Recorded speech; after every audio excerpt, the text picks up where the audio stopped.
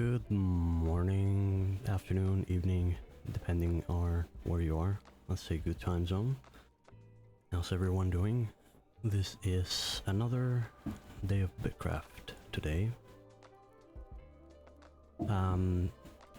Just a small summary of what happened after the stream yesterday. I played for a couple more hours, finished gathering some of the things to get to cook the refined tier 1 bricks in order to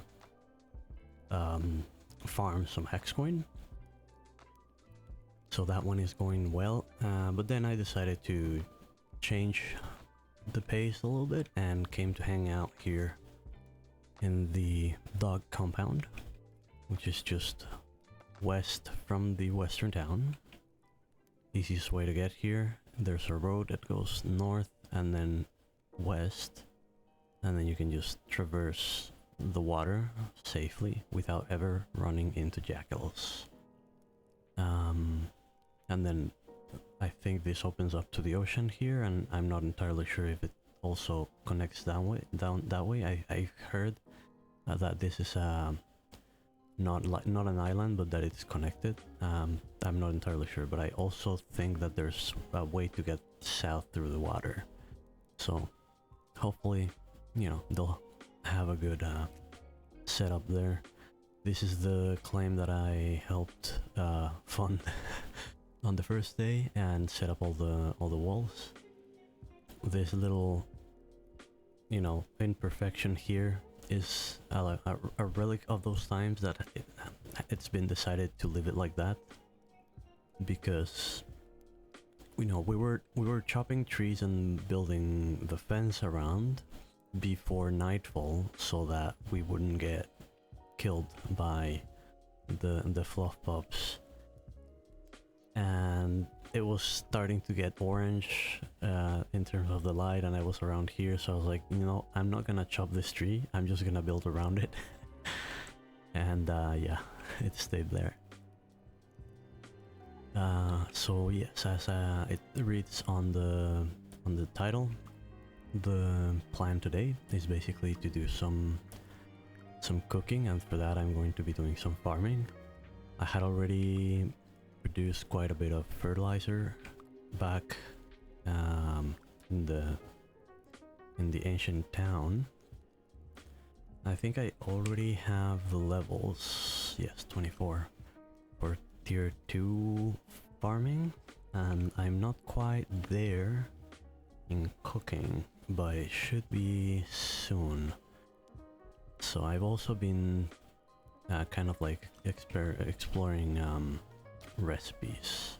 I can't remember if I cooked the firestone or if I just gathered the gypsite and the shells. Maybe I should have cooked that before heading here to do this. But while it's not in the title, the suboptimal gameplay is still my modus operandi, so that's just a spare the cost. So yeah, that's just how I roll. Do I then... how much fertilizer I have? I have 60, so that's one more batch. Yeah, I'm going to do... I don't really want to do too many of these because I'm not a dedicated tailor, and that's what this is for. And I really don't want to overextend myself. I know that eventually I'll end up doing that just because that always happens. Okay, I don't really need more ambergreen seeds, but I have a little bit of dough. Not all that much. Yeah, well, let's just do 4 bulbs and 2 ambergrain, which I think is the ratio that we are expected to maintain. Did I run out of seeds? Yes. I still have some plants. I just did not want to get rid of more plants than I have to, because those plants here, these ones are the ones that you use as seed for the next tier. So I would use 5 tier 1 plants before harvesting, and then that would yield me tier 2 plant, yeah, tier 2 plant, yeah. And I'm not too far from starting to do that. Did I fill this field up? I did not. 5 more here, so I'm gonna need a few more.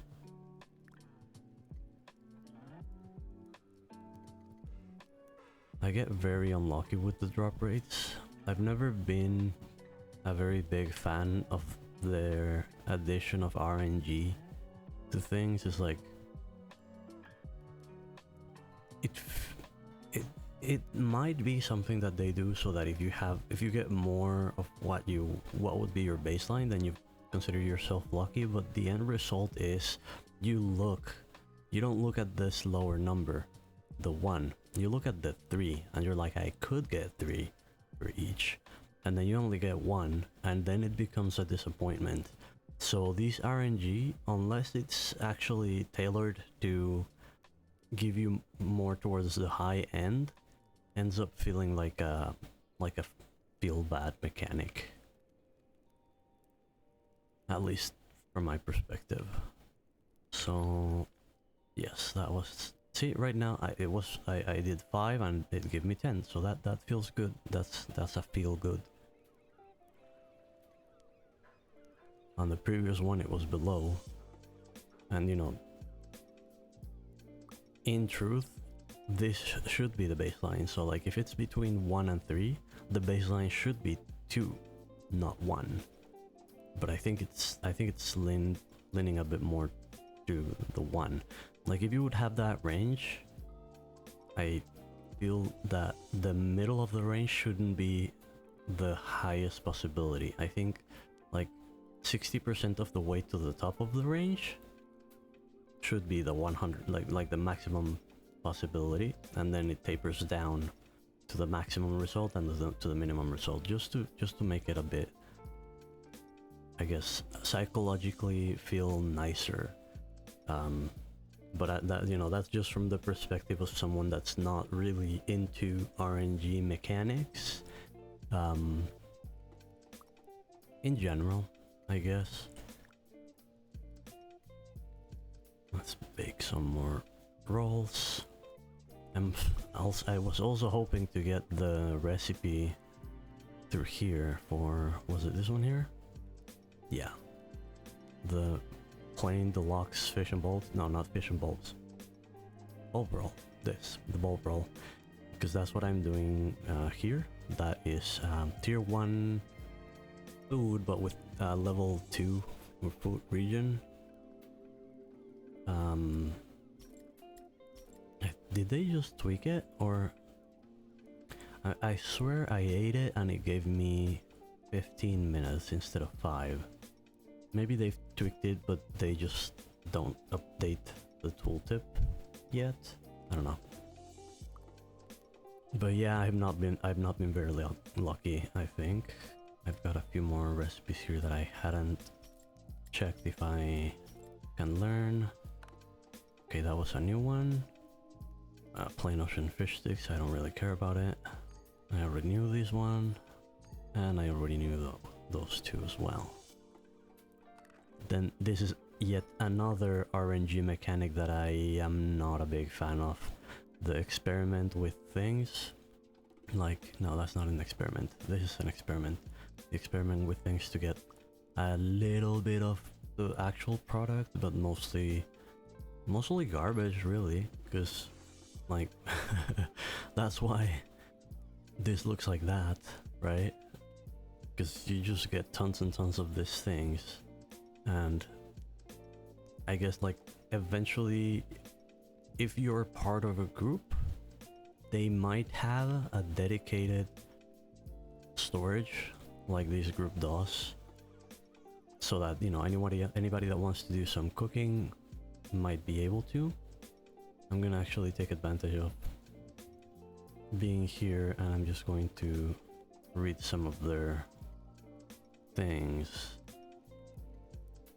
Because otherwise what is going to happen, like for anybody that's not part of a group and does not have access to this, most people are just gonna dump this into the ground. Like you might go around a settlement and ask if anybody has a certain recipe, and if they are around and they're friendly enough, they might go to their dedicated storage. If they have it, have a look, and then, you know, maybe I'll say, yeah, like give me 10 hex coins if it's a tier 1, 20 if it's a tier 2. I don't know, like something cheap that's... It's something that is just using up space in the end. And I think this is... This random mechanics to get access to unlocking the recipes, it feels like a sync that is not necessary, and that is just becoming wasteful. You're wasting a lot of base ingredients to make these things, and you're wasting a lot of the result product. A lot of the recipes become garbage. If there is a way for, you know, the game to track which recipes you have unlocked, and then you would only unlock the ones that you don't have, then I could get behind that. And then, yeah, it makes sense that you could get absolutely 0 recipes, and you could just get the result food at a lower rate, but you have a chance of getting a recipe that you know that you don't have. Because yeah, as it is right now, I'm not a fan. Did I not plant the ember grain? I did not plant the ember grain.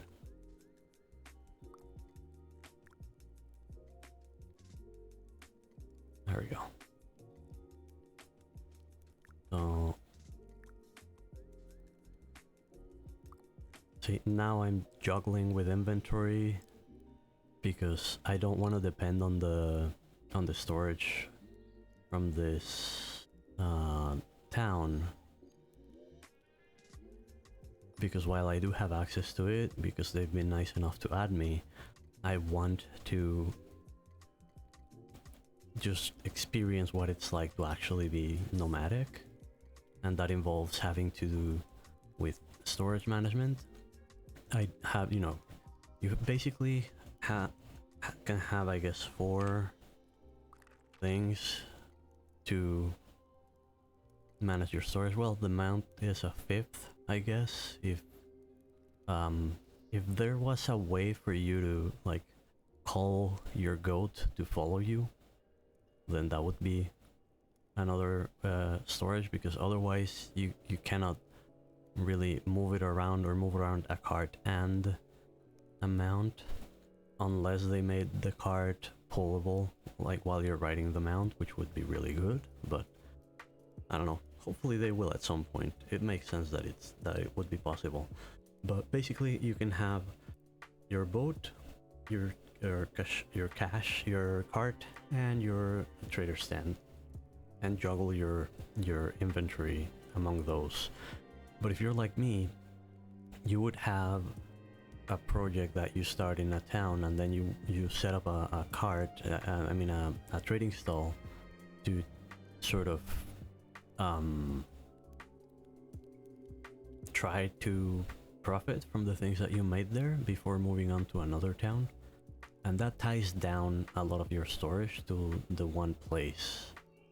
So I do wish that we were able to deploy at least maybe 2 of the trade stalls and 2 of the personal storage at any given time, plus, you know, boat, cart, and mount.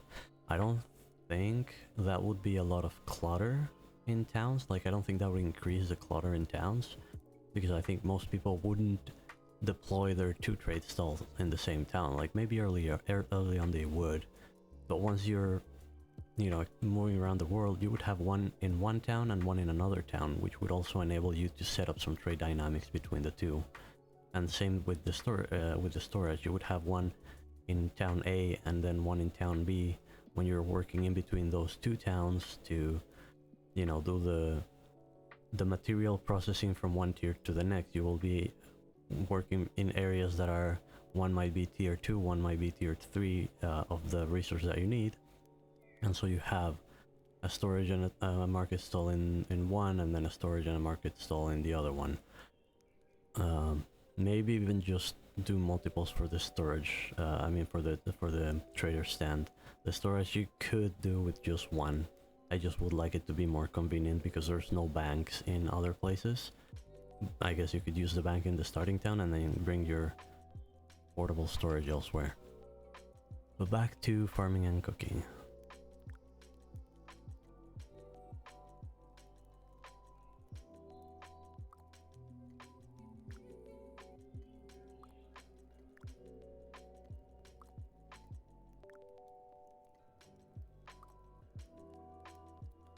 How long is left on this one? Alright.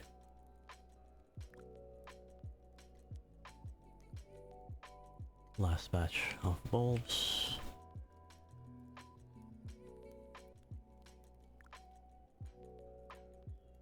How many plants do I have? I have 80 of those. And right now I have 10, but I'll be getting a few more. I'll be getting 20 more.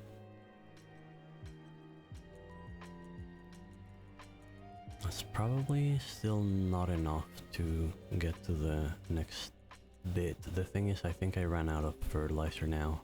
Yeah, no, that's the tier 2. But yeah, I did run out of fertilizer. I made like 400 and just ran through the whole thing.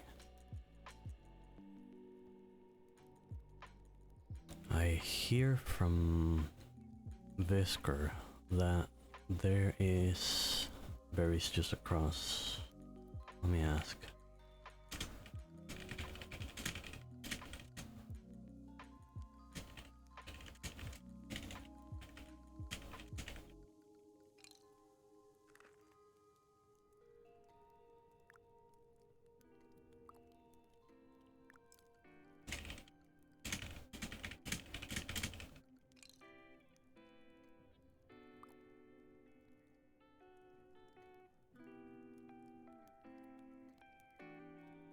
Mostly flowers, berries, ormites, and limestone. Okay.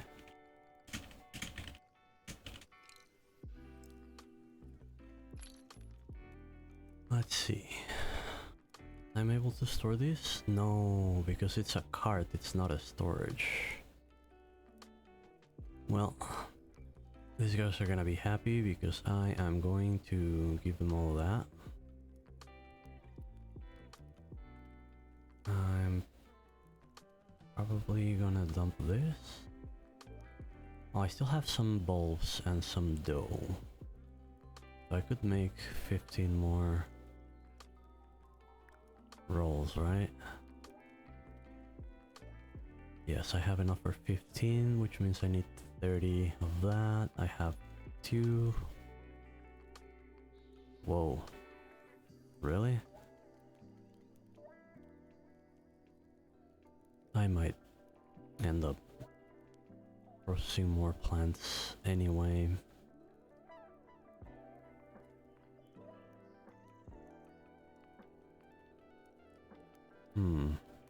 Or do I just... No, because I really do want to turn that into food. Let's do 10. And that gets rid of some of the clutter. And 10 is gonna be getting rid of that stack. Oh, I should have done 8 because I have these 2.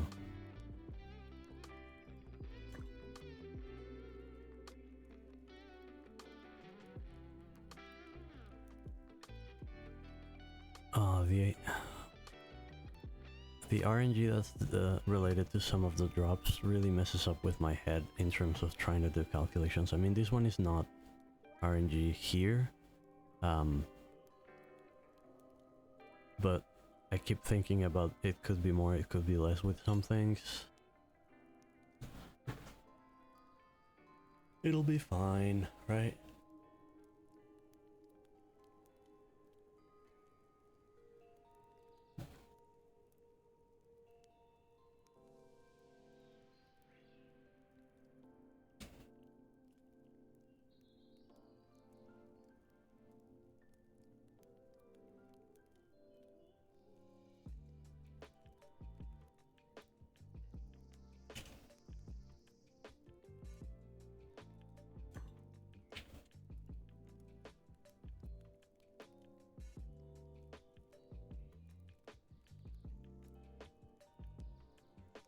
Why did it make 6?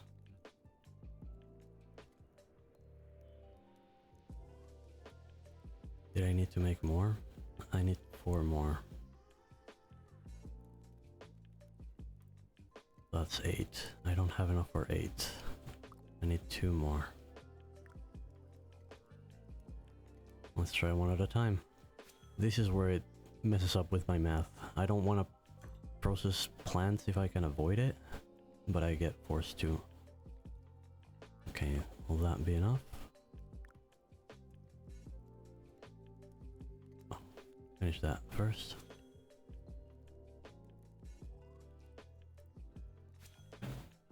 Oh yeah, the random one was for the seeds, not for the produce, right?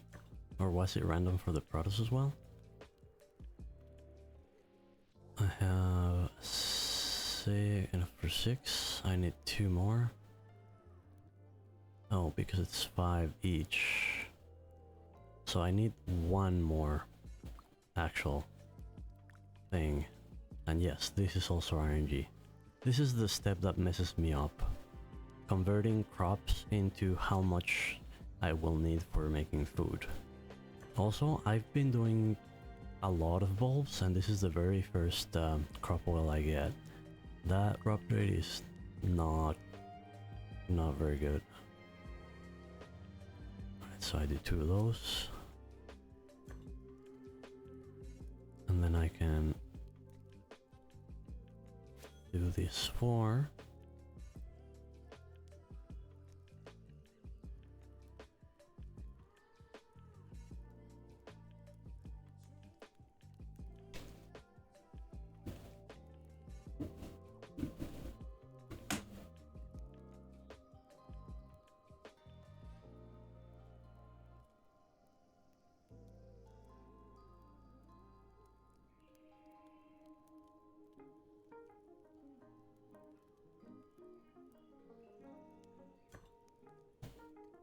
Alright, and that should be 10. Yes. So I'll get these ones here and make 10 more.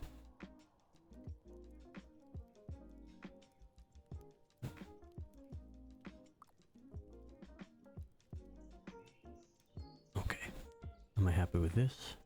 Not really, but is it good enough? Probably. I'm just gonna dump the recipes that I don't need here. And yeah, that's... it feels bad to have so much waste, but actually let me type that down in my notes so that I can add it.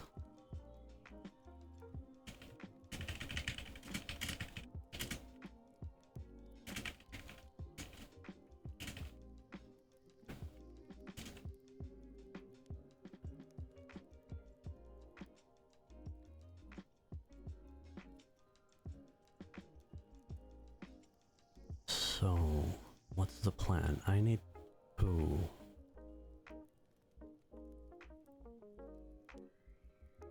Oh, I need to be closer to the cart. Let's sort that out.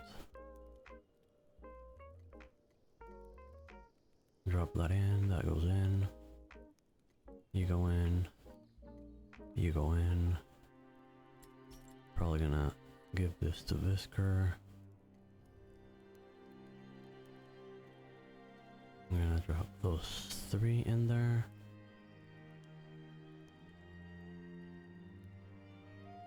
Actually, I'm gonna hold on to these for now, I think. What were they used for? Oh, with the animal hair to the cloth, to make the refined cloth. So you get that thing and then you mix that thing with that, and you do the refined rough cloth.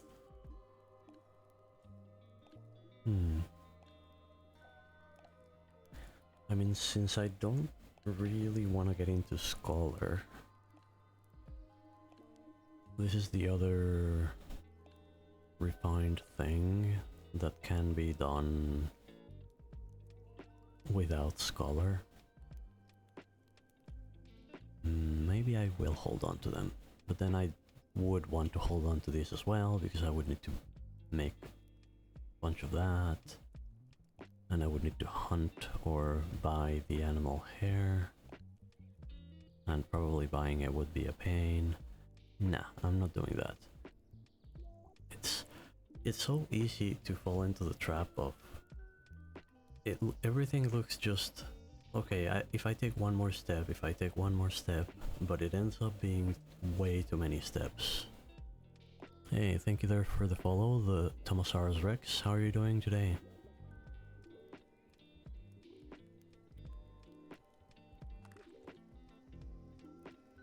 Hanging out and playing Bitcraft as well?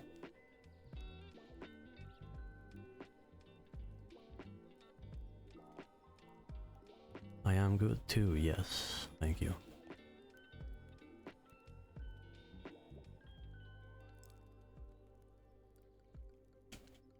Let me ask Whisker.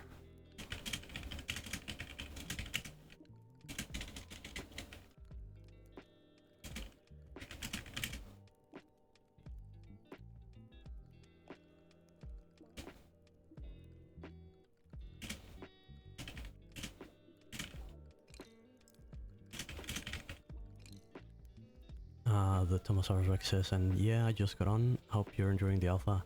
I definitely am. I definitely am.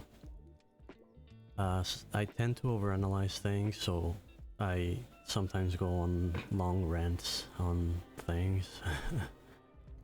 But it is probably just the way that I enjoy doing things.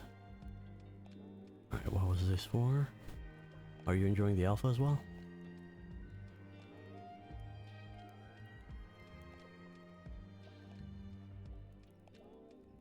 Oh, okay, that's for the metal. So they probably have these in their Scholar station. Is that it? Yeah.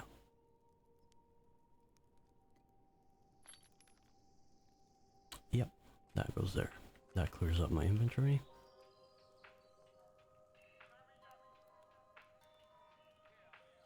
And now to gather some berries.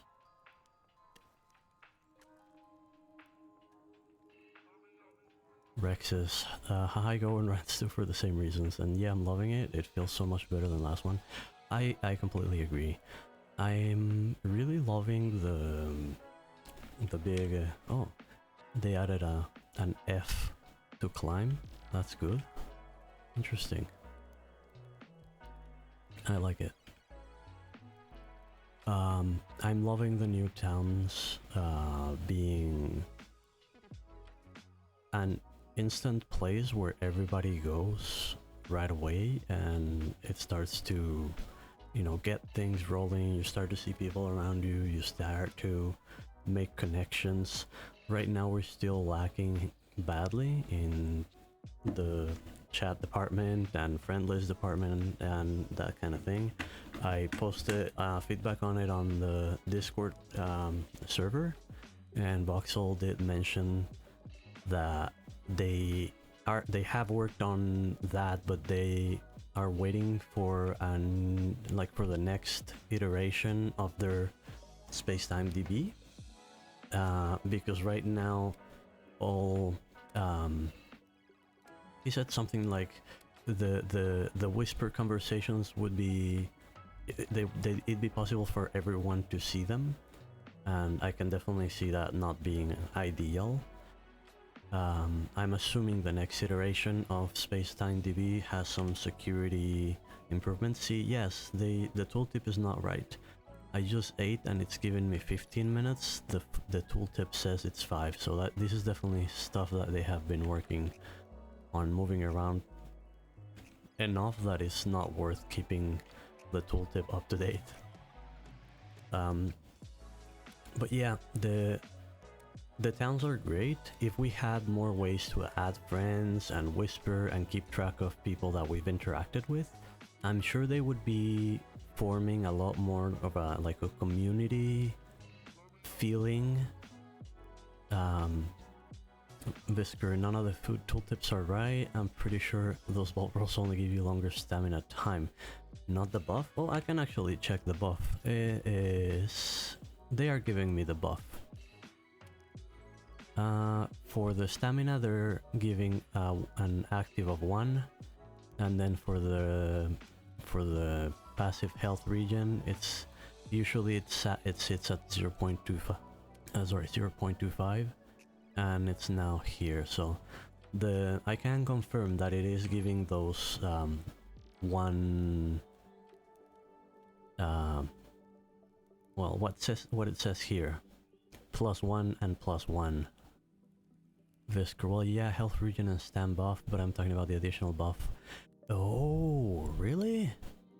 That would be really sad, because I actually really wanted the deluxe recipe, because that's the next step of this thing, and that's supposed to have another, another buff. Ah, that's sad. Rex saying, yeah, the starting areas are missing decision, but yeah, more chat friend functions. Yes, they will be great, great when added. I mean, it's such an obvious feature that it's clear that they know about it and they know it's needed.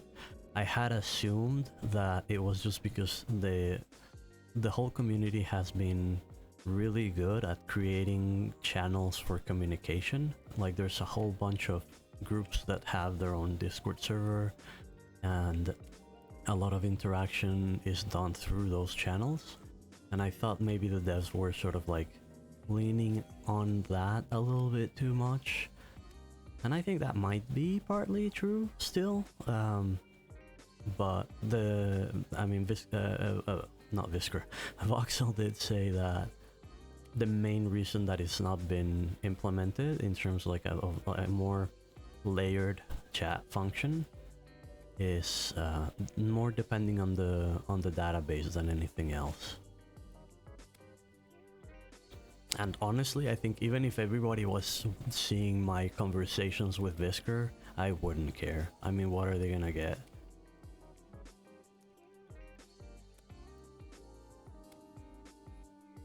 It kind of feels like, oh, it's not gonna be private. It's not really a reason to just not do it altogether. Just do it and tell people that their conversations will not be private, period.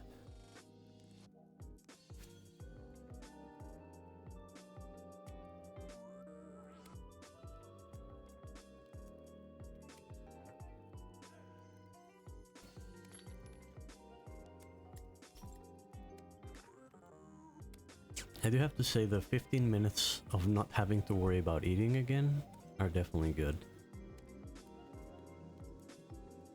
I had gotten to the point where I was wondering if it would make sense to just make a macro that would hit Shift E every 5 minutes.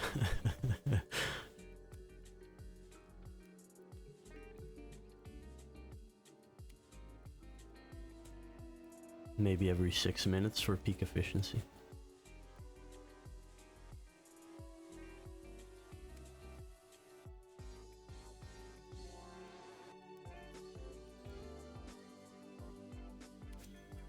I haven't seen how much it fills you for.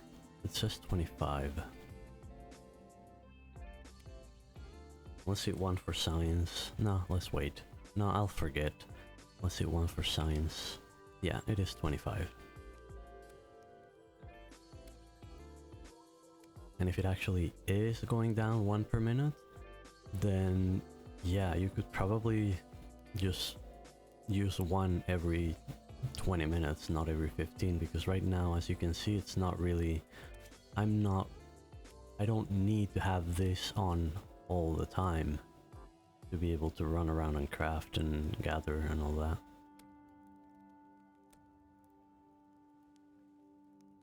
Which starting town are you hanging out mostly, Rex, or are you hanging out with a group?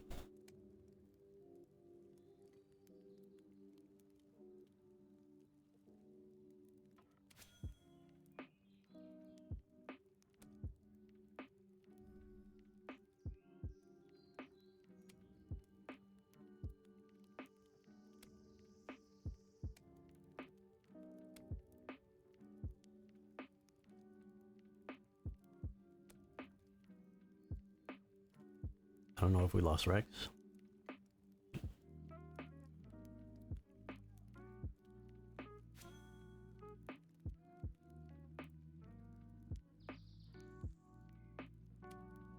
Maybe we lost Rex. That's alright.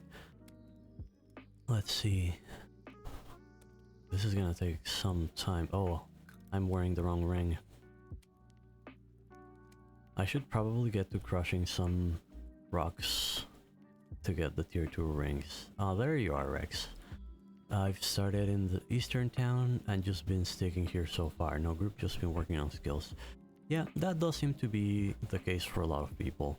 Like, the people that were already in groups would just stick to those for the most part, although I also know some people that have been in groups that are just trying to see if they can do their own thing.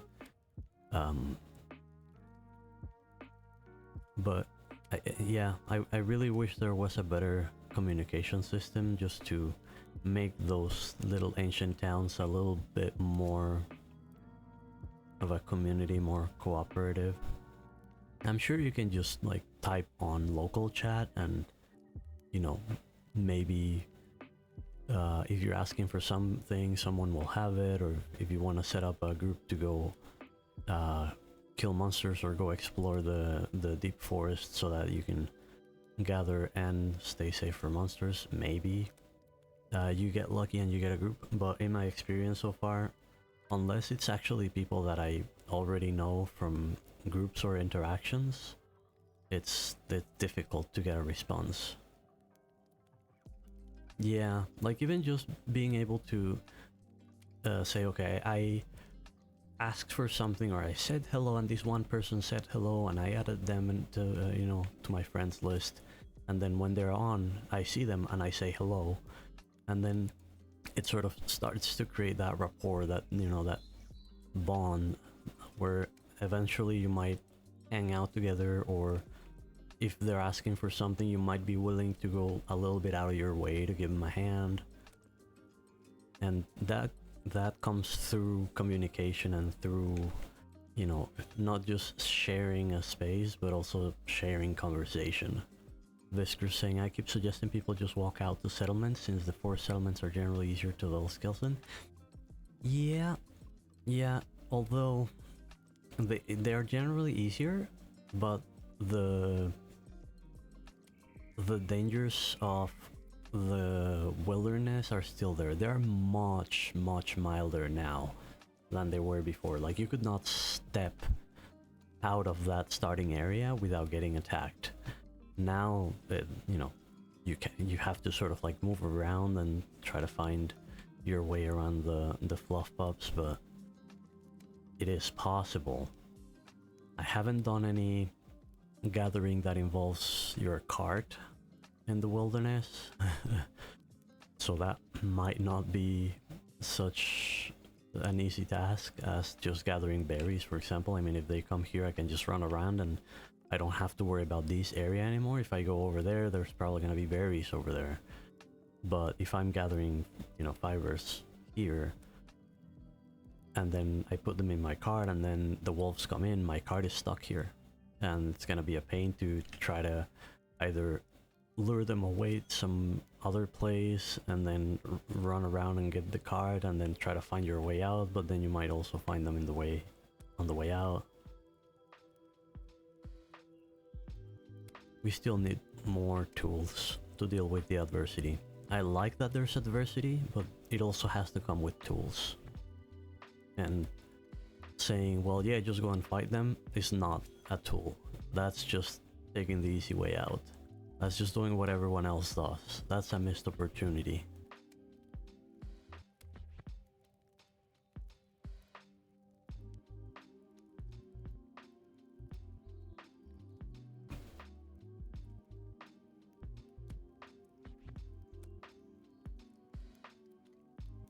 By the way, yesterday I was having trouble with the music on stream. Is the music there? Can you hear any music?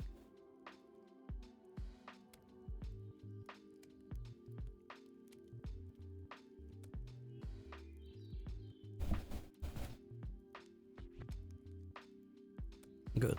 Thank you. It's always tricky, because what comes out in my headset is not necessarily what goes out on stream, because I move all the little bars in OBS. It's hard to get the balance right. What I've been doing is just rewatching the previous VODs to try to see if the volumes are right. Like on the first one, the game audio was too loud. Mainly the hammering. Like being in an early settlement, the hammering is bad. So what I did is I just dialed that all like way down. It might still be loud. No, it's actually not bad, I think. Like when you zoom in, if you're working on a table, then it can get pretty loud. Oh, I just noticed that this hat hides my ears too much. Yeah, it'll have to go. This one showcases them better. I need to get more clothes. That's one of the things that I kind of miss from the previous setup. Oh, that wolf pup's looking at me. Don't look at me. I don't exist. Go back to play where you were. I don't want to play right now. Yeah, walk away, walk away.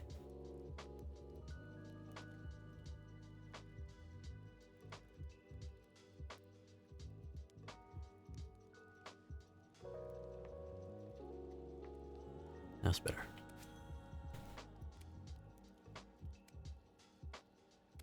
So yeah, as I was saying on the first VOD, that was a problem. Then I watched the second one and there was no music.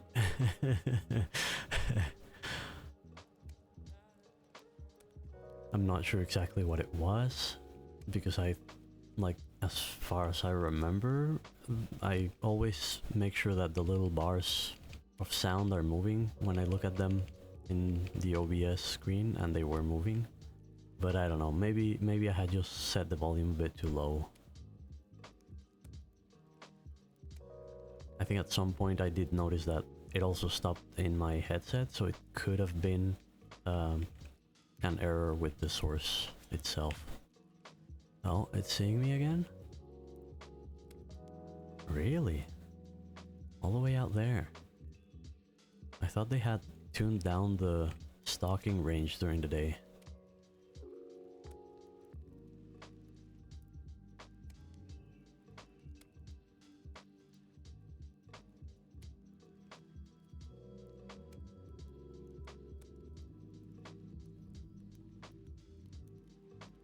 I mean, there's also berries around here, so it's fine. Let's see, that's 7, 8, close to 9 stacks.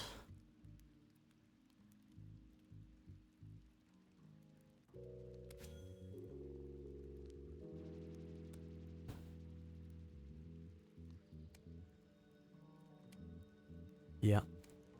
As soon as I get to this bush, that's when it starts stalking me.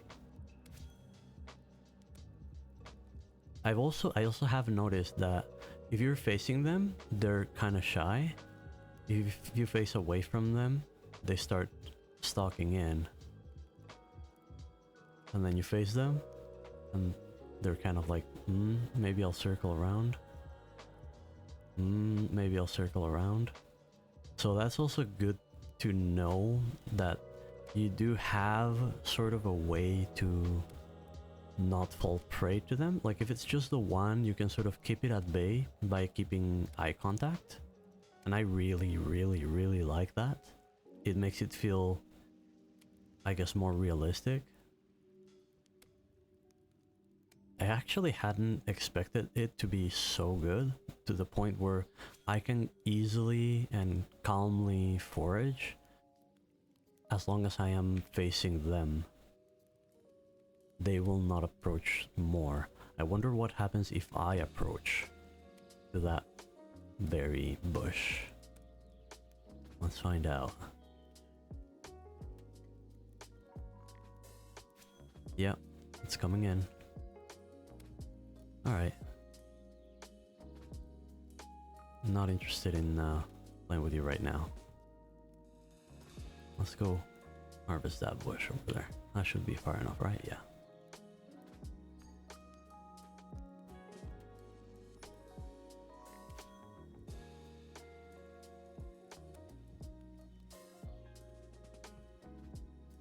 Oh yeah. These things have chests in them. I always forget. I don't actually think this is a smart thing that I'm doing. Unless, oh, it's the twins. Perfect. They can buy the cloth from me. Is that also? Yes, it is. I'm not gonna grab that one because that's just 5 hex coins, and I would need to find, I think it's a Braco. Yes, this is the trade that I want. 35 points.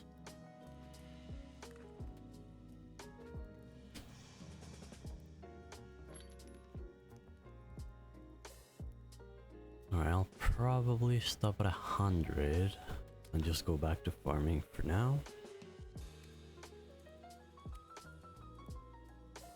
On previous tests, if like being a full-on part of a claim, what I would often do was just, if I was going out for berries, I would just fill my inventory completely, and that way I sort of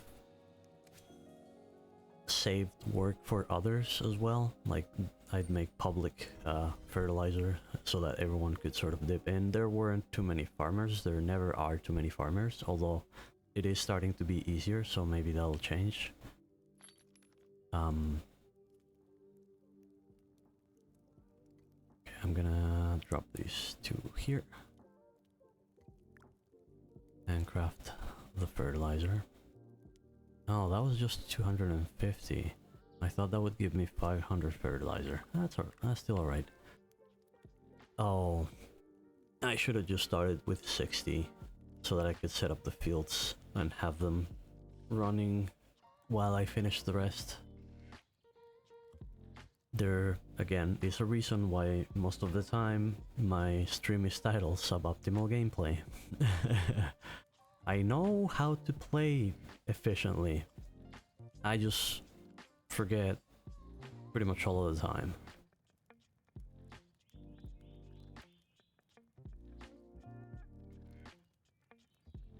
It'll be a good time to see just how much I need to wait in order to eat again. Right now my fullness is at 82, so let's see if I can wait until 75 and get the full benefits of my food.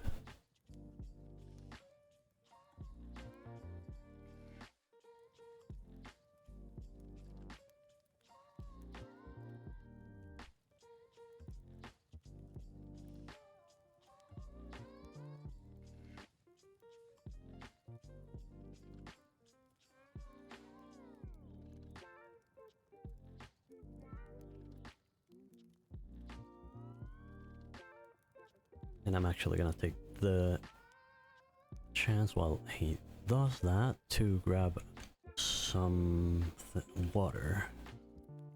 So I'll be back in a second. I'll bring the music up a little bit.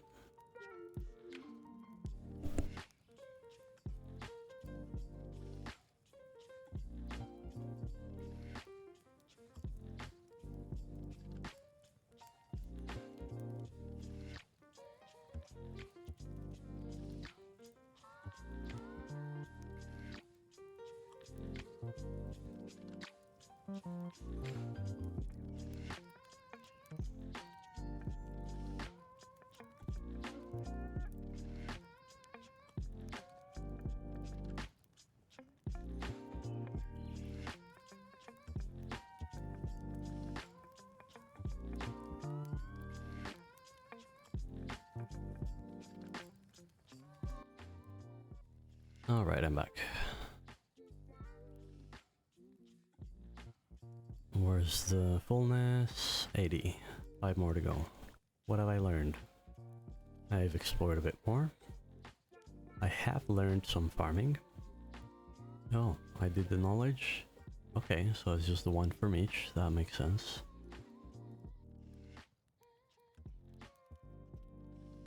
Getting close to the forager. I think I might just try to farm for longer, so I'll probably make another trip for more berries, because I do want the farming hat.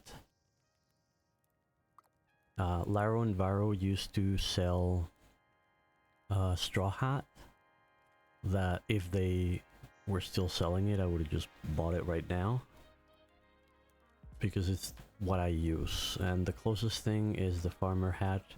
On the first test I was using the farmer hat because that's basically the only thing that I did, and I really like the second farmer hat, but I think I'm not sure if that's gonna be available, since I think right now, like, I think you used to get the first one at level 20 and then the second one at level 40, and that changed this time.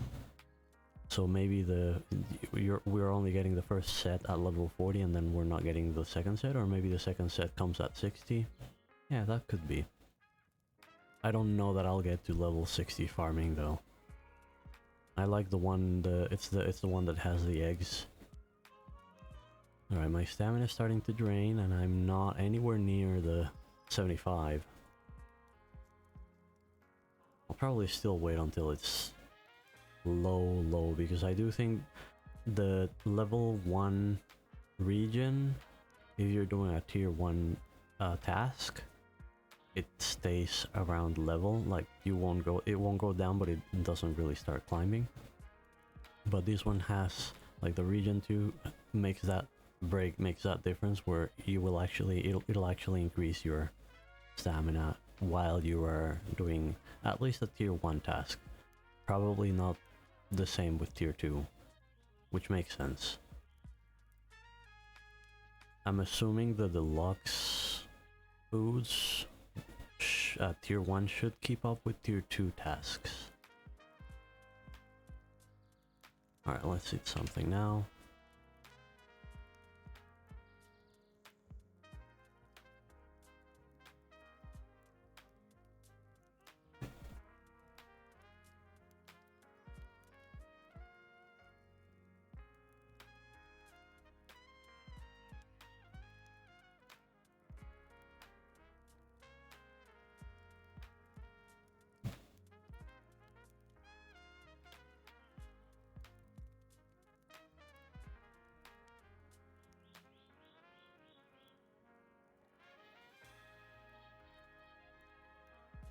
It seems like it's very slowly going up, which makes sense. Like, if I'm gonna have that active for 15 minutes, this just basically guarantees that I'm not going to run out of stamina at any point. Which is what food should do.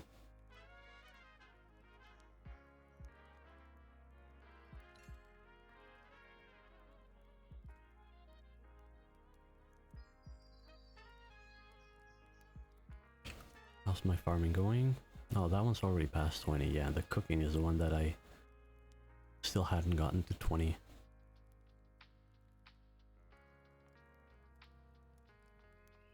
I wonder if I should just try to go to the main town for that recipe. Maybe somebody will be buying, selling it. I remember there were a lot of trade stalls with recipes in there. Although by now, if those players have kept playing, they're probably selling something more useful. Or I guess something in higher demand. I don't think recipes are in really high demand. Not in the numbers that we're getting them.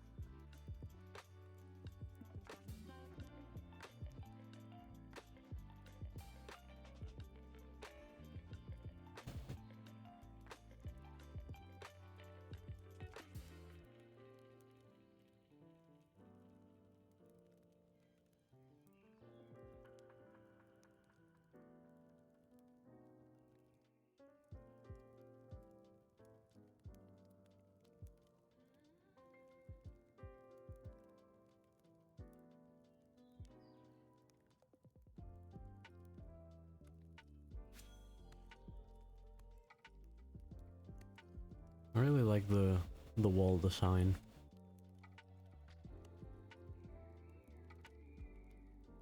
I'm guessing Visker that you guys will probably try to improve it to tier 3 when it comes out. I can't remember.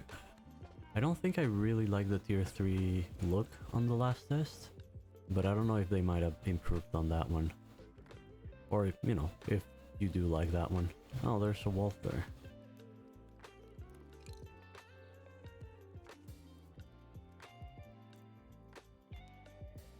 It'll depend on how much effort. I guess that's true. I mean, it will take effort. You would basically have to go either to the north. I think there are some tier 3 trees up north. Or just go all the way to the south to the autumn forest. There's, I think, more tier 3 trees down there. No, actually, I think it's about the same ratio. Tier 2 to tier 3 in those two. So you're probably better off just heading north.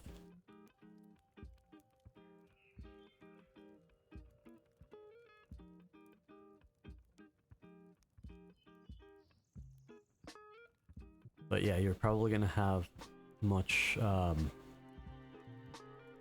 much more pressing uses for tier 3 wood than just making walls at first.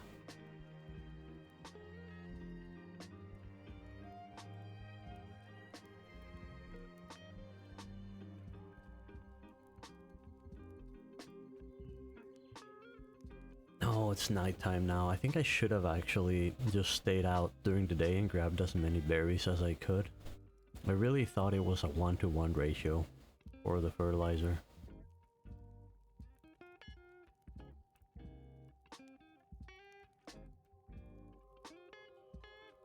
Because this is gonna be about 40 minutes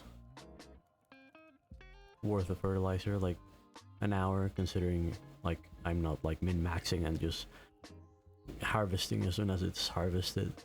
So I'm gonna have a little bit of free time during the night. Well, I still have that task with the stones, right? Yes, I still have the stones over there. That'll keep me busy at night.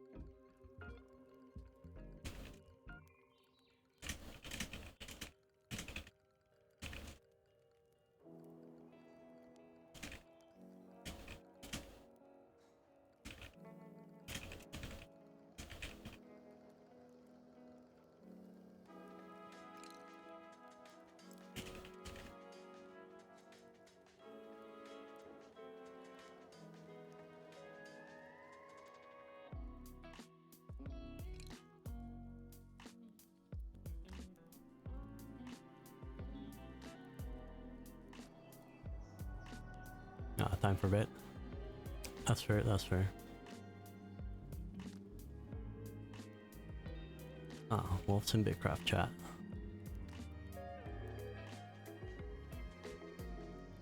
It's probably gonna be loud conversation because there's quite a few people. Let's see if I can...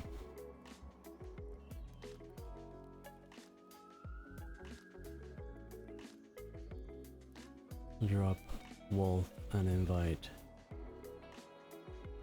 to this other room.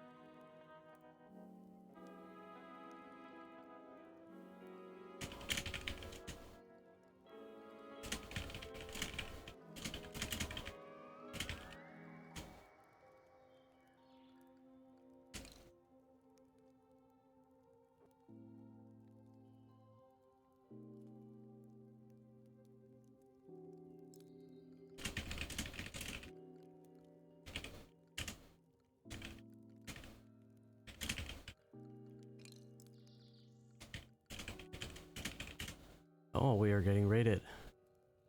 Hey Rue, how's it going? How was your stream? Thank you very much for the raid. Geekno, how's it going? Gone equals a short goon? Probably, yeah, probably.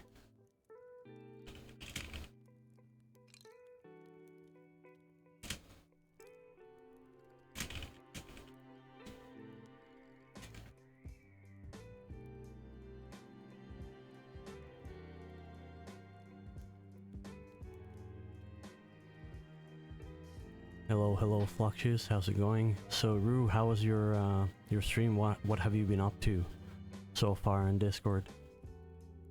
Sorry, so far in Discord, so far in Bitcraft.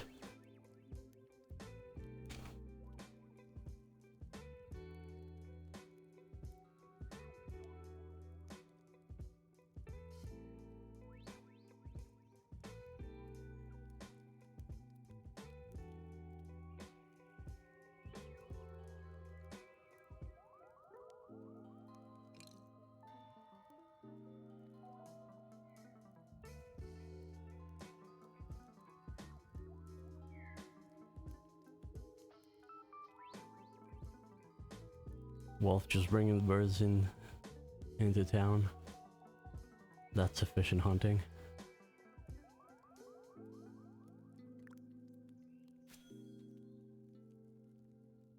Oh yeah, you were relocating Liam's claim, right? So just grinding out the claim. Good, good. Where did you guys end up setting up? Because if I remember correctly, you guys were... No, that disappears. How far can I go while seeing the claims? This far. Oh, there's already an Empire border here. So, yeah, you're muling stuff up to the north, Rue. You're far west? Oh, okay. You came up this way.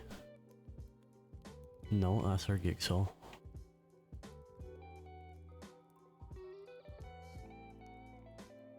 Yeah, this is west, right? Like west here? Because the islands are here. Oh, there you are. I was too far west, and actually I was probably too far north. Yeah. Are Gixel just going all the way to the tundra, it seems? Alright, that's a cool place. Actually, that's not far from here. So maybe I'll visit you guys at some point. My goal for this test is to spend at least one full day in as many claims as possible, just, you know, hanging out, crafting, doing stuff.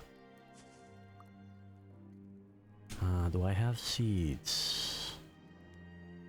I have seeds. I don't have seeds. Let's do 10.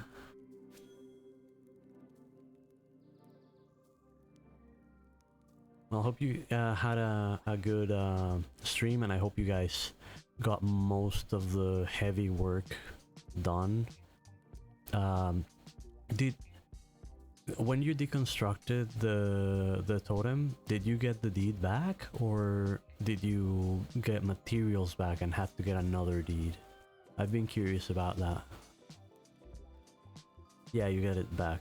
Okay, so you just get like an empty deed again, and it just resets your growth, or your progress when you set it up again, right?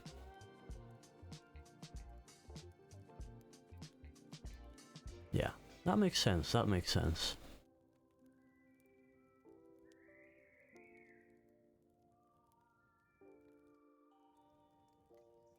I don't really want more of those seeds. How many did I get? Only 16 seeds. I swear, this drop rates. I don't like RNG.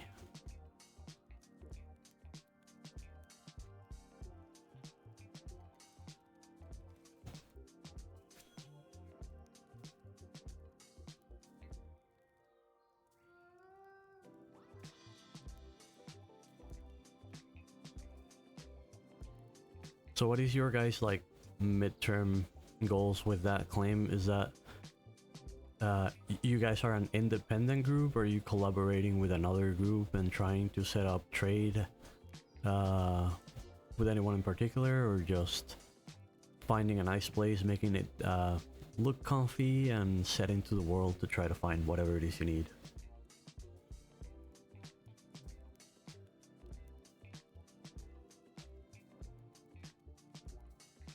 Mostly just find a nice place.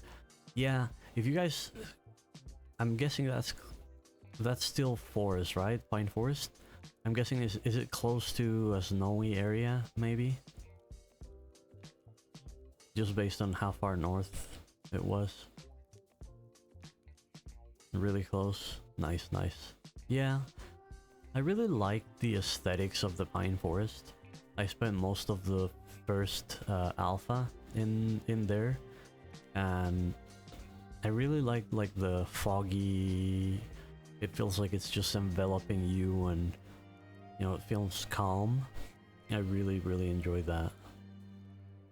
On the second test, I spent more time on the autumn forest, and while it's really pretty to look at first, you do get tired of it. Flux is saying, and I can make a path with no rivers towards tundra and snowy forest in current place. Last place was just horrible to traverse. That's important in the pine forest. You know what? Actually, I'll probably go hang out with you guys to dig for roads. I've been working on setting like on buying a better hammer. Right now I have the second step with 20 power, but I have done some work on the west ruined towns to grind a bit more hex coin to get up to the top tier hammer, the 40 construction power. So it sounds to me that you guys could use someone to dig, and I like to dig. Like just saying, yeah, I wanna invest in top hammer to wall building. Yes. This whole thing was built by Visker, War Dogs, and myself in such a rush because we didn't even have the full day, because I had come here like at the sort of beginning part of the day and had sort of set up some regular fences to distract the wolves while I was trying to chop trees and build a bigger fence, and then they arrived and we barely finished the whole thing before it was night. Flux is saying we built T3 walls because T3 walls are weak. Yeah, exactly. I was actually asking Visker just now if they were planning on improving the tier 3 walls eventually, but yeah, the answer is it basically depends on logistics, like how hard of a job it is, because it is not here. Here it's a really nice place for the T1, but the T3 is better over there. And you don't need it. You don't need the claim to be tier 3 to make T3 walls. Are they still respecting the fact that decoration items don't depend on the claim level? You can build T3. Yeah, that's good. That's good.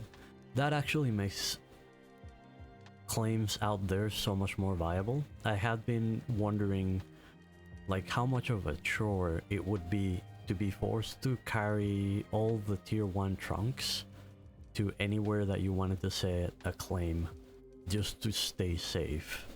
But yeah, if you can do the T3, that means the anything closer towards the north, you have the pine forest as a source for wood, and anything towards the south, you have the autumn forest, so that makes sense. At least now bonfires work. And gates. Gates didn't work and bonfires didn't work at first. You know, you had it rough at the start, but not as rough as you might think. You see this here? This is the chew toy system that I really... the first stream that I did on the first day, that's what we were doing. It got lost. Oh yeah, you were here? Yeah.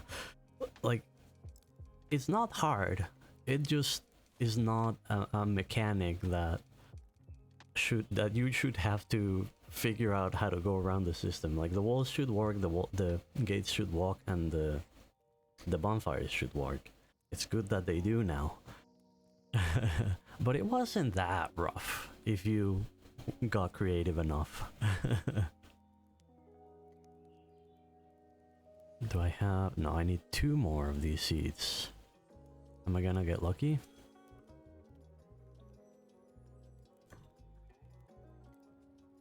There we go.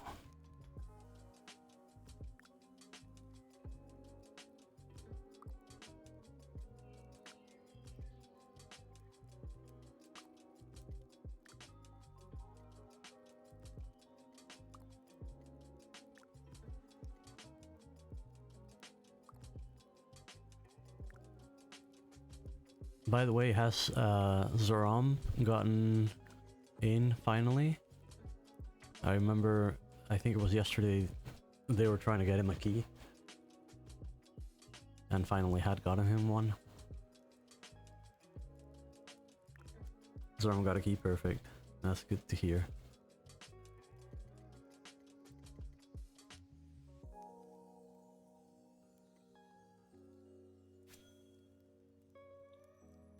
I mean, it probably, in the worst case scenario, maybe just sending a message to 3blade would have done the trick. But it's good that you guys got extras. I think I have 1 extra still. I want to make sure that everyone that sort of has been on previous tests and sort of has been one of the regulars is able... Oh, someone from your group has several? That's always good.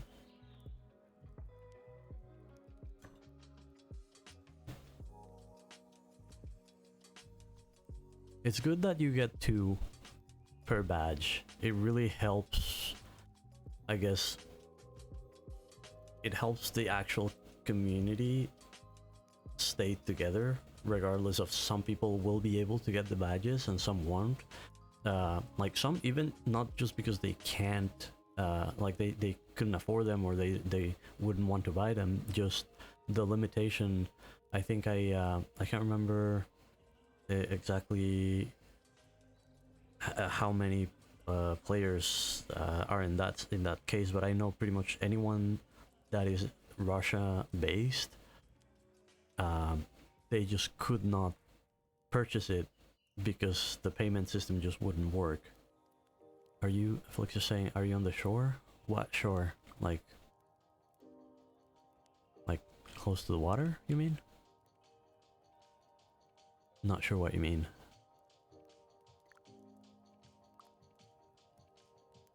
Next to the ocean? It is kind of ocean. It's here in between this plains area and this forest, and I think this is a bay.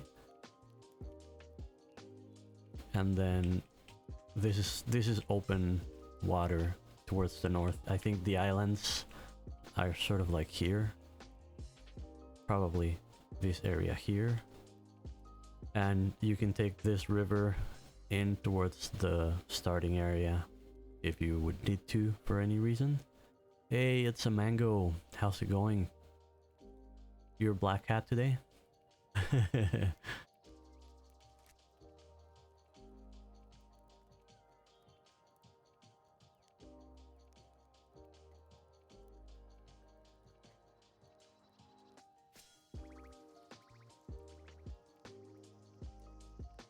I've been trying to get the I guess the deluxe ball rolls recipe. I'm not a big fan of this system for recipes. It feels too wasteful. And I will probably complain about it many times throughout the test. I think I already have that one, and that one, and that one. And is this... did I get lucky? No, I already did get that one.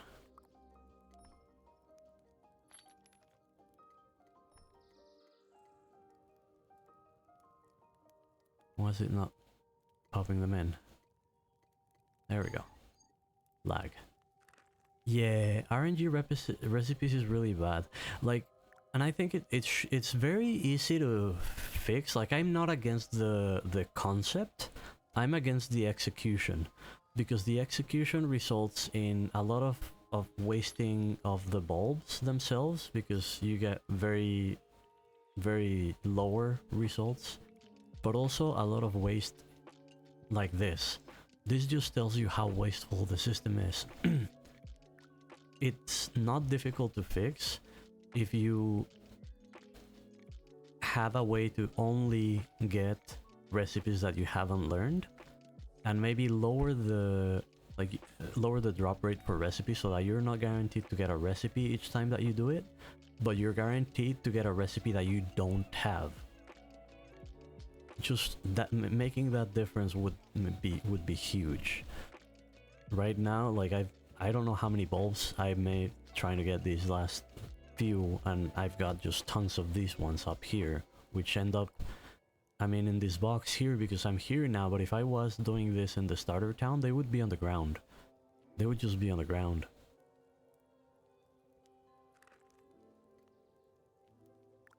I'm guessing they wanted to make another sink, but it's not a sink if it just becomes garbage.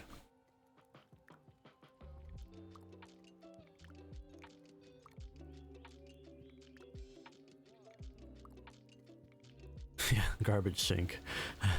Like, at that point, what's the difference between that and people tossing finished food on the ground if there's a surplus?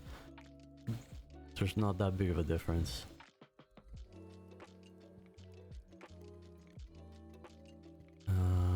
Let's try our luck with 30.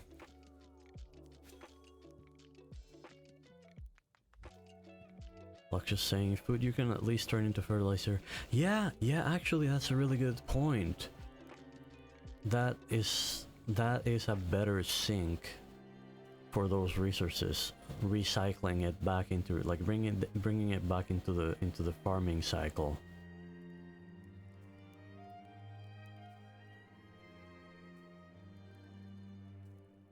I just really wish you wouldn't get doubles. Yeah, no, they did. They did. I noticed it. Oh, I already had open. I noticed it right away when I was looking at what we could do, because I still insist that we should be able to turn mushrooms into this. I mean, now you sort of can if you cook the mushrooms and then turn them into fertilizer. So I guess they did give me that. You can turn mushrooms into fertilizer, but I meant in a more direct way, sort of like what they did with the fish, that I think was a good move.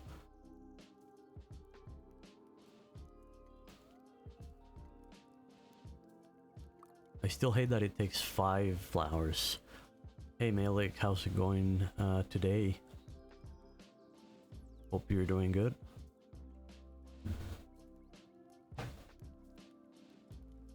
Like just saying, but I feel like there is no extra food. That's the thing. There's no extra food because we're wasting it doing this.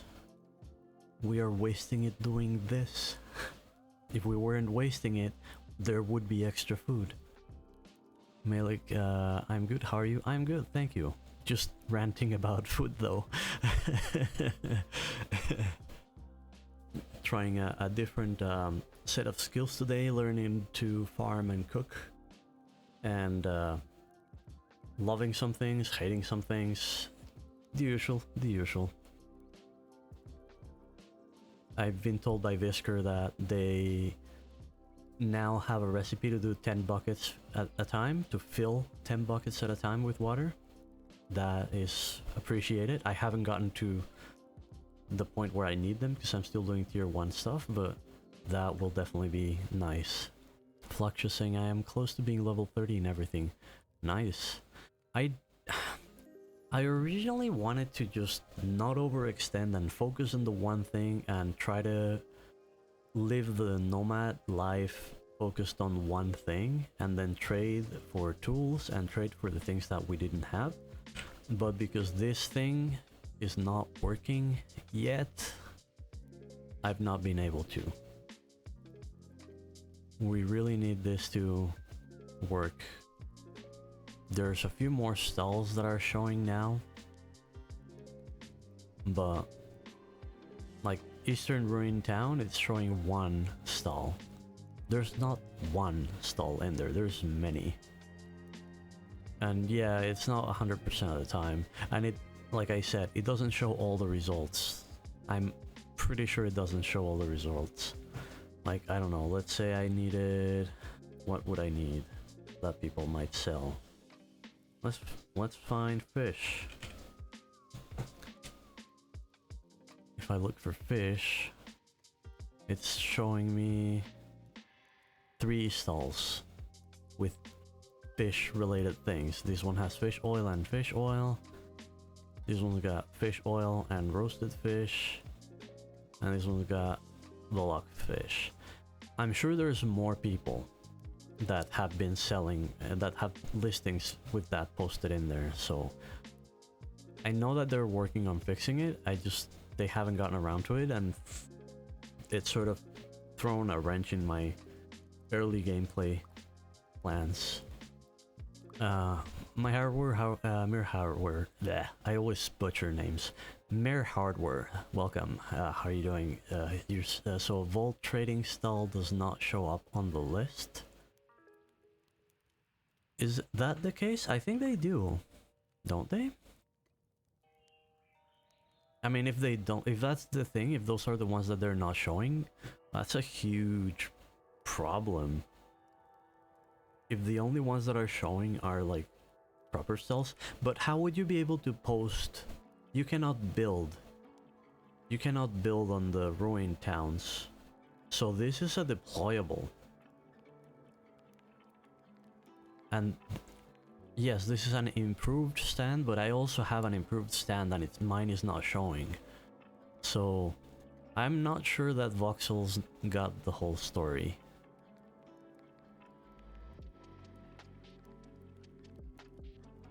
It is bugged. It is bugged.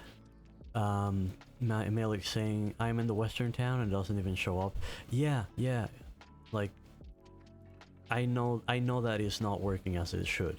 And if they wanted to say, let's only show building based stalls, then that would be a design issue. If they're saying it is only consistently showing those, but the goal is to show the other ones, then that just means that they are working on the bug.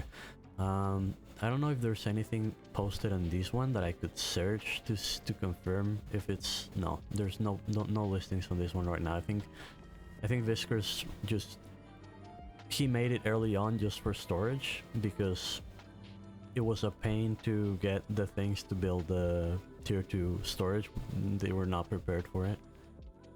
They're saying, seems like they only show one stall per city. Huh. That kind of doesn't really work. I mean, it's alright, I guess. It is it's a new feature. They only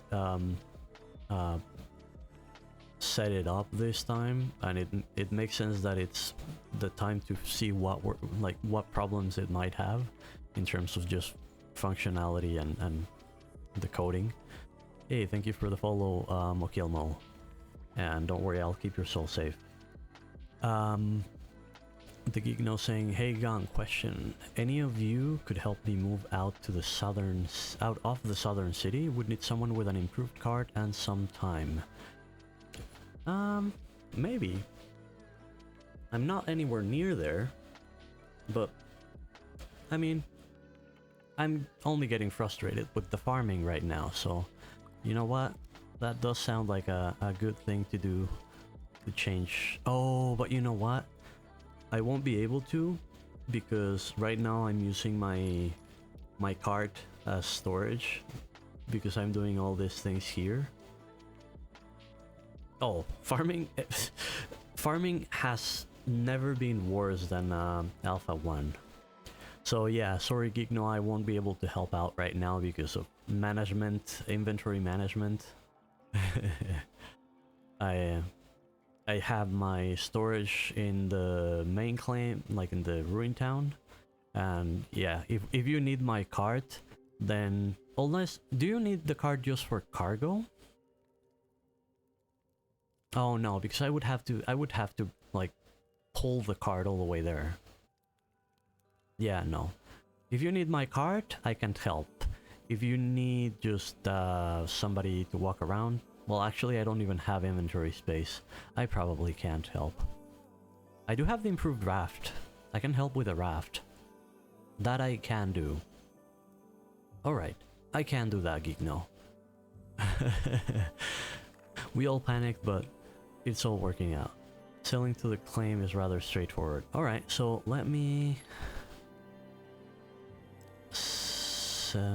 just drop a little bit of my stuff here. Grab food. And I'll just run over to the main town and teleport down to south.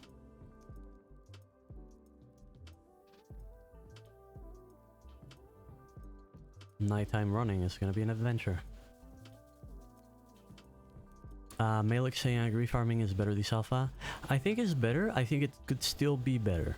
I like that the large plots are now 10 slots instead of 7. 7 was just such a weird number. So that's good.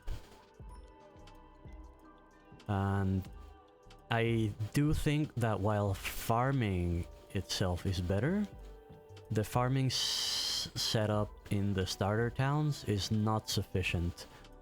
The one single plot is not sufficient for a player to be able to be a successful farmer early on. I think you need at least like 3, if not 4. They do that on purpose. I mean, it would be fine if you were able to set up another claim in the starting biome, but I don't think that's I don't think that's good design, because early on tailoring was leveling tailoring is really difficult in the starting town because getting the fibers is almost impossible. Getting the crop oil with the one with just one farm plot is almost impossible. So yeah, to me it just doesn't feel like good design, because then you're not only affecting the farmer, you're also affecting the skills or the jobs that depend on the farmer. Fluxus, going through all the jackals when getting to the ocean would be difficult solo. Yeah, I'm guessing you mean from the new claim that you have all the way up north. I don't know. Voxel mentioned that they are bringing in the braziers and like decoration buildings that are sources of light. So having those will make it possible to make a lit road, so that you can have a road where you will not get attacked as you go there. It's like, it'll take work, but it's something that eventually will be there. No, yeah, even with a cart, the thing is, if you have light sources along the way, then it definitely should be possible. It just, we're not there yet. The world needs to be a bit more lived in. Yeah, they also need to fix that, I mean, of course. But I hope by the time that we get to that point where people are able to build those light sources, then they might have ironed out some of the bugs that are related to light sources right now. Melik saying yes, if we have it lit, if we have lit up road, it would be awesome. Yeah. Fluxus, I hope they fix jackals. They randomly teleport sometimes and hit you from huge range. I think that's a lag issue. Mer saying, love the dogs in my base eating my stations. Oh, did they teleport in or what happened?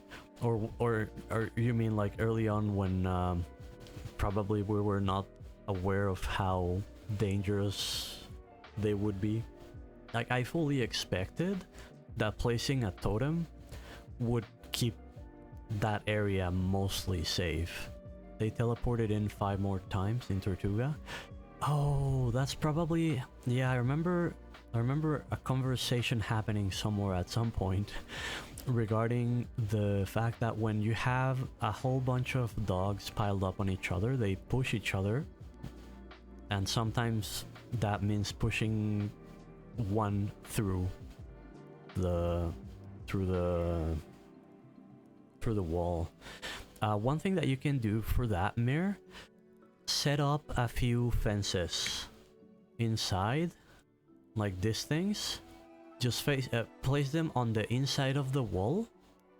They look kind of neat, like they blend in, and we call them chew toys because they're cheap to make. They have 600 durability. They'll give you time to react and get rid of whatever it is hitting that is attacking you.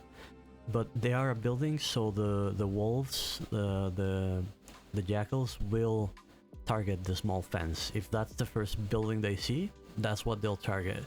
So yeah, do that. Like, post, like, you don't need to like make a full inside perimeter, just drop a few around on the inside of the wall. Fluxus, we lost our farming plots, but that's about it. Coniferous Forest has less of them. Disgusting ducks. They're not disgusting, they're friendly fluff pops. They just want to play.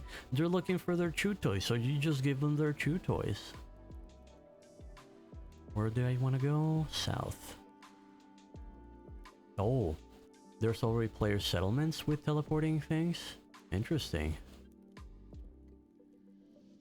I mean, it is the usual suspects. Alright, Gigno, are you about ready to set down, or did you already start walking?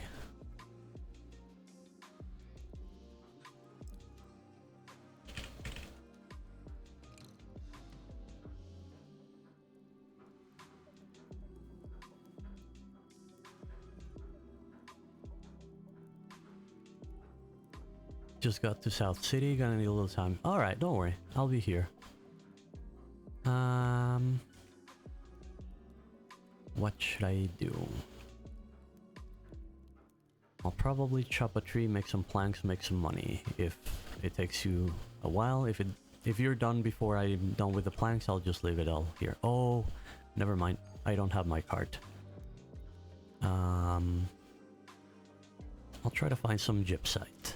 Gypsite is always useful. And easy to carry.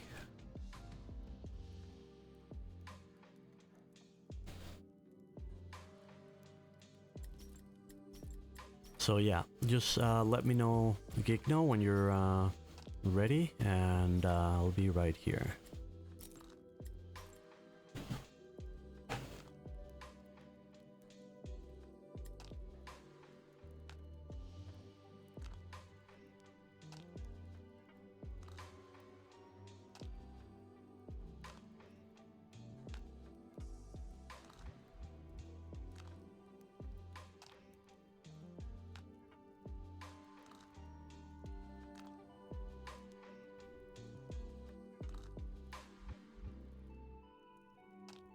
There we go.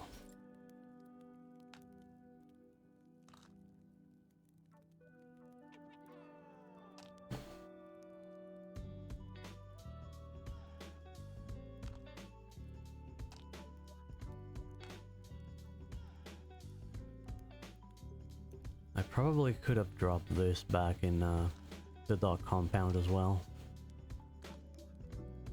Because I don't have any use for this, so I've just been donating them to the settlement that I'm working in, which right now is the dog compound.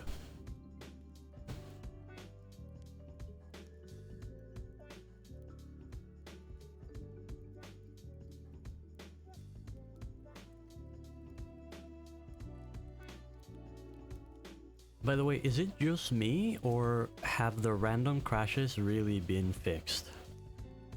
I don't think I had any crashes last night, and I was on for about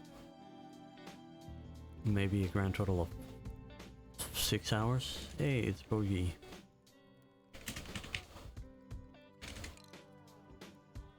Fluxus, I had only one crash in the last patch. Mirror saying they seem to be 90% fixed. Cool, yeah. Yeah, definitely.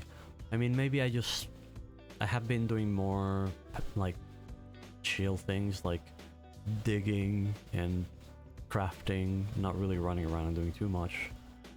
Oh, you're with Bogey? Oh, you are Bogey? Ah, I did not know that, Mir.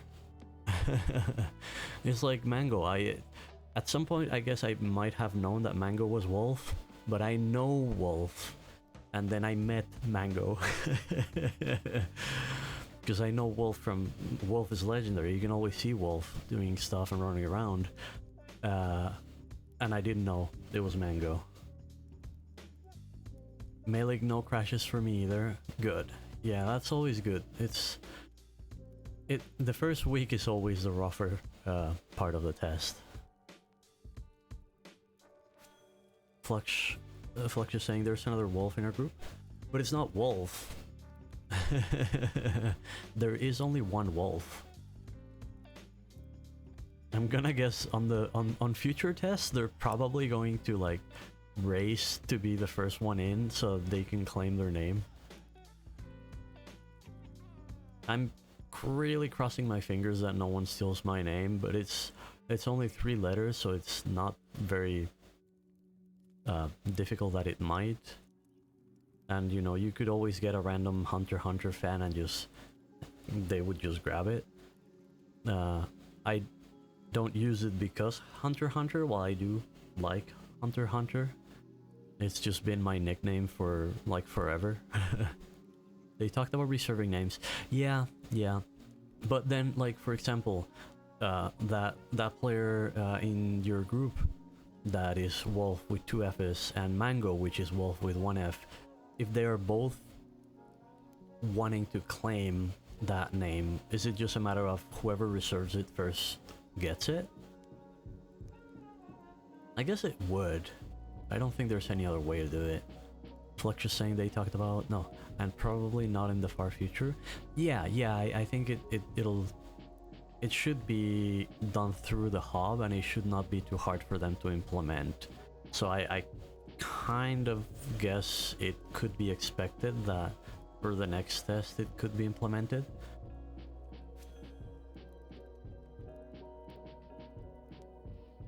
Like when they first launched the hub with when they announced that they were moving into closed alpha, and they announced like they were doing the hub and they were doing the things to get points and get the awakened mask, or the first awakened title. Is it the title or is it the name of the mask? What's the name of the mask? But like when they were doing these things, I remember they said that you would be able to see your name, and then like you had like 0001 if you were the first one, 0002 if somebody else had gotten that name first, sort of like it used to be on Discord, that you would just number the second ones. And I was not the first gun to register, so that scared me. I was like, I'm gonna lose my name. Gigno saying, can you open your map and look north of the city? I can. What do you want me to look for? Fluxus saying, I wouldn't be surprised if they added hashtags like the Discord for duplicating usernames. Maybe. Like it could be hashtags that are just grayed out. Although I guess they would have to show on chat, like on written chat. But maybe you wouldn't have them on top of your head. Fluxus saying it would be very lovely if supporters got to reserve their names firstly. I agree. Yes, because I'm sure that when that happened, that's when we had like a huge influx of bots and just like tons of people because of the announcement of closed alpha. So that's probably why, like, it was just probably a random Hunter x Hunter fan that got the name gone before I did. Straight north, slightly west, there's the tail end of a river. Oh, you mean this here? This right here? This here, Geekno? No.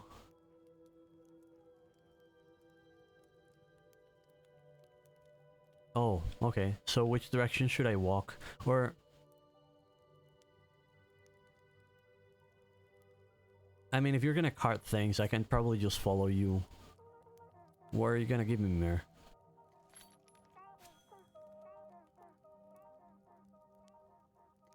Here, have some mud. Oh, it failed. Oh, because I ran away. I wanted to trade you mud for the stick. You don't have a discovered. You see center of city, 5 or 6 squares north, and then 1 square west. Okay, so wait, no. So from here, 1, 2, 3, 4, 5, and then here.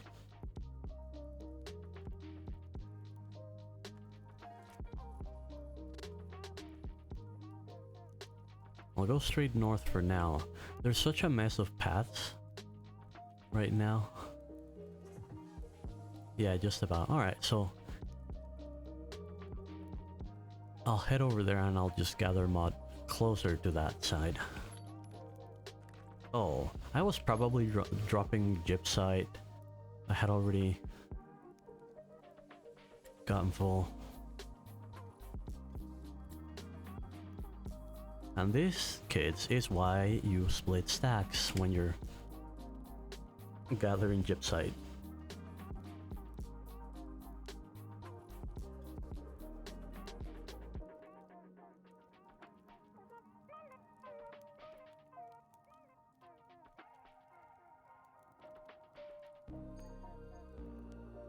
I think they might have actually increased the rate for gypsite. I was having, it took me a long time last night to gather gypsite. I was making bricks because I'm farming X coin, but I feel like I got 10 gypsite very quickly this time. Maybe I was just super lucky. So 1, 2, 3, 4. Should be around here. Set 1 to the west. Alright, I see the edge of the forest. There's a wolf up.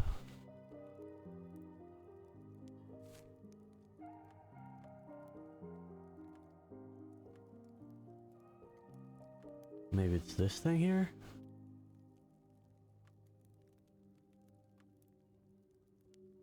No, that's just a pond.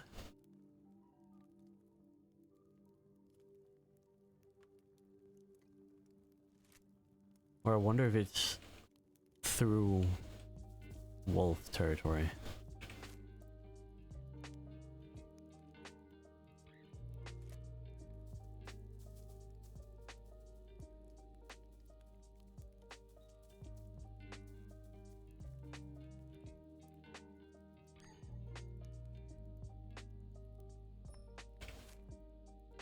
Yeah, maybe it's this. Is this the one that you mean, Gigno?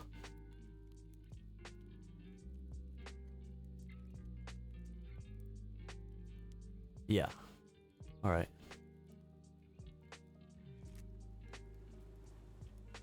Okay, so... Ah, right, I see a raft.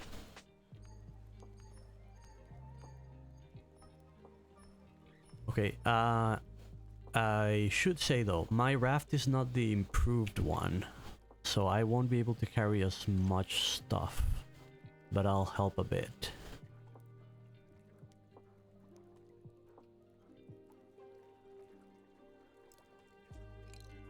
Yeah, it is more limited. You're leaving behind most things? Alright. I mean, I'm guessing the biggest issue is cargo. That's where every little thing helps, so hopefully I'll be at least a little helpful. I'm gonna try to see if I can lure the pups away. Oh, they disappeared? Was it nighttime? I don't know if it was not nighttime.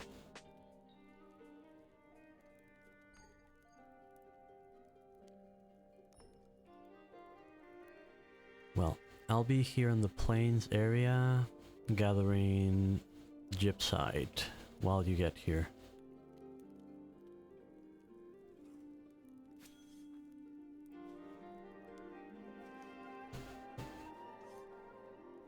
Fluxus, Gon, are you able to gather T4 by now? No, I think I'm still 30 in most things. I'm 37 mining, 38 foraging, and 31 forestry. So mining and foraging are getting close.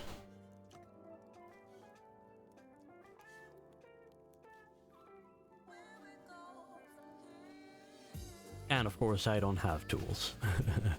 Fluxus, dang, I need someone to remove mushrooms from our claim. Yeah. That's actually the reason why I do all three, is because I wanna build roads and you have to clear stuff. So you need to do basically these three things. I've fallen behind in forestry a little bit because I've been doing mostly mod, gypsite, rocks, and masonry as a source of income. But yeah, I don't know, maybe before the end of the night I'll be able to.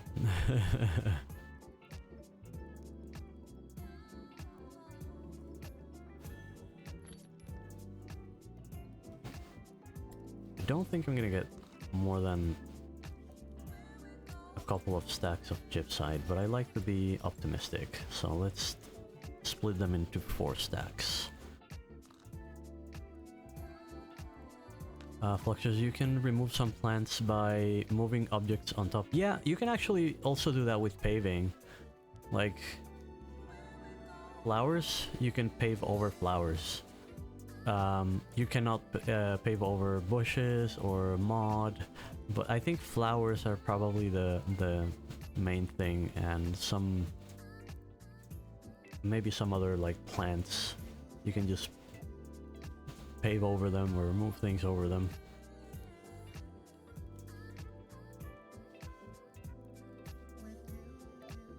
I think it's probably because they recognize that flowers, I mean, they want to have a lot of flowers because they look pretty and they pretty up the area, but they recognize that people are not going to be grinding flowers too often. Like, definitely not as often as mod, or that gives you gypsite and gives you you know, the mod itself that is very useful for a lot of building and for paving and, you know, a bunch of things. And berries, which are a source for consumables because you need farmed things for food, and this gives you fertilizer. The flowers also give you fertilizer. Yeah, you do need a lot of flowers for scholar, but I feel if flowers gave you more fertilizer than they do, they like, it takes 5 for one of them. Like, I would not ever consider, if I'm looking for fertilizer, I wouldn't even bother with flowers. So they're limited to scholar, and you do need a lot, but you only need them for that.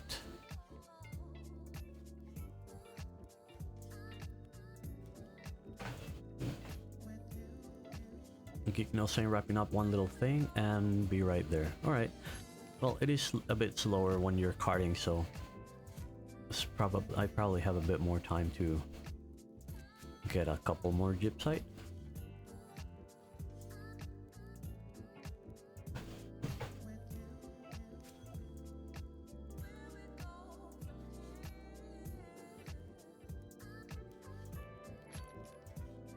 And actually, I probably should have gotten rid of more things so that I could also grab some berries for fertilizer when I get back home.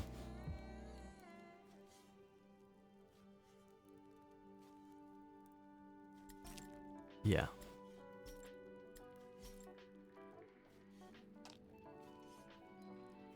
What's up, Gigno?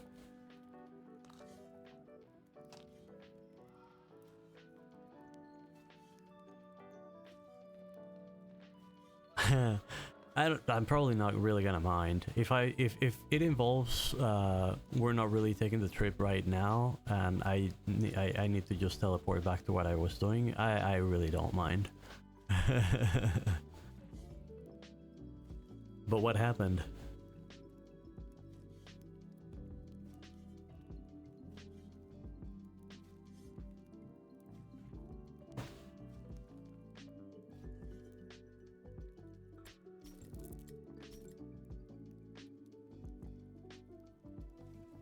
I think I can actually get away with just one trip with just your raft. Alright, I mean, by all means, you know, take your time, figure it out. If you need my help, I'll give you a hand. If not, I'll just grab my raft and teleport back. No worries. So good.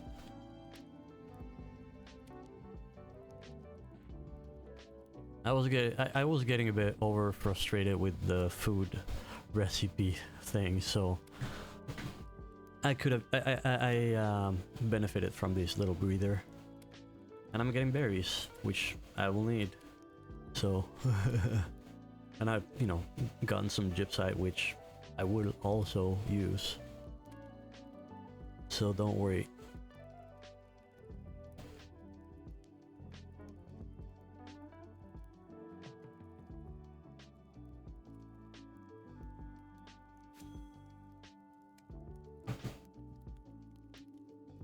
Geekno, do you guys have T2 rope to spare? Does anybody have T2 rope?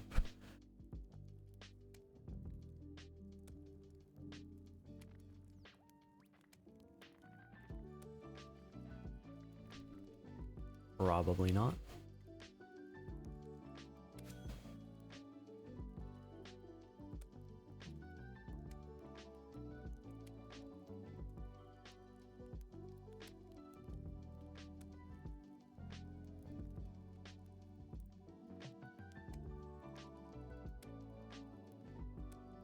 Doesn't look like it, Gigno. Melik saying I do not have any T2 rope, sorry. Yep.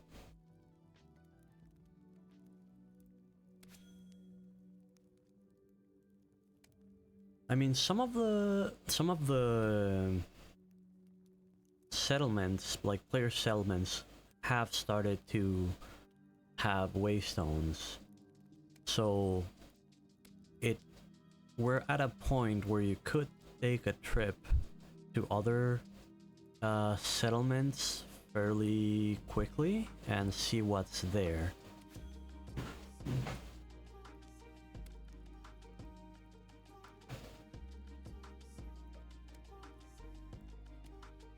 I mean, it's you do have a 10-minute cooldown after you get there to get back to where you originally were.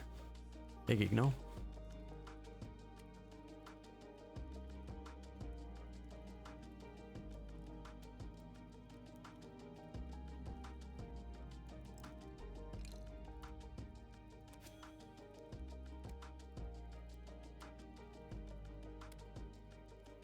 But yeah, I mean, like once you bring that stuff, if you, I don't know if you guys mentioned that you were also working on getting that waystone.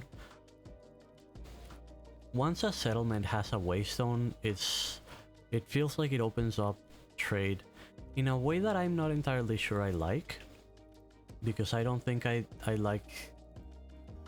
I feel like that sort of kills the seafaring adventures that I loved on all the previous tests, because realistically a player could probably just teleport in between towns and get and sell everything that they might need, and it sort of means you, like, if you're a full-on crafter, you would never need to leave town, and I think that's gonna make people miss out on things, because people will always do what is easiest.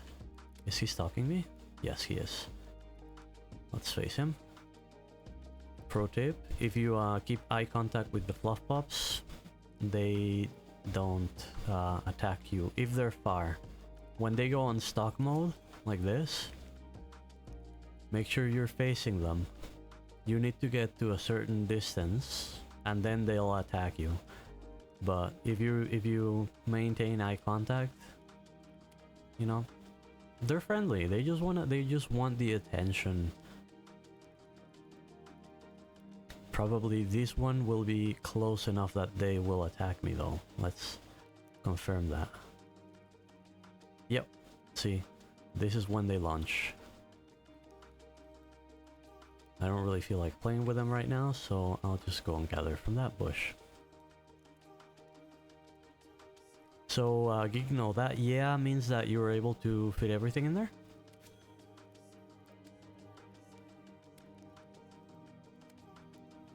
Or do you still need a little bit of extra space?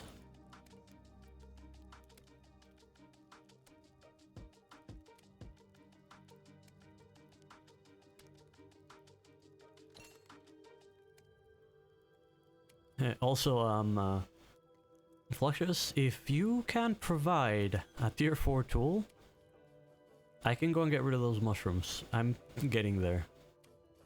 I have not gone to your claim.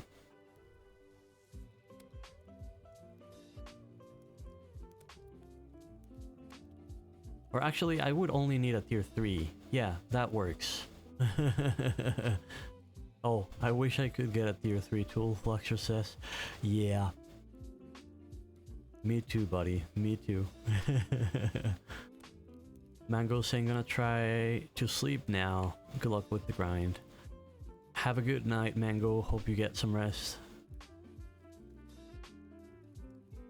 How many small slots my raft has? I think it's got 5. It is somewhat limited there. I don't need this mod, so I can drop it. And I probably could just drop this, so I could have another 1, 2, 3. I could have 3 more slots here. Fluxus saying it says in Vault if you hover over it. Oh, it does. But I just saw it, so that's why I was... Oh, 6. Yes. Sorry, it's 6, not 5.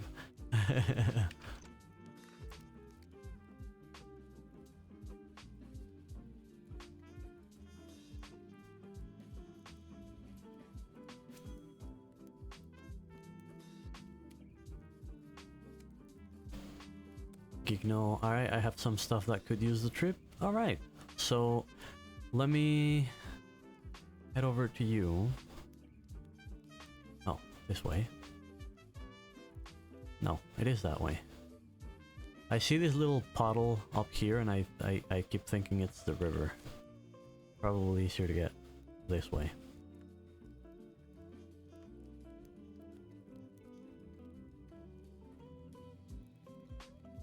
Why are you stopping? Don't stop. Run. I'm actually gonna go over here just so that I don't bring them to where we're getting in the water. Oh. There we go. Oh, I was trying to get them away from you, but you decided to go play with them.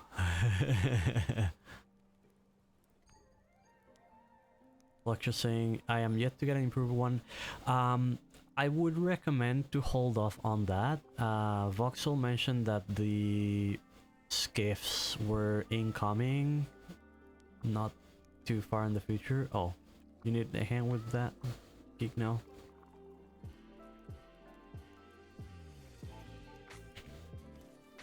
No, not the bluebells, not the flowers, the wolf.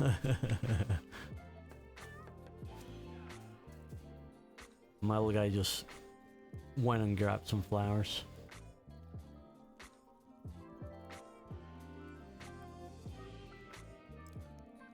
Okay, so dump that on the ground. Dump that on the ground. Alright, how many things do you need me to move around? Gigno? I can get 3 items at a time.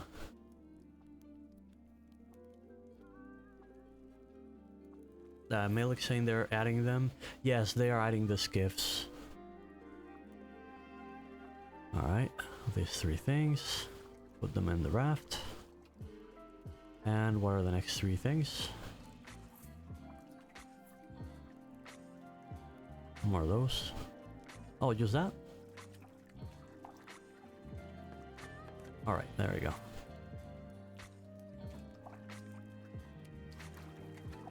Cool. Do you need to make another trip to town, or are you good to sail? There's still 10 cargo slots in there. Yeah, I could probably carry that for you as well. I also have plenty of food. If you need any, I can give you some ball rolls.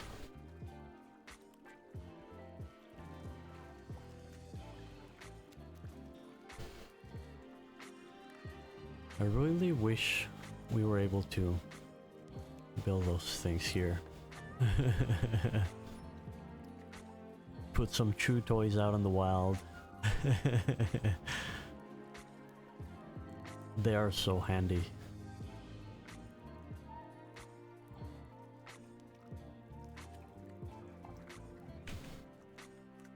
I can return instantly and carry the rest. Okay. You don't wanna get your card?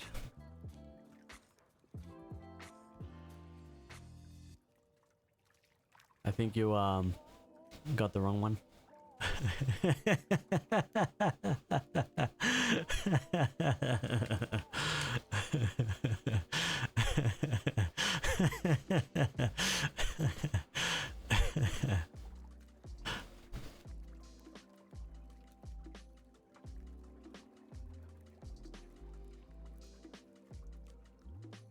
I'll just open the map and pretend nothing happened. I'm just looking around here, right? Fluck is saying this has happened to me so many times. I know.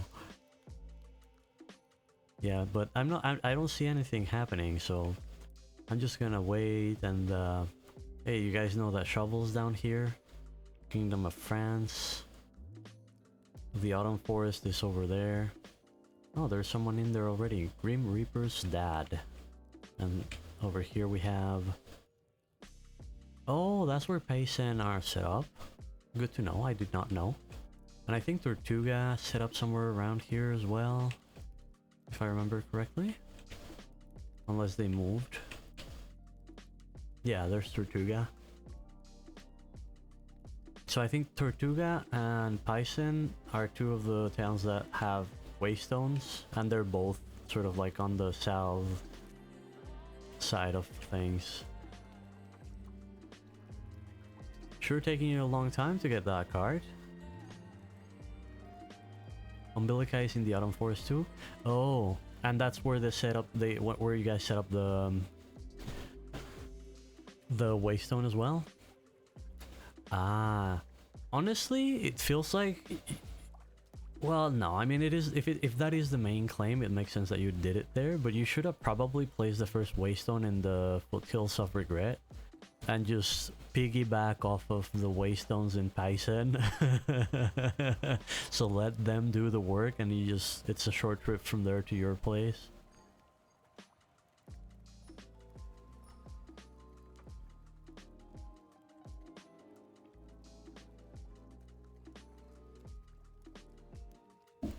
What's up?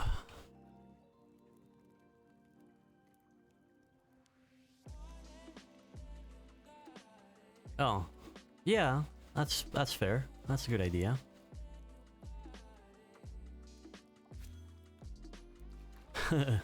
I can definitely drop that in my raft.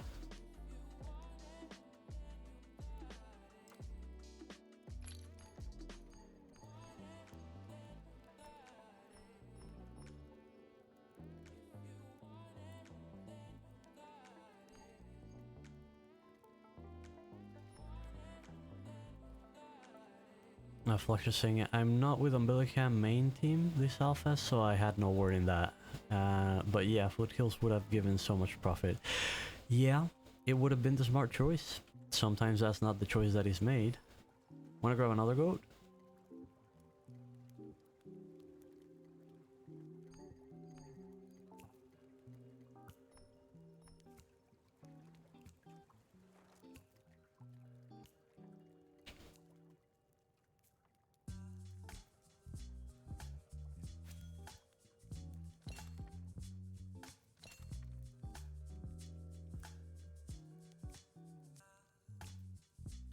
Fluxus, so they themselves can gather resource easier.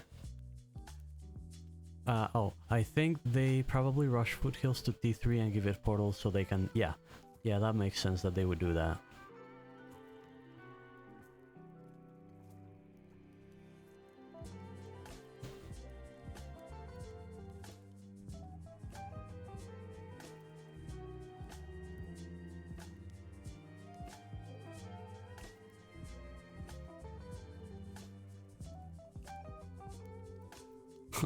Some glitchy things happening here. Let me grab that screenshot to send it to the devs. Plain simple roots, apparently growing underwater. Gigno saying, by the way, the stack of food I gave you at the end is for you. Oh, alright, thank you. Can never have too much food. Worst case scenario, it'll become poop. I had tree spawning underwater when you were sailing. I really like the trees that spawn randomly in the ancient ruin towns. It was following you. Yeah, like the sudden shade that you get from the trees, that not the ones that sprout normally, because those are cool too. Like those are like, oh look, free resources right next door. But the ones that sort of like appear underground and you just see like the top of it coming out of the ground. Geek, no, even if we're going only on water, I know the pain of almost running out of food constantly. Yeah, that has improved. that definitely has improved. And right now I've got these plain bulb robes that I've been making that are level 2 regen, which is they give me 25 satiation and they last for 15 minutes. So I think this will help me not struggle with that anymore. And they're very easy to make. I want to get the deluxe recipe because I think that gives another bonus. I don't know if maybe it's movement or I don't know, could be movement, could be combat. If it's combat, I don't really care about the bonus, but it's still nice. Hey, Jamaican Jazz, how's it going? Welcome to the stream. How are you today? They're saying to Fluxius, thank you, I got my codexes done now. Oh, cool. You're setting up your own claim, Jamaican Jazz?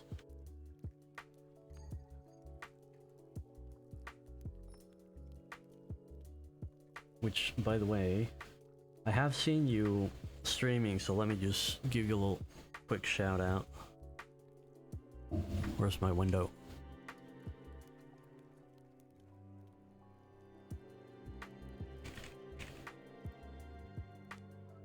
Is that the way? No. How do you shout out? I'm a noob, a streamer. Do I need to add?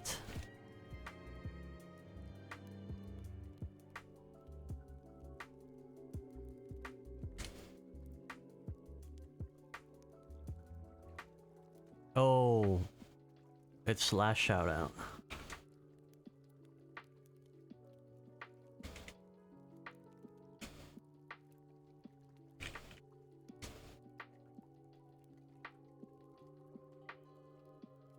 It's better. I think the exclamation mark SO is just something that I've seen some streamers use. It's probably linked to another like additional function, maybe stream element or something else that I don't have set up.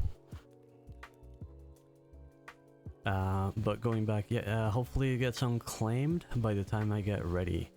Why? Did somebody claim the area that you wanted, Jazz? No, I don't have any bots set up.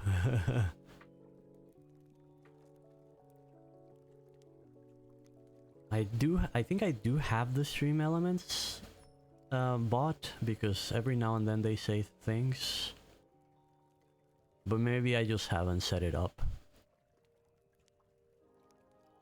Just saying I don't think so. It's still free, so fingers crossed. Yeah, fingers crossed. Whereabouts are you planning to set up?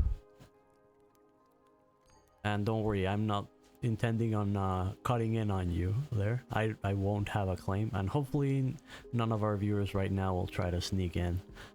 Northwest of... by you guys you mean Gigno?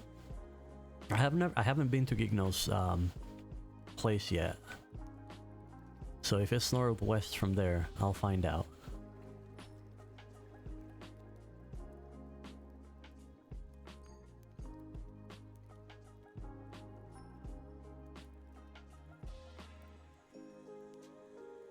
Our claim is straight north. Oh, right. I did see that earlier. So, oh, okay, so that... You guys are all in Liam's claim. Got it. I still haven't really figured out where everyone is yet.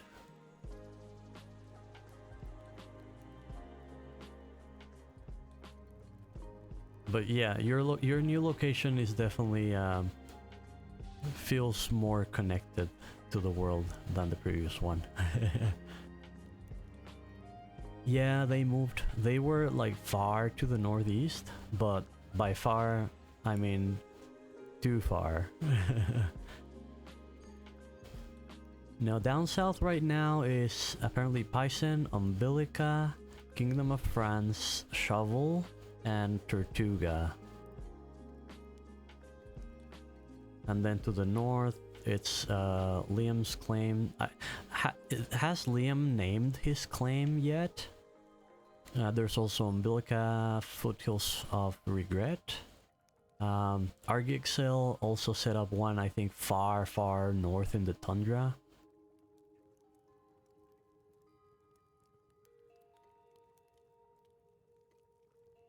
Kingdom of France popping on the map was downright hilarious to me. Why? Oh, you're French? Yeah, I mean, it's KOF is a group that's been around from before the actual testing.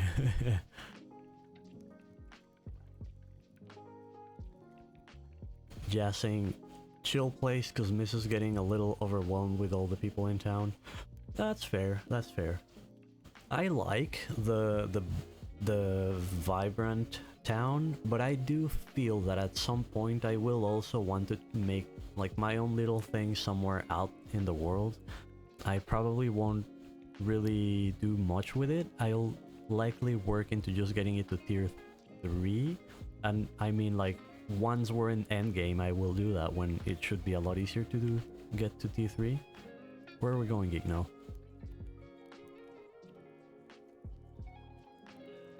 You want to play with the fluff pop here?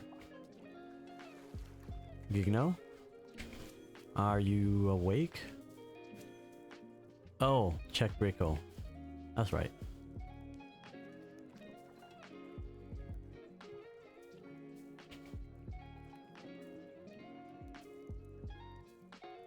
I don't think my armor is good enough for this.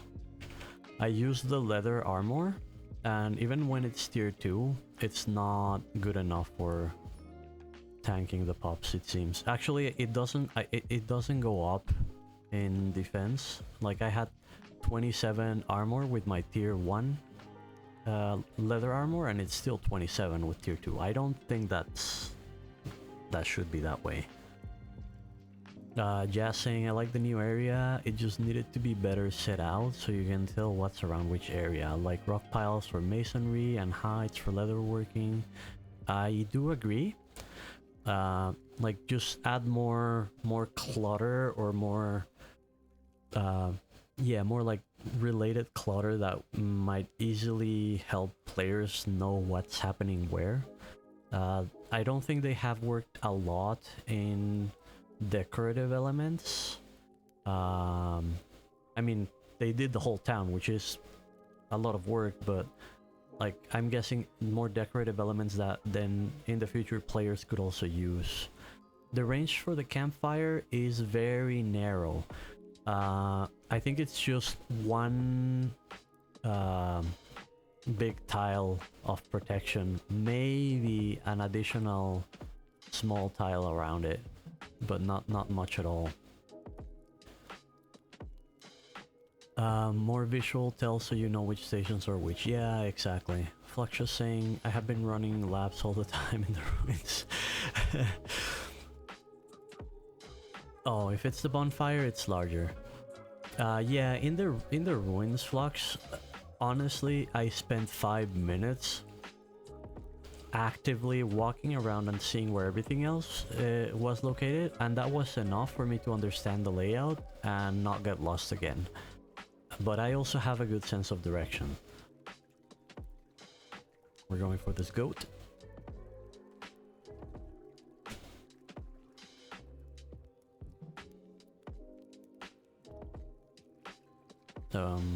There might be someone else that wants the goat.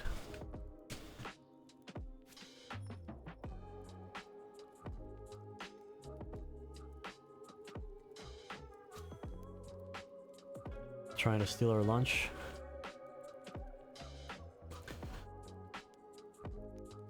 And it is overwhelming, Jazz, I agree, for new players. And because of that, I 100% agree. Oh, there's another one incoming. I 100% agree that there should be more visual cues to where everything is. Like, players that have been playing a while, like some of us that have done all the tests, we know what we're looking for. We know there are stations, and we know that we want to use them, and we understand how different professions are related, and that helps us sort of ease into it a little bit better. But for somebody that's new, that would really get overwhelming really quick. I think we're probably better off just tanking the damage and hitting the goat at this point.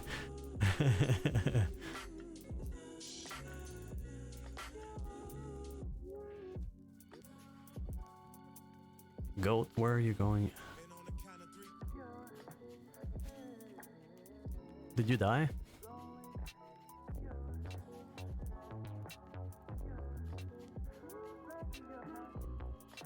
You know, another thing that would be nice, an item to revive fallen allies.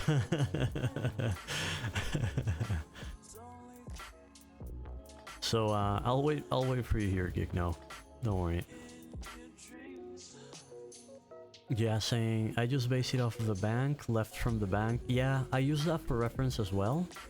Exactly, to the left you have the wood first, then scholarfish cooking and leather at the end, and then on the other side you start with the tailoring and foraging, then the farming, then the metal, and then at the opposite side of the bank is where the rocks are.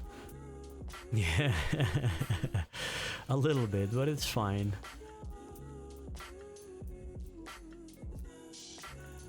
The only thing, Jazz, regarding that orientation with the bank, one thing that happened to me a lot, I look at the bank and it's tall, so in my head that means up, and as somebody that was born and raised in the northern hemisphere, north is up. So at first I always thought the bank was north, and it took me a while to realize that was not the case, that the bank was in fact in the southern end of the settlement.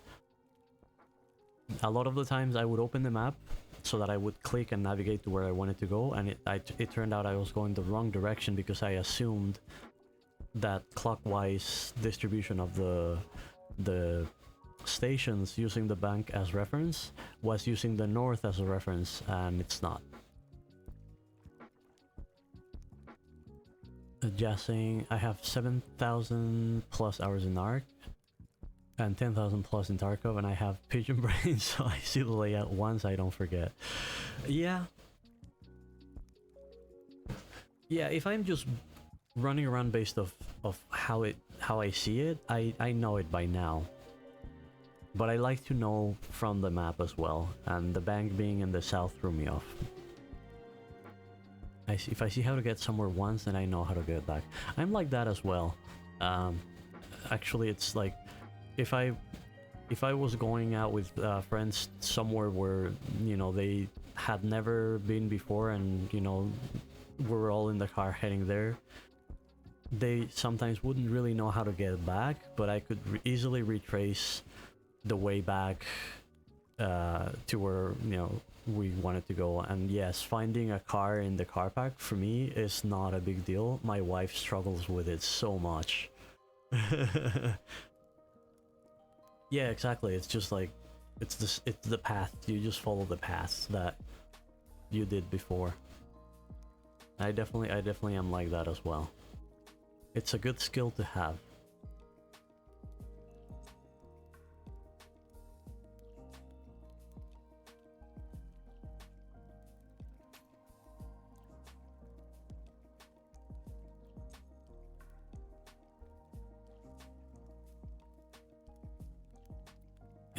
It's got here in Tarkov. Is it really bad? Is it really like cluttered and messy? I've never played Tarkov. Makes learning all the routes super quick and easy. Yeah, it makes sense that it would.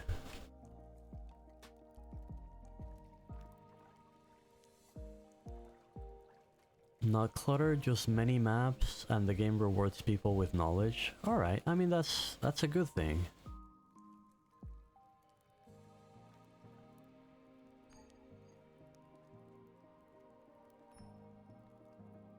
If I go up here, will they see me? Not so far. Yeah, they see me. Never mind. Trying to see if I could get the goat. Gigno saying, I know half the maps fairly accurately, yet I'm absolutely unable to navigate the other half of the maps. I mean, that's still, you know, pretty good. Just saying, if only my aim was good, I could actually use the advantage. Yeah, the aggro range is really, really big. I think that is good, as long as we keep getting better tools to deal with the adversity. I think it's good that they have range, and that if you're like an unsuspecting, unprotected gatherer, you should get mauled to death. But they should also give us tools so that we can be a prepared gatherer, you know, and survive and be able to go out into the wilds and get our things without actually having to kill thousands of wolves to bring back some pieces of wood. Flux is saying they can also aggro onto you through the mountains with no vision in sight. Yeah, no, they did here. I was behind this little chunk and there was no line of sight, and they locked onto me. Jackals are using wall hacks. Just saying, I mean, if it's just jackals and alpha jackals, tier 4 onwards, they'll be more annoying than crazy. There's also the Umboras. They do warning growls when you get into aggro range. Well, I mean, right now, while streaming, I have my music probably louder than the game, and I brought the volume of the game a bit low, because on my first VOD, I noticed that the sound from the hammers was too loud, so I tried to dial it down. But I'm assuming that the growls are also part of this category, SFX. Oh, an animation? Yeah, if you mean like when they like sort of like pounce on their front paws and sort of like go into an attack stance, yes, they go into stalking mode when you get into like sight range. When they can see you and you can see that they see you, they'll just be facing you and sort of like stalking. If you're facing them, they will stay away and not get close to you. If you turn their back, they'll start walking towards you, and then if they break a certain distance, that's when they attack, regardless of whether you're looking at them or not. Just saying, when you're like 10 tile ranges, they face you and growl down low. If you get within 5 tiles, yeah, exactly. But before they growl every 3 or 4 steps and slowly walk towards you, they don't walk towards you. If you haven't broken that 5 tiles range and not going on to the full aggro, you can stand and face them for a really long time and they will not attack. They will just pace right and left. If you stand still, probably at some point they will circle around, and once they feel comfortable because you're not seeing them anymore, then they will start to get close. But at a distance, as long as you are facing them, they will not cut down on that distance. And yeah, maybe with server lag they could end up walking towards you a bit. But I mean, the design from what I have seen is this, that you can sort of like get into a stirring contest with them. Just saying, I have a secret strategy that only works for the well-endowed. Unequip your pants and they won't charge you. I don't know that I am brave enough or confident enough to give that a try. I mean, I'm happy with my body, but I don't feel that I can trust it enough that it would intimidate a jackal.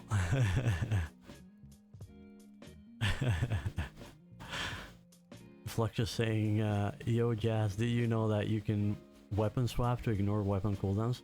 What? Really? I'm too lazy and Claymore is life. I mean, but even then, if you're using Claymore, then you can use the cooldown skill for the Claymore on the other. Well, I guess it wouldn't matter because you're also swapping to kill the cooldown. Yeah, it is a bug, and definitely they will fix it. But right now that these things are so annoying, it might be usable. I mean, if they are buggy, then we can be buggy too, right? Flux saying you can use 2 different weapons and just rotations on it. Yeah, you know, you just keep your inventory open. Like, I have 2 rings right now, so instead of the rings, you would be swapping between the weapons and just hitting your 1, 2, 3 attacks. Oh, get on the boat. Jazz saying if you want to play RuneScape PvE, I'd play RuneScape PvE. Well, but I think, yeah, I've never really been like I've played RuneScape a couple of times, but never really got into it. I feel like I would lose a lot of life in there. I do think that there's definitely changes coming in terms of the combat. Right now, it's probably just a bare bones system, and I'm sure that eventually they will want to make the damage from each weapon be different, and maybe each type of damage has an effect on the monsters. Like a spear could be bleed effect, a mace could have a stun effect. Fluctuates, no, I read that. And also buffs persists when you swap. Yeah, exactly. And that's, I mean, right now that's an exploit. I wouldn't call it a bug, it's an exploit that results from a bug. But yeah.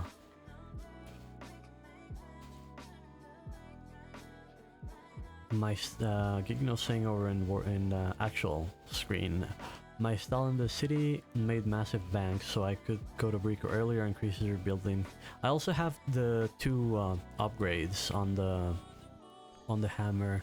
What were you selling on your market style, Geekno? Maybe I'm interested in learning a few trade secrets.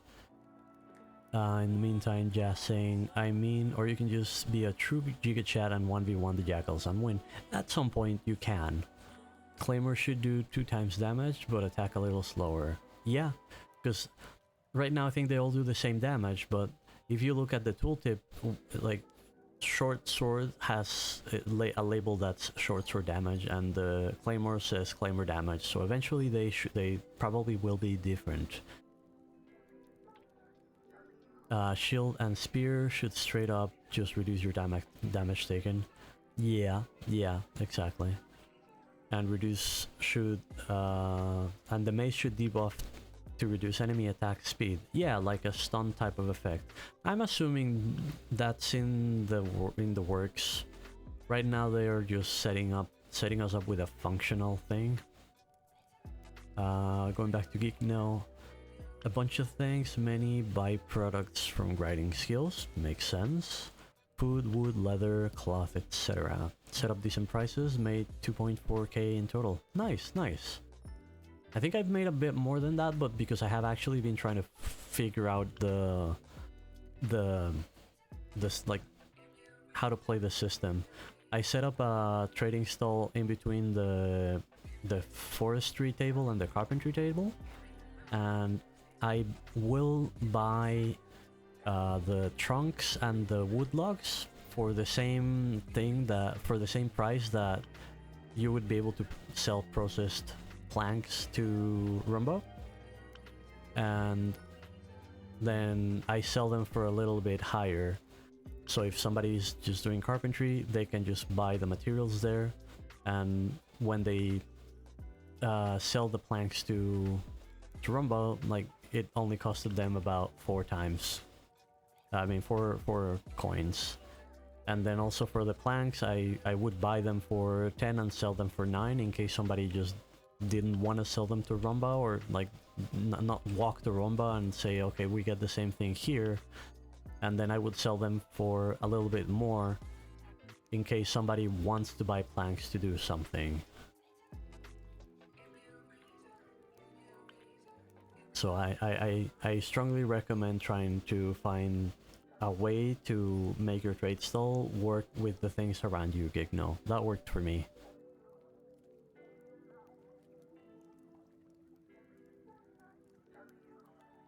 Fluxus saying, I find it weird that you have a bow for hunting, but you can't shoot jackals. Yeah, again, that Fluxus, I think is just the combat system is not fully fleshed out.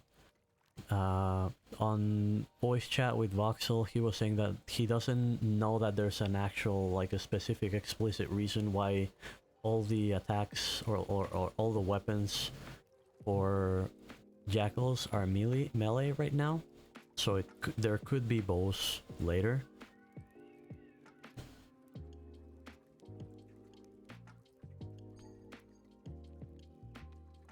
I'm not sure what SJ1 and SJ6 means.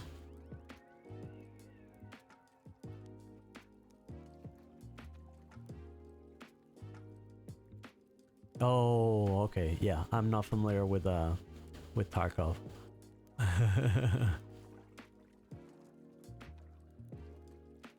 Ah, gotcha.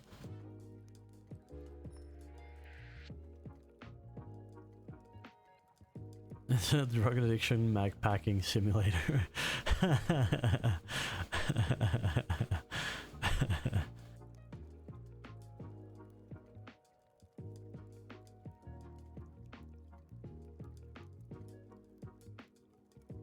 But first and foremost, Tetris World Championship? Really? Is it that bad? Is it one of those where the inventory just instead of just having things fit nicely in rows and columns, they just stack deeply, and things are physically, or like, you know, you have one that uses 2 spots and one that uses 3 spots. If you're saying if you're a loot goblin like I am, you're gonna fill very, very fast. Yeah, it does sound like a you problem there.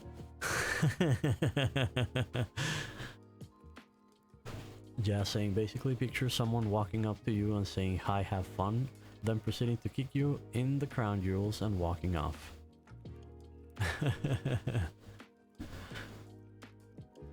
And that recurring every minute or so.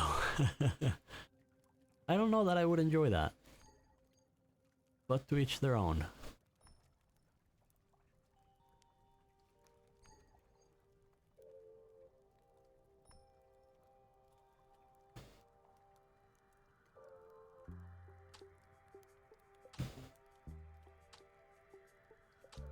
You're just teasing the wolf pup there? The fluff pup?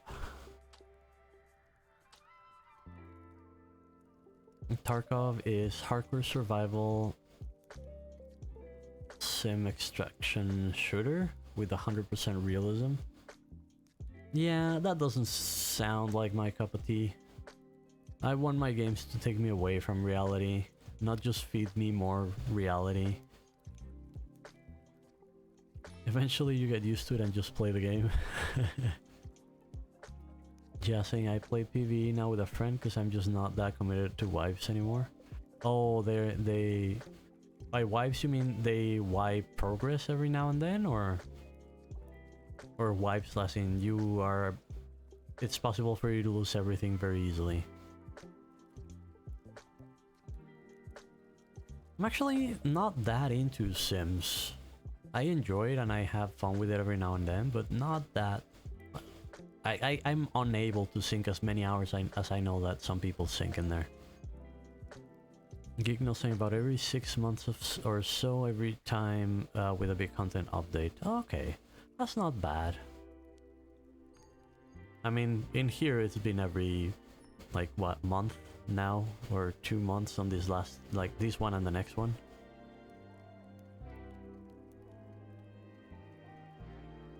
Yeah, saying Lighthouse getting beamed for 500 meters plus away with an MP5 somehow. 4 to 6 months and then game wipes, but PvP is for sweaters now.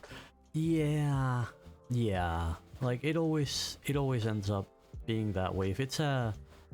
If you're still getting wipes, the only people that get to the very top are people that are just gonna sink more hours in the game.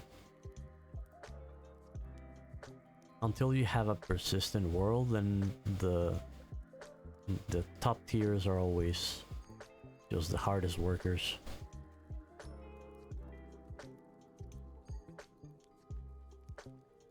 Hey, it's Frost.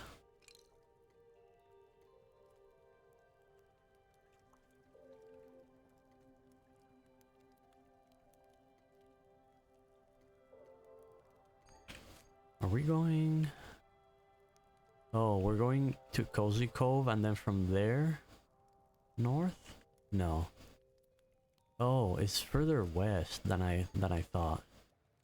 Oh, that's because this is not my waterway. I'm used to this place. Oh, okay, so this is... Ah, I know where I am now. Just saying, so the fact they can hit me in the face from 500 meters away while aiming at the sky is impressive. Yeah. Yeah, that probably takes some skills. What do I need to start a claim outside of the writ?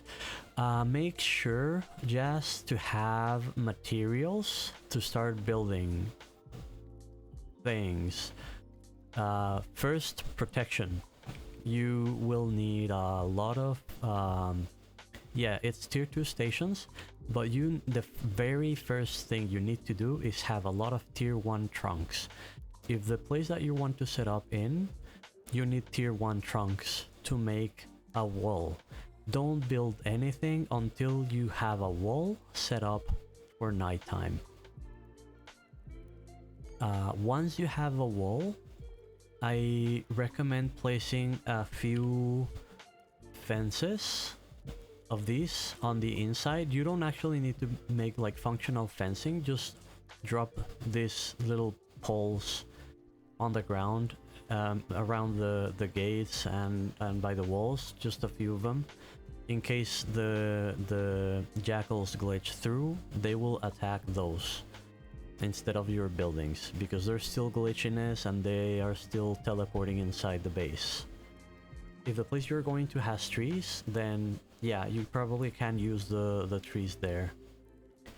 Really? You would say bonfire before the walls? I mean, probably I could see that. The bonfire will give you a safe spot to fall back into, worst case scenario.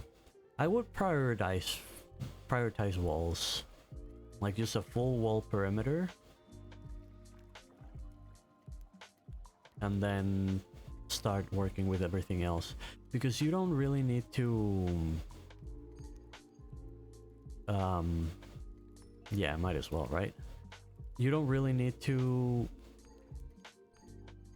What was I going to say? Yeah, you don't really need a gate early on, although if they work now, then that's fine. But if they're still sometimes glitching through the gates or like walking through the gates, just build a full wall all the way around and just move it when you are going in and out. Can't you just plant trees into a wall to keep them out? You could, but it's a waste of resources. The wall takes one trunk, and each tree will give you more than one trunk. I mean, it'll look nicer. Yeah, if you're building for aesthetic, then yeah, 100%. But I hear that you can only plant trees in the same biomes where they are originally from now. So, yeah. I mean, you can still play around with that. Also, things like bushes.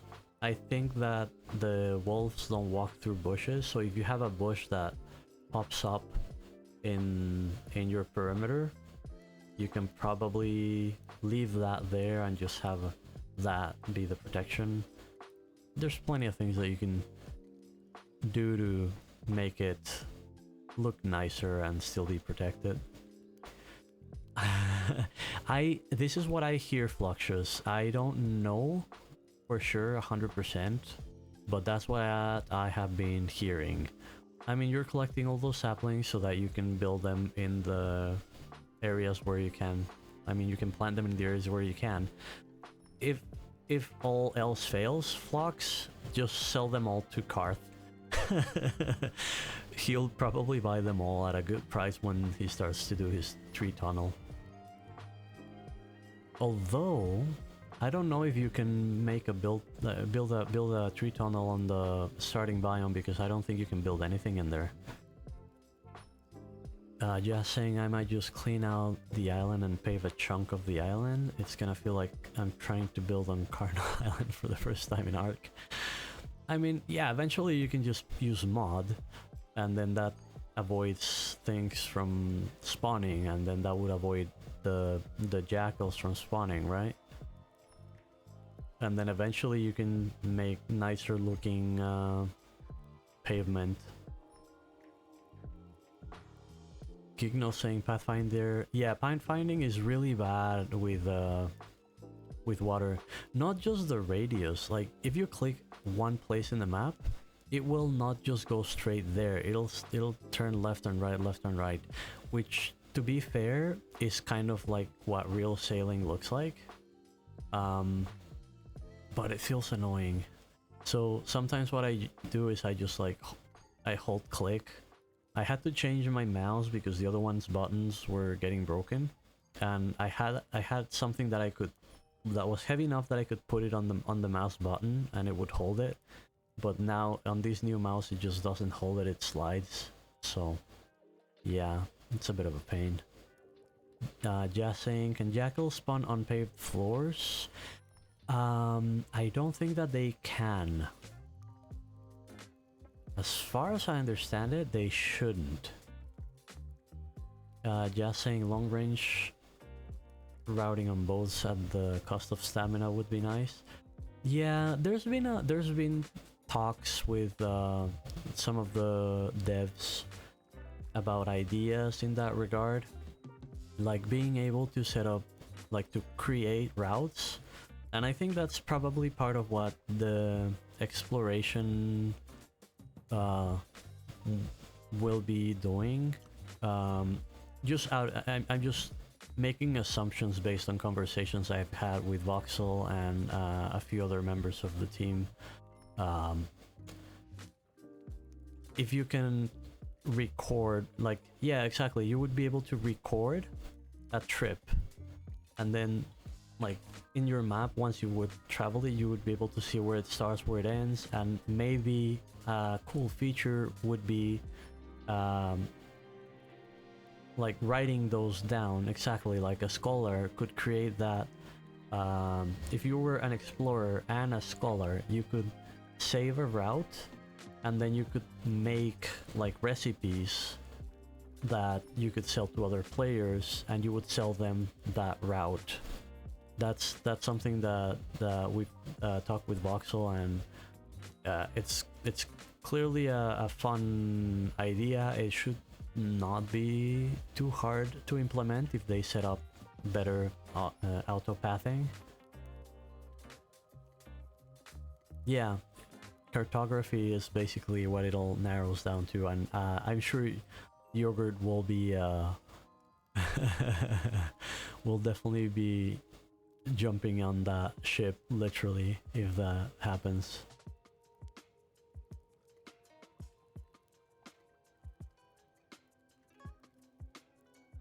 I want a mercenary skill.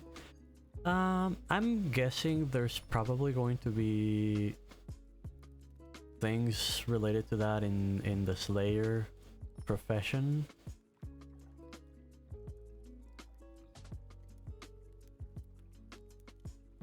So I can get paid to protect caravans from mobs. Yeah, the thing with that, my biggest concern is that it would put the load on payment. Like, it depends on how they do that.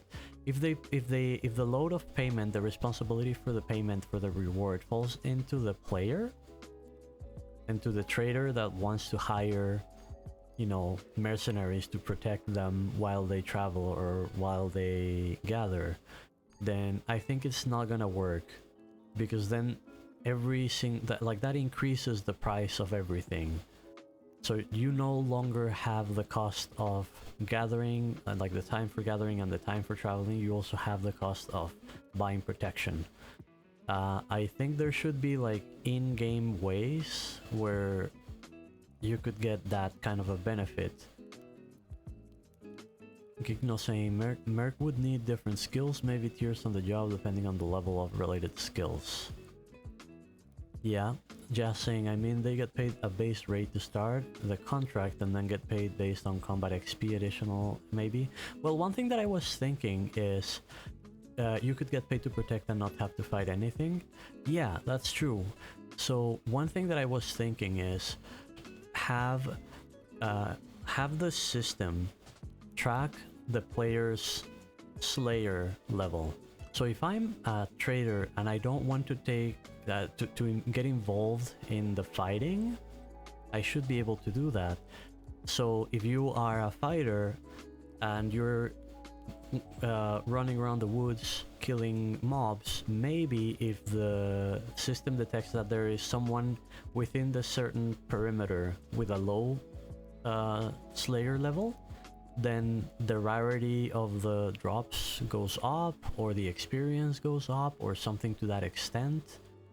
And then that way the people that are doing combat will be encouraged to hover around people that are doing gathering. So if you know that you're gonna get rewarded for killing animals near somebody that has a low skill level in combat, and you see a miner going out into the woods, you could probably go behind them and you can kill the animals around them, and they are better off for it because they don't have to worry about them, and you're better off for it because having killed them in proximity to a weaker or a non-combatant player, then you get additional rewards.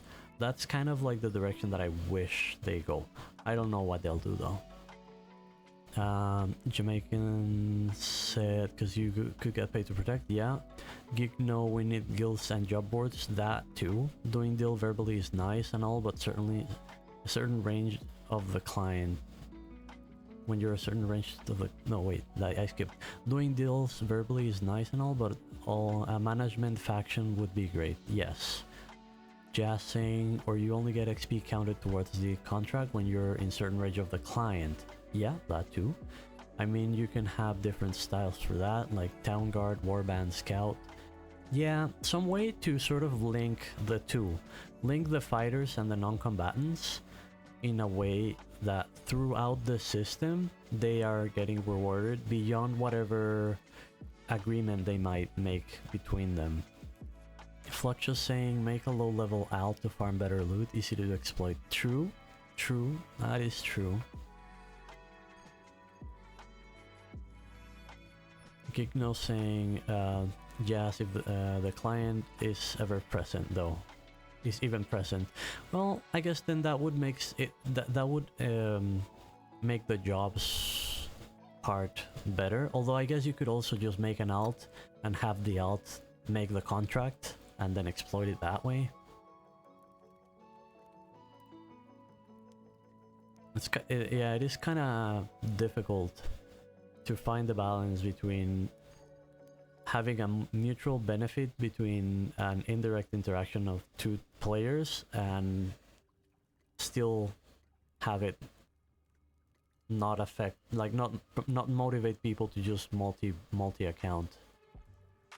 Just saying, I mean, the client would have to bring the contract and use it on the mercenary to initiate it, so the courier could be given the contract and then work from there. Yeah, it would. We still don't have like a friends functionality, a guilds functionality system, so it could be something like that. And just like right now we have the trade window, like I click here and I did not click on geek. I'm not, my aim is really bad. Oh, it's actually not registering for trade. Anyway, like just like you can trade and send a trade request, you could also send a job request to the player, and then you set up the the description of what the job is and then they accept it. Maybe there would need to be some sort of a punishment mechanic in case somebody accepts a job and doesn't finish it, so that you don't have people just going into the town, accepting jobs, and then just abandoning the people. But yeah. Just saying, I'm thinking way further down the line, like Alpha 7 or 8. I think 3, 4, and 5 should focus on quality of life, game stability, and core functions. 100%. All of this is just throwing, like, if you've ever bumped into me in a voice chat or in the Discord, you'll know that I like to throw ideas to the wall, and I like to try to think of ways to do things, I guess. You don't have a staircase? What kind of uncivilized place is this? You do? Go around? Around this way? Around that way? Oh, I see that raft. Oh, Gigno is probably just switching things, like moving things from one inventory to the other is easy. But I don't have my card with me. Hey Annie, how's it going? Thank you for the follow, Mimiru. Welcome to the stream. Been a while. How have you been? View my storage.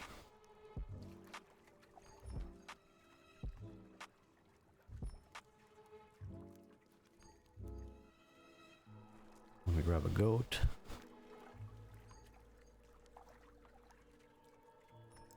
I'm gonna place the goats just down here.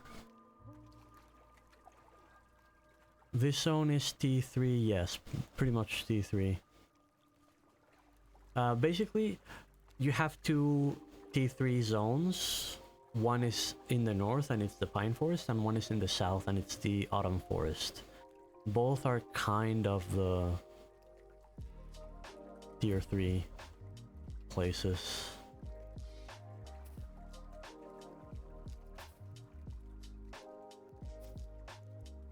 You could probably get away with setting up in either of them and be well off. Hey, Mimiru, thank you for hanging out here. Yeah, how have you been? Are you planning on joining this test as well?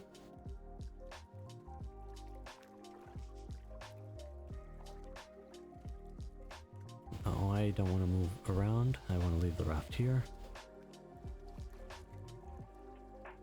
Yeah, saying, what nuts do you guys run out of most so I can preset a potential trade deal? Okay, that's probably more a Fluxious question. All of them. Yeah, T1 materials are in high demand always. That's probably one thing that you can count on, yes.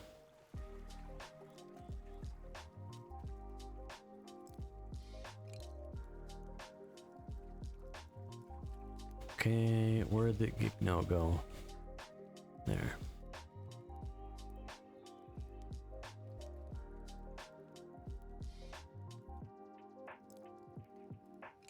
You got space for the things?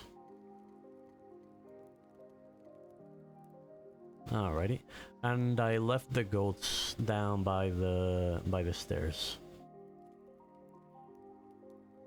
Mimiru saying, haven't decided yet. May look into joining you if you wouldn't mind a partner in crime.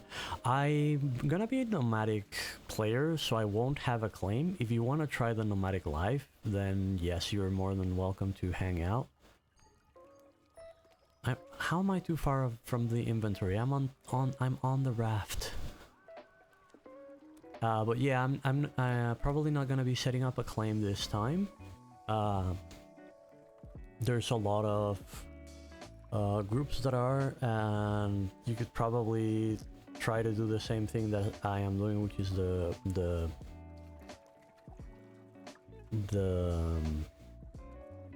vagabond life, I forgot the word that I was looking for. Yeah, but yeah, basically not really having a claim and not really belonging to a claim, and just trying to see if that works. Yeah, the nomad life. Thank you. I think you could 100% be a fisher and sell fish and oils. Things have changed a lot. I don't know if you've seen any of the test yet. I'm gonna be teleporting back to the dog compound. This is not really my claim, it's just a claim that I helped set up early on and hang out with right now. My goal this test is actually hanging out with us for at least one day in as many claims as possible. You're very welcome, Geekno. It was a fun adventure. But yeah, Annie, my goal this test is to just do that. Spend one day doing things here, then another day doing things in another claim. I now know where Flux and Geekno and everyone else's like Liam's claim is over there, so I'll definitely go and hang out there for a while. I know that our Gixel is up here, so I'll definitely go and hang out there at some point. So yeah, that's kind of what I have cooking. Jess saying I'll be like literally in the middle of those spots. Oh, that's around where you're planning to set up. I think it's a good area. There's starting to be more settlements around here, and you have two ways to connect to the main, like to the starting settlements. You have this river that goes here, or if you're further west, you could just sail straight down and in through here. And I'm guessing the dog compound might eventually set up more trading stalls for people that are out over here that need to trade tier 1 materials could probably come here. I'm assuming that's also the plan. Whoever set up these claim there, sort of like an in-between point where you can yourself sort of get these materials and bring them here, and then other people can bring materials from there and sell them here and buy the ones from below and so on. The trading stalls as buildings, yes, it's these things here. One thing that I am not entirely sure how it will develop is the addition of teleportation with the waystones. I think that might kill a lot of in-between claims that set up thinking of being a hub, like a linking place between one type of environment and another, because like right now you could just go to one settlement in that area and just craft the things that you need, and then don't bother with cargo. Just like you can set up your own storage here and just process everything and make it into the storage, and you can just fill yourself up. Let's say we're making planks, you just fill yourself with planks and then teleport to where you're gonna use them, and then you come back here, grab another batch and head back, instead of sailing around.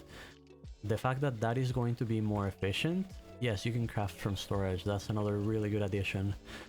Just finishing on that thought, the fact that you can teleport, I think, is going to be a detriment to the fun sailing trips that I came to fall in love with in previous tests. And just a little bit of a tip: if you go to the settings and in the controls you enable deployable range radius to on, if you have the signs off, like I always have this tags on, but if you have them off, you can see the car get highlighted when it's in range. If you have them on, you can actually see the range of each station and which storages are within range of that station. So that makes it a lot easier to know how you want to arrange things. Oh, you know that.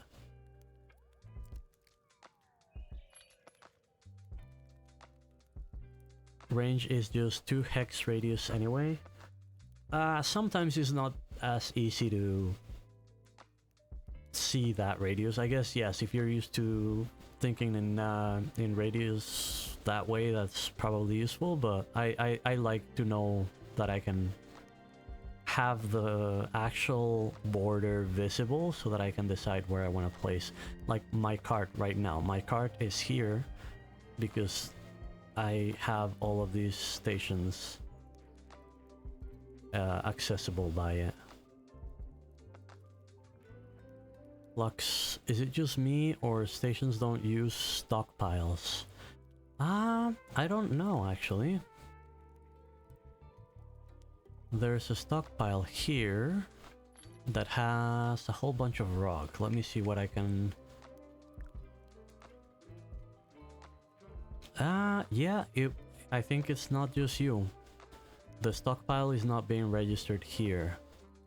Annie's saying I'm gonna watch on my TV, so I won't be able to really talk, but I still want to watch. I really appreciate it. Don't worry about it. I hope you see a little bit of what's happening in the test this time, and hopefully you'll join in.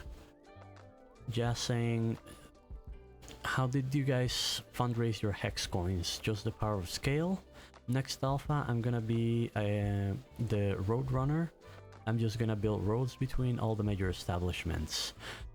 The dog compound was actually I was the angel investor. I was grinding hex coins because I wanted to get the goat, and when I learned that the goat wasn't very useful, Viscous and Wardog were starting to work towards setting up a claim, and they were working on the materials. So you know, I helped them a little bit with some of the last materials that they needed, and then when it came to the money, I was like, well, I can lend you 4,000 hex coins, and then you can just pay them back to me whenever you're able, and that's sort of been the deal. And the way that I've granted my money has been also sort of because my goal was to build roads. So my goal was to build roads. I did a lot of gathering modding, crushing pebbles, and setting up all those materials, and I would either use them for building roads or to make bricks, and then sell the bricks to Rumble for Hexcoin. That's sort of been my source for Hexcoin. Gigno saying same thing here. I granted money like crazy, basically paid for the script by myself. Yeah, I think a lot of us saw the mountable goat and saw 5,000 hex coins and started to do math in our heads to see how to get there. And fortunately, at least for me, unfortunately for her, our Gixel was the first one to grab one. And we all realized that it just wasn't really very good. Oh, you didn't actually care for the goat? So what were you grinding money for? Any particular goal, or... He invested in Bitcraft coin early.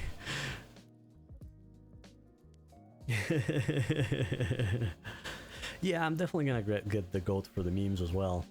But first I want to get the best hammer.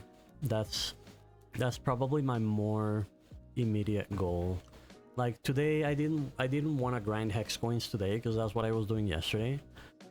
So I just decided to come over and hang out with these guys, and then work on another thing that try another thing that I hadn't tried, which was farming and cooking. So that's been the plan for today, but I'm definitely gonna be going back to the hex coin grind later. Gigno saying the script, the upgrades, equipment, really just a practical focus.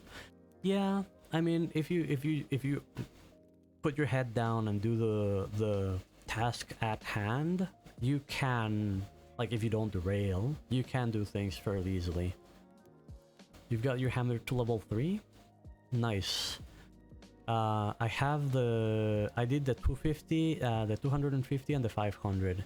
I still haven't done the 750, the 1000 and the 1250. But I have enough bricks that I should be able to do that. I was just cooking fire sand to make them yield more money. I'm making enough bricks for like over 10,000 hex coin, and that's probably what I'm gonna be doing after I end the stream. It's just a repetitive task, so it's probably not the most fun thing for a stream. Just saying, I have full Armite now, and with a little help from Flux, 10 Codex is done. So now just gonna work on bit starter fun. yeah, really it's just craft and sell things to Brico. I mean, not Brico, Rumba. Basically, I think that's kind of the simple way to do things.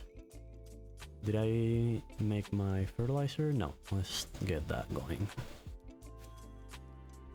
Gigno saying full Aramite here as well, getting the T2 wood to cook the Aramite as a passive... was a passive pain? Oh, the smelt there on the smelter, right? Yeah. I don't really want to get like... I've been sort of agreeing with... I agreed with War Dogs that instead of the part of the money that they still owed me, I would get the tier 2 gear, armor. And he offered either Auramite or leather. And I don't really want to get Auramite because I really don't want to deal with combat. I want to play a game where that is not necessary.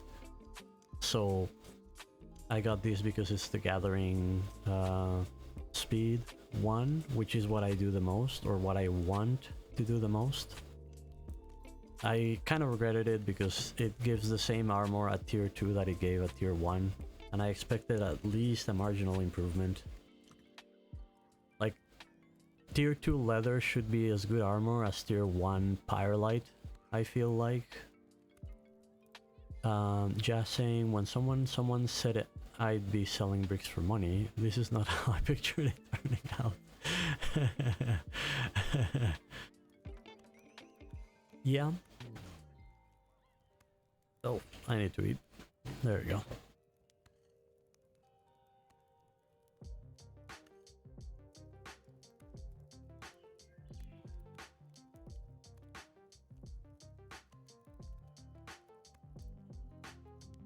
Right, while this crafts, I'll be back in a sec. I need a bit more water, and this is also a general reminder for all the viewers to stay hydrated.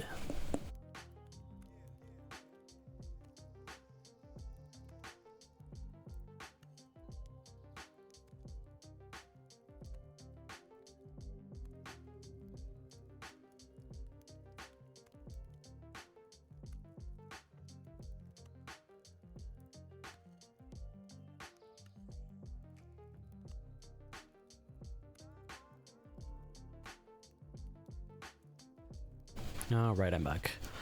Just saying, my island has newbie goat spawns, so hoping I can get set up tomorrow. Nice! Newbie goats... Yeah, you're gonna be hunting a lot of newbie goats, and you're gonna be hunting a lot of birds. Fortunately, later on the birds are, like, they die a lot faster, so that's a lot easier. But for newbie goats, it definitely helps having a setup where you have water around you, and it just makes it easier to keep the hunting contained. Although one thing that I remember around the islands, I haven't explored the area this time, but on the last test, like the water, like it didn't drop down dramatically, and the goats would walk on like shallow water, so sometimes the hunting area in an island was a lot bigger than I initially expected.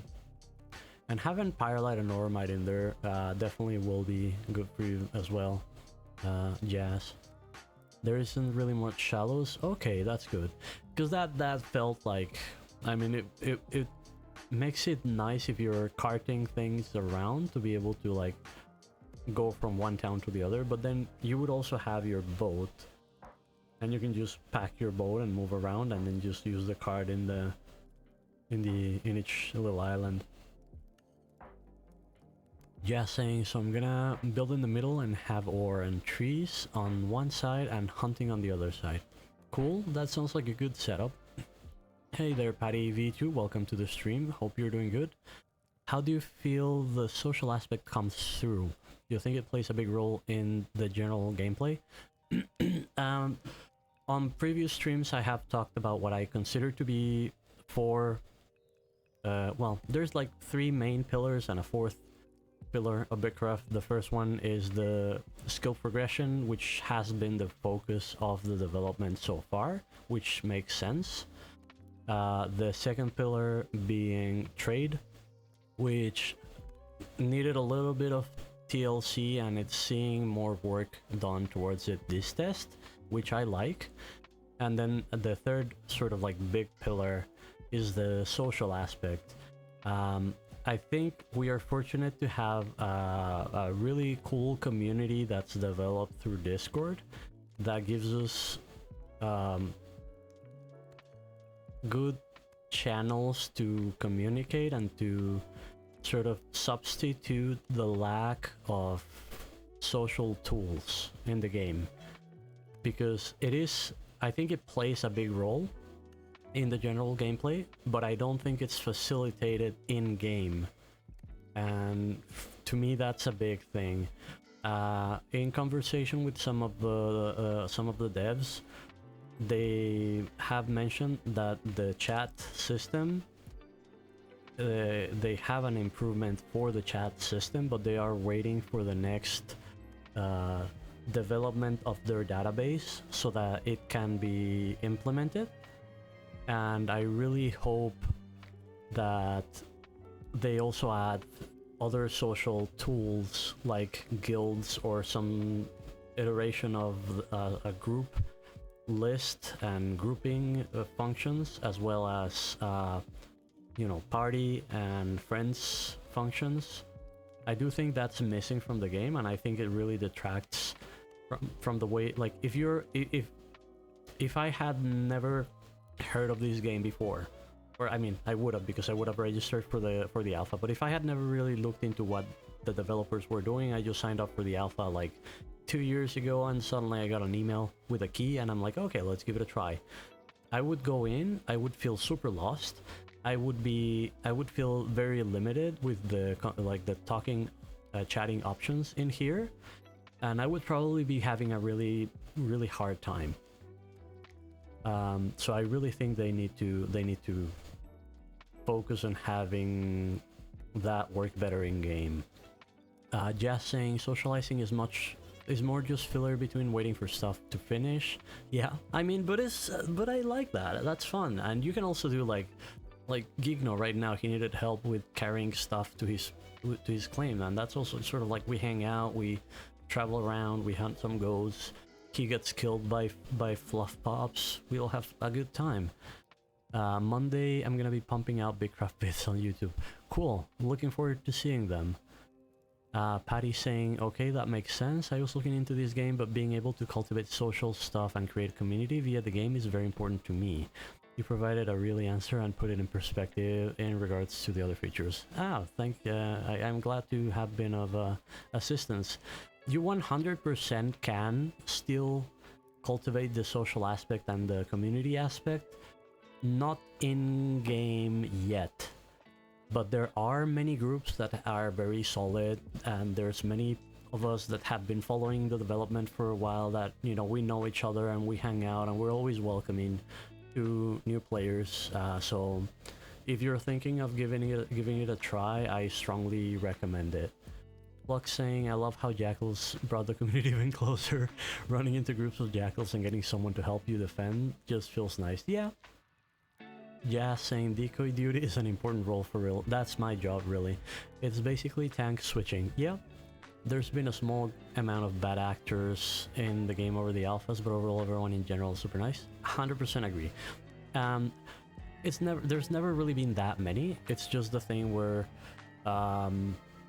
sometimes the negative people are the loudest, and the real impact that they might actually have is probably smaller than the perceived impact that they have. Thank you very much for the follow there, Patty, and don't worry, I'll keep your soul safe. Lux saying to Jamaican Jazz, for real, we're aggro juggling all the time when going for first claim. Yep. Jazz saying like it's rude to not wave at someone in the wilderness, right? Right? Like, and there's etiquette. If you're walking, then it's this thing. If you're at sea, then it's this thing. There's etiquette. You have to follow the etiquette. You have to wave. You have to say hi. Fluxus saying, me and random dude were fighting Alpha Jackal. Third one came and stole our loot. Yeah. Oh, that's really sad.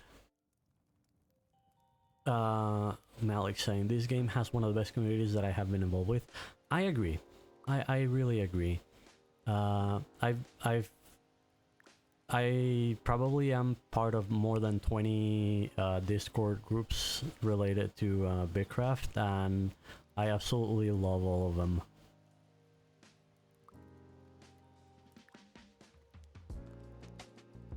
Just saying, bro, we should be able to salute port starboard side while driving our boats. Yeah, we need an inverse 7.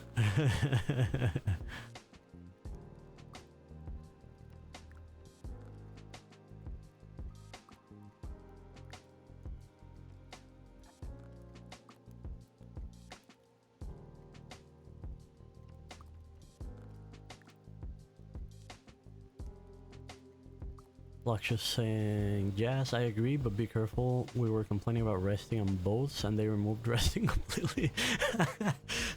You're not kidding there, Flux. Yeah. Although, I mean, like, there were some problems early on with the fullness. It was going down much too quickly. I think once it's balanced, then it's not really gonna be a problem. And I think they have made food where you really shouldn't need to rest, and that's been like that since the last test.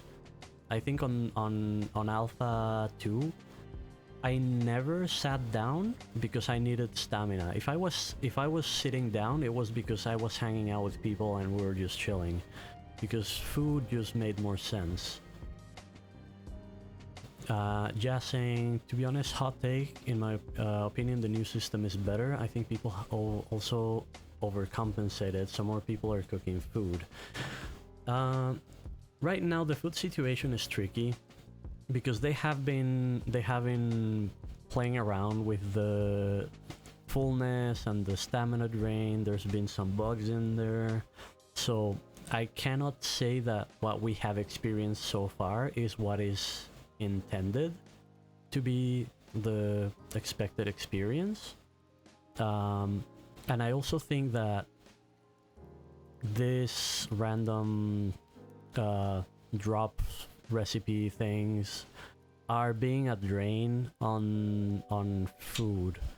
Like, their food would be super accessible without these things. Like, there would always be food available in market stalls from someone that cooks. Because of these things, I think that's not really the case. And I don't know, maybe these things are also meant to drive food prices up and make them more viable for trade. Right now, I guess the cook's biggest way of making money would probably be buying gypsite and buying crushed shells, or getting them, and then cooking fire sand and selling the fire sand. Because there is a bit of a surplus of food, that's true. That's not, it's not something that you could sell. Unless Rumba would buy food, then that would help.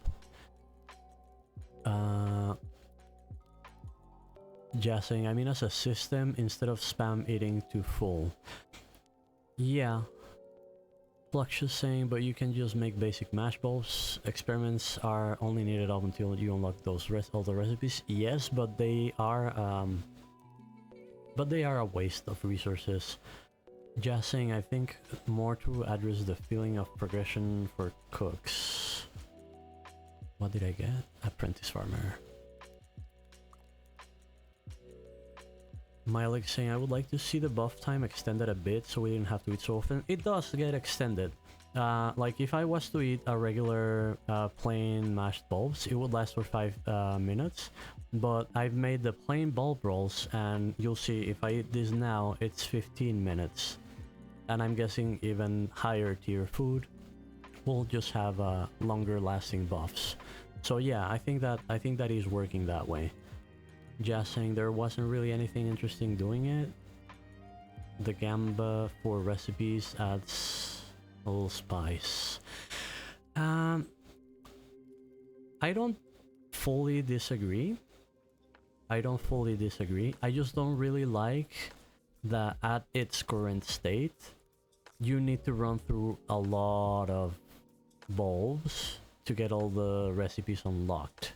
And that in the meantime, you get a lot of other of waste recipes that are gonna be just waste, because I don't think I think there's always gonna be more of these than people who need them, even if new cooks would just avoid this as much as possible.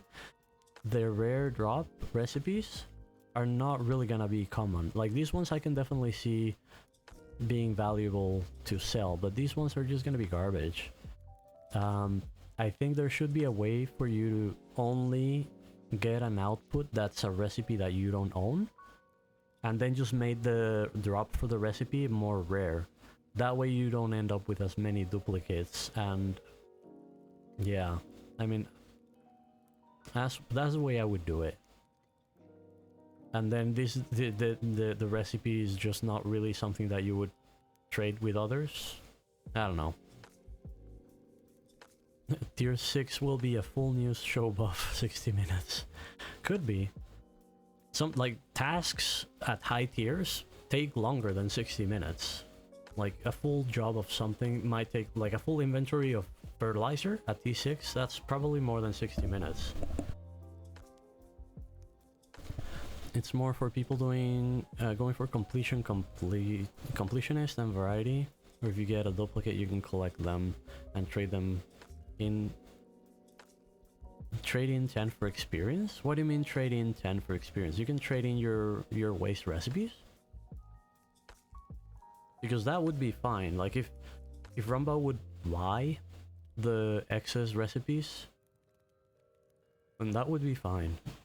Or yeah, like something that would be implemented. Yes, if you could trade in those, that would definitely be good.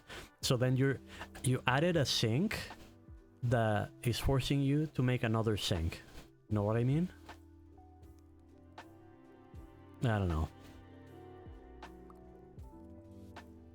Alright, let's get the food.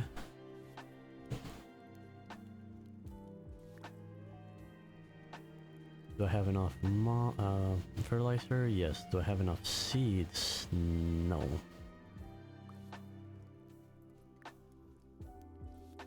Let's do some ember grain then.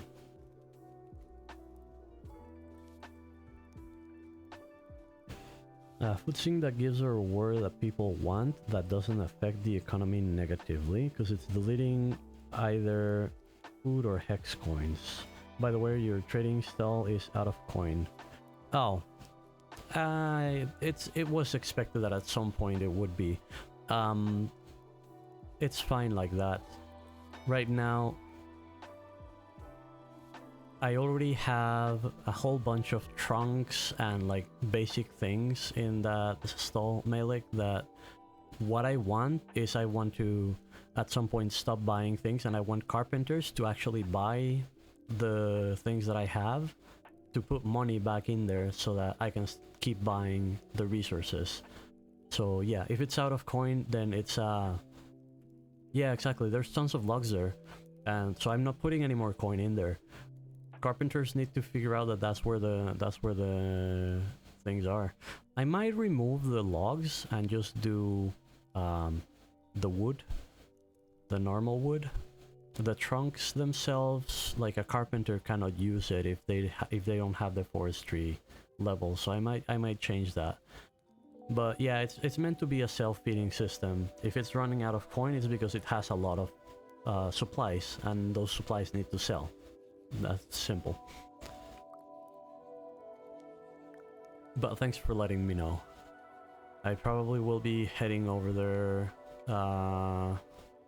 in a few hours. I'll just do 3 for now.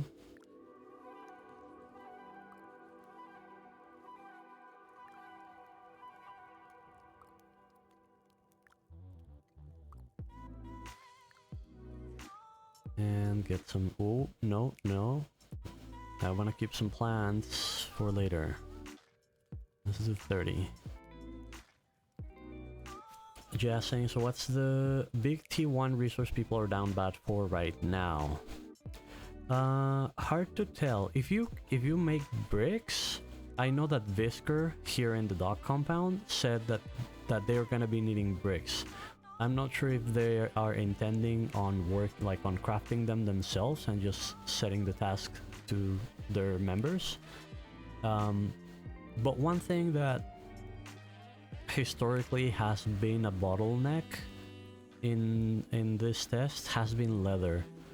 So if you get leather, that's probably gonna sell more. And what I would do, like the leather and the stone are very close to each other in the ruined town.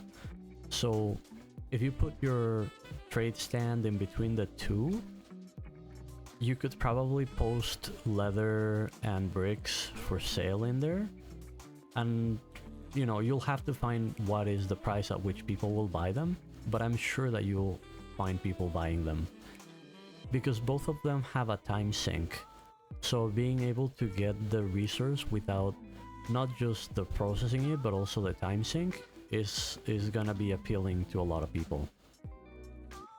Just saying, I think a really easy change they could do for that to help is just let us run with body cargo. Let us run with the backpack. Yeah, but that's just, I guess, a roundabout way for, like, you would put it on your cart. You usually wouldn't move from A to B with just a single thing of cargo in your bag. You have 72 leather. Oh, you can make a killing with that. I don't know how much the prices are right now, but you can probably sell that. Malik sold 3,000 bricks this morning. There you go. Yeah. Yeah, the finished products are what is needed for the each time you go up. For example, like brick. If you want to make a tier 2 brick, no, that's the refined. Obtain. So, yeah, it is this one, right? No? Where am I looking? Oh, here it is. To bake the... no. At which point of the craft then it is that you get it? So you need to make this here. To make the brick at tier 1, you just need the mix and you make the brick. For tier 2, you need a couple of tier 1 bricks, which means this finished product is going to be in really high demand. The base value of this, like if I am a mason and I am making bricks, I know that I can sell each brick for 10 coins to Rumba. So I want players to pay more than that. I am thinking maybe it'll start off at double, like at 20 coins per brick. It could end up being higher, because yeah, it is crazy. It is a little crazy, but it is the way that they've made it, and that means there's a huge load on low tier resources. 10 bricks is... oh, that's right, the 10 bricks is 20, it's 250, it's the planks that are 100. So yeah, if your base Rumbo value is 25, I would expect these things to sell for 50. Depending on how much supply and demand there is, of course, the price might go up or down, but it will never be less than like 30. You need to make, like, if it's less than 30, you might as well just sell it to Rumba. So, hey Kayleen, welcome to the stream. How's it going? So yeah, it's the same thing with the leather. Just I think that's also bought by Rumbo at 250 for the 10 stack. So you can use that as a guideline for selling your leather. Yes. Doing well, T3 Kayleen. Really good T3 research. Have you started stockpiling the things that you'll need to make the buildings, or am I getting ahead of myself and you're just taking it one step at a time? I saw that Umbilical already has their waystone, and we were talking with Geekno saying that I would kind of expect them to push to help the foothills to get it to T3 soon-ish, so that they can set up the other waystone and make for easy trade. Kellingston, we have items for the first buildings already. Good. That's really what you need. Just get the ball rolling, right?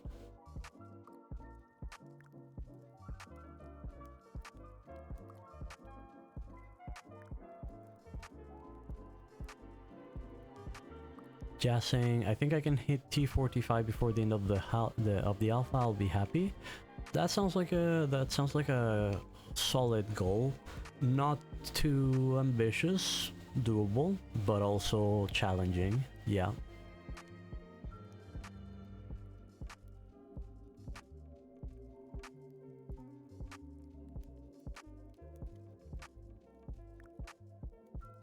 How many seats do I have? 25. Let me get a few more. You guys are a solo/duo playing 7 games simultaneously. I mean, then it might be more of a challenge than I initially may have hinted towards.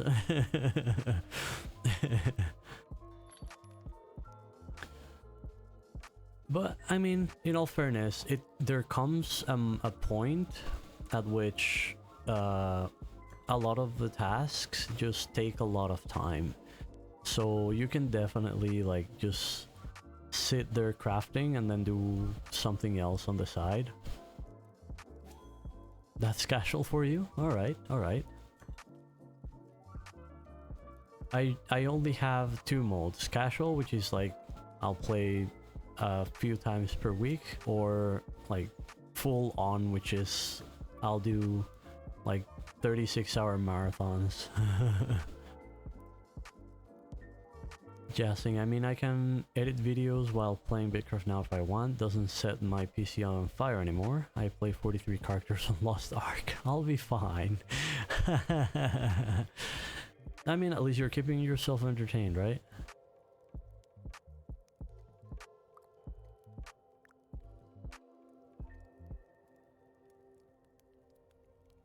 Full-time grinder, no joke there. Oh, I need to collect this first. There we go. And do I need to move things around from my inventory? Maybe. Okay, that is full.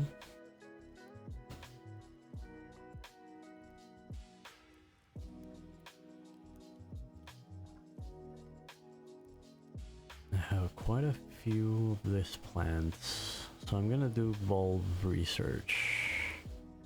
I'm doing good with food, and I really want to get those last recipes, so just, yeah, whatever. Jazz saying group Iron Man on RuneScape soon after we get Kappa in Tarkov 2. Plus Brighter Shores. That's just like even adding more and more and more. Plus Bitcraft, like don't underestimate Bitcraft. Bitcraft is a time sink in itself.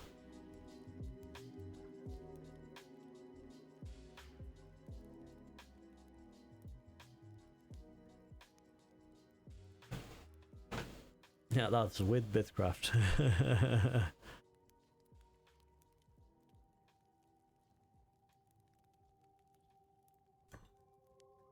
Let's see, did I get any new recipes? Did I drop things on the ground? No. So, my inventory got full but not overflowed. Read this. Plain deluxe bulbs, yes. This is the one that I wanted. I finally got it. I probably didn't need to do all the others, because I already have them, right? Yep. Well, these guys are gonna get a whole bunch more. Hope they enjoy them. Now what I wanted to see is what kind of bonus this has. What? Really? Oh, so it's just more satiation? And what do I need for it? So I take the previous one and I'd add another one of these, another one of that, and salt? Just for more satiation? It's the same level 2 region. I'm gonna guess maybe it lasts for longer. I need to get some salt. There's probably salt nearby.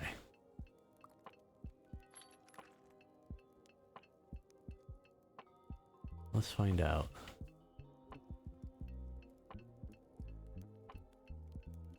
Well, these guys have been busy getting salt. Is that salt? No, that's a fluff pop. Flux is saying, I think item descriptions are still bad. I'm pretty sure it's not 5 minutes. Yeah.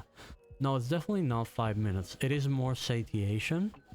It's 35 satiation. So I'm assuming it's gonna be like the 25 satiation was 15 minutes.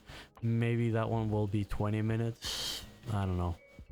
Hopefully something worth it. Yeah, saying is walls just one log? It's just one log. Yeah.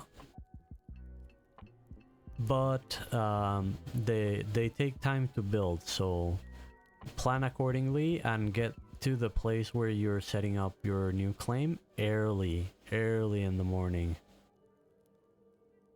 so you have all day to build those walls before night falls. Did everybody just take all the salt from here already? Yeah, just saying you can build them up 10 points and then you can walk. Oh, really? Does that apply to the fluff pops as well? I don't know. I did not know that. I liked that they made them walkable now. Yeah, as far as I understand it, right now you can walk through those things because it was causing bugs on the previous test. There was like a black screen of death that would happen when there was a building project that interfered with your climbing a wall, I think is what it was. So like that was easy to fix if you just made the projects walkable, so they finally ended up doing that. No more glowing chunk lanterns? Probably not. I don't know. I think you could probably still pull it off. If... I don't know if it'll let you do the... No, it's probably not gonna work. Like, you would probably need 2 players. One stands in a tile, the other player builds the campfire in there. I mean, but there's a deployable one. Well, not the deployable ones, but the small building ones. Like, there are still sort of campfires that last less time. I wonder if you can still do that with those. There's no salt. I think I'm going... Let's see, where have people set up towns here? Not really that many. But that's Fablor. I can definitely see Fablor just hoarding all the salt. Okay, let's collect the raft.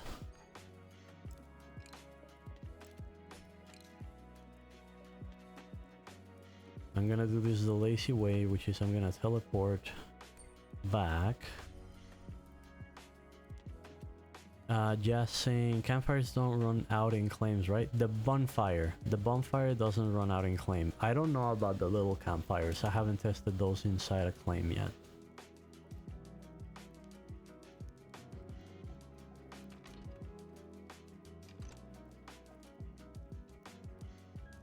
I would expect them to run out.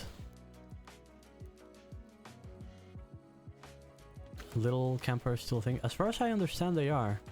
No, that's not it. Fire. No, that's not an eye. You have these things, right? The thing is, you need. No, you need this. Oh, I'm just gonna show it in the compendium. You need to craft on the carpentry station. You need to craft 4 planks and 4 of these things for this. These things don't stack. They use 1 full inventory slot each. And then once you have touched this thing, then the building unlocks in your building menu, and you can place the building as usual. And instead of building materials for it, you add the item from here, this thing. You pop that one in the construction project, and then you build it. It's 5 ticks to build. Jazzing, so I'm assuming they don't run out on claim. I don't know that they. I don't think they would not run out. I think they should run out because it's just the way that they work. I don't know if it's a decay system that they used. If it's a decay system, then yes, placing it inside the claim would stop them from decaying.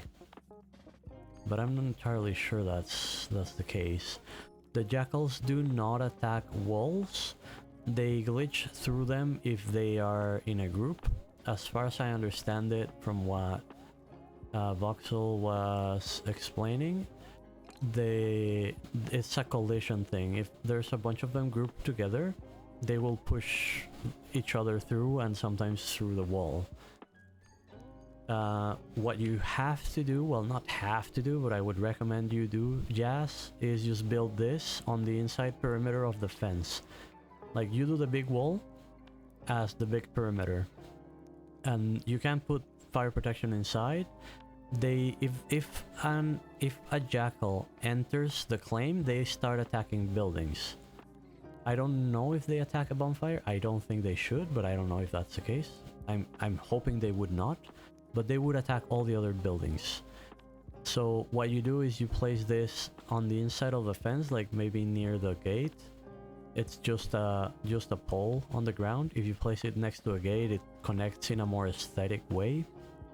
And then if a jackal goes inside, then they will chew on these things before...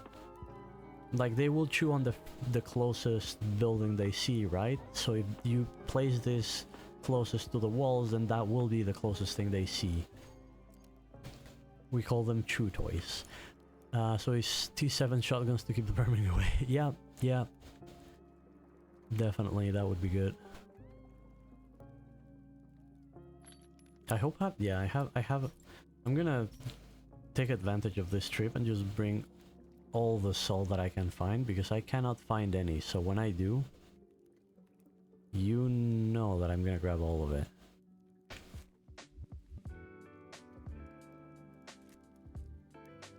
Just asking, is there anything tameable yet that people have discovered? I don't think that mechanic is implemented. A lot of this is just future-proofing. Like, we're exploring the map and we're not getting exploration XP. We are getting construction XP, but that doesn't really do anything. And we are getting Slayer XP, but that also doesn't really do anything. So from what I understand, all that section is really just future-proofing. Gigno still grinding here, doing it remotely from the comfort of my sofa on my notebook. Nice. Jazz, one time where it's literally a skill issue. Yep, you're not wrong. Gigno, Bitcraft is one of the few games I can play with a remote control. Yeah. It shouldn't be too demanding.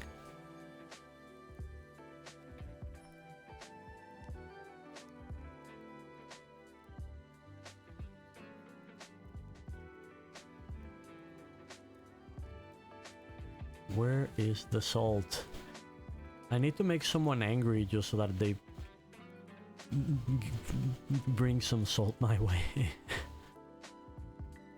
60 bricks in cooking, really nice. Then you'll run into the time choke, so I actually recommend just making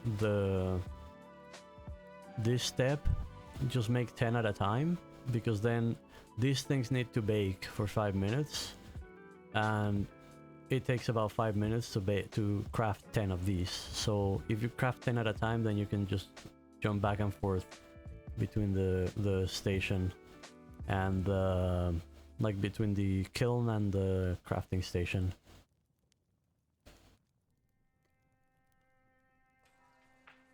Make sure you charge them accordingly for them. Yes, don't let fluxes off easily. Fleece them all. I need everything. Yep. T1 stuff will be in high demand.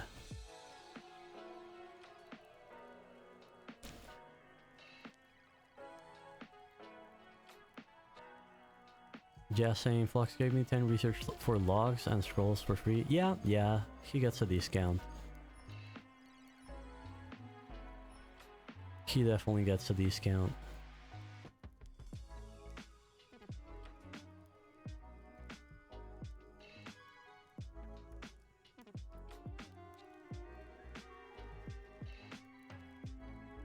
Probably the biggest discount you could offer if you want to be really nice.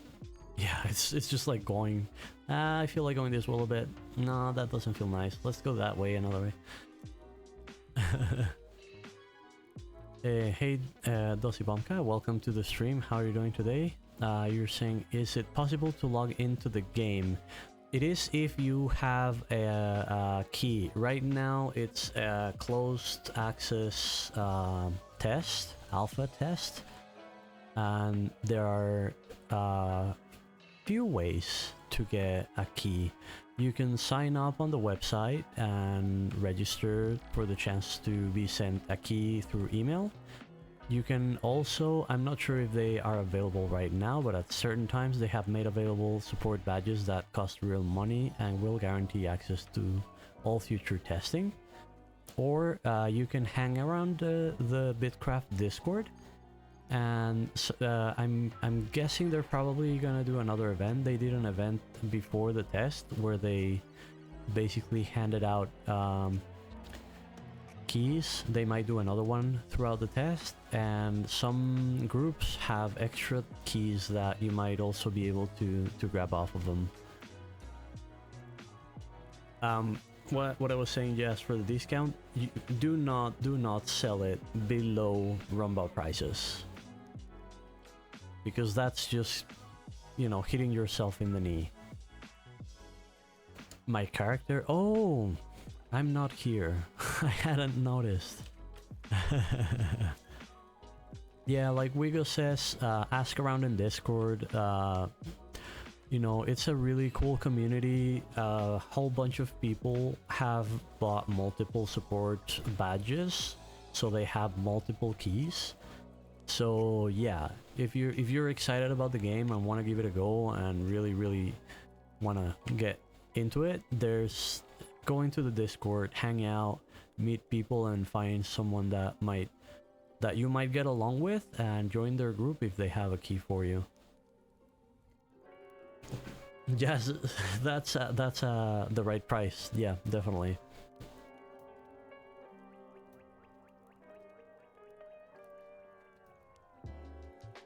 To be fair, you could post a listing at 5 for that price, and that would be a good discount. Because listings don't have to be, you know, one item per listing. I'm actually surprised no one that I have seen has posted that price, that 69 price for something. I love how you just get these random texts sometimes. I've sent a screenshot to the devs. I'm not sure what's causing it.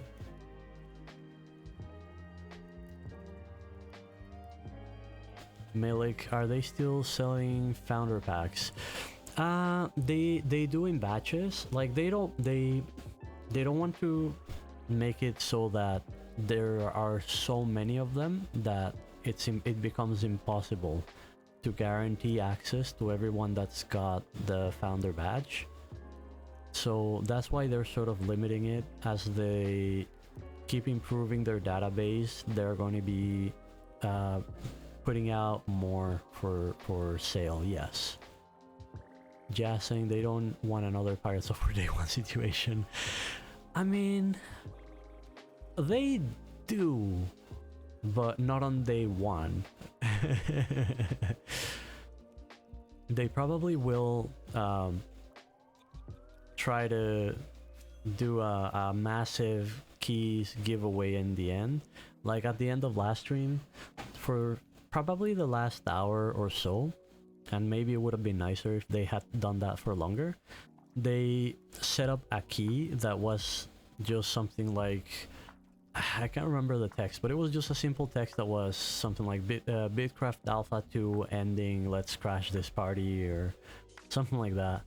And then that was the key, and they posted it in all their channels, so anybody that wanted to go in and play the game would be able to use that key to log in, like sort of a master key.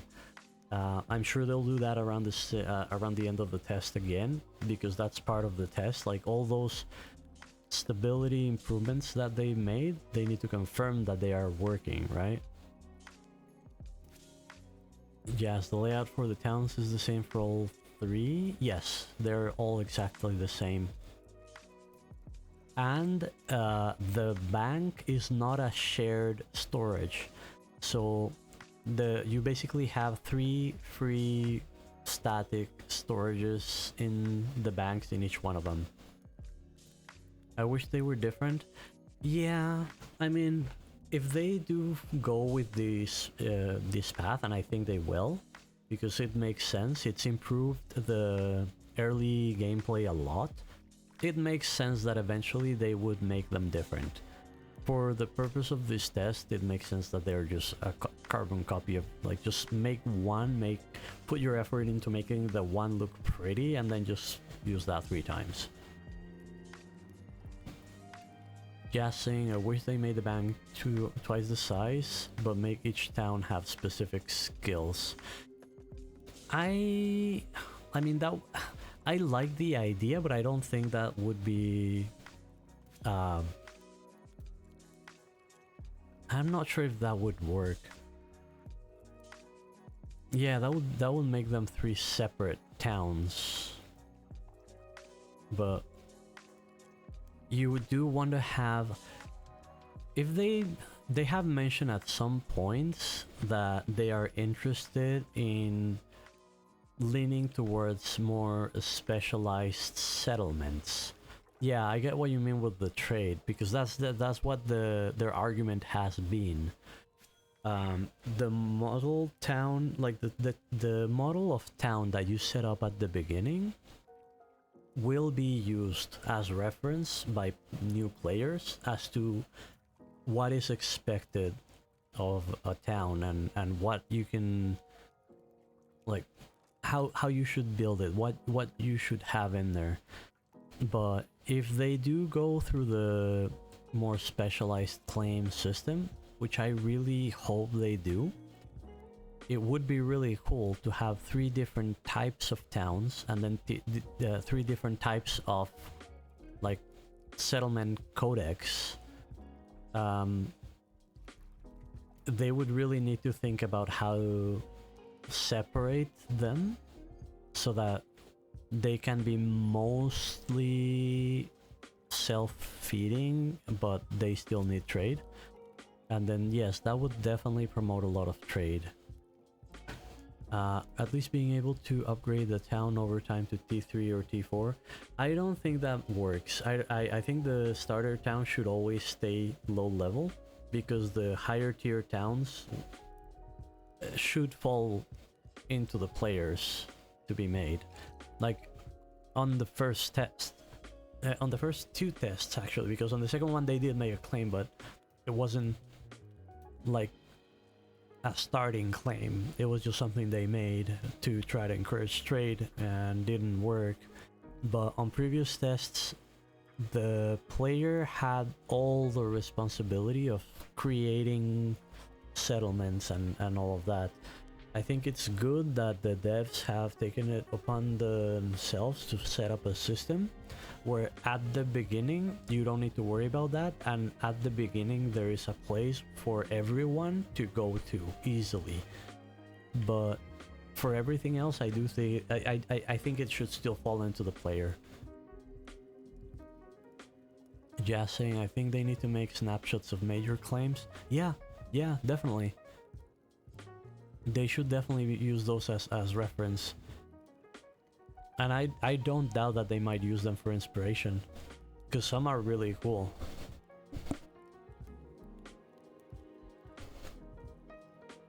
Use some as a rundown claims overrun with enemies.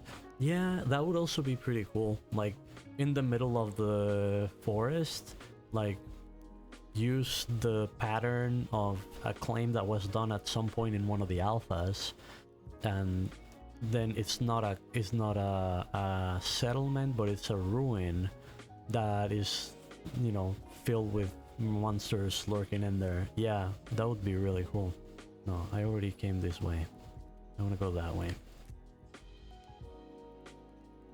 Flux saying it would be cool if there were some abandoned ruins that you have to unlock as a community by investing hex coins or resources, like the ancient temple, but just like it be a dungeon, you mean? And then in order to access the dungeon you have to unlock it. That sounds good. That I like that. Just saying tents and buildings could be filled with loot containers and respawn to like rune chests. Yeah, definitely. I could definitely see the appeal to that. And if there are resources in or around those ruined towns, it would also be a place where gatherers could say, okay, this one just got cleared, let's go and mine everything and get everything.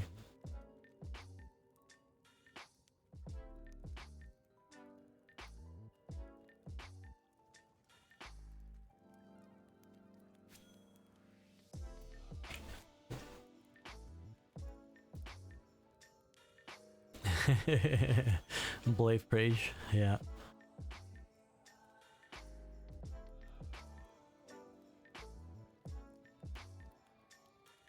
Sometimes Blade lurks streams, but looks like he's not on today.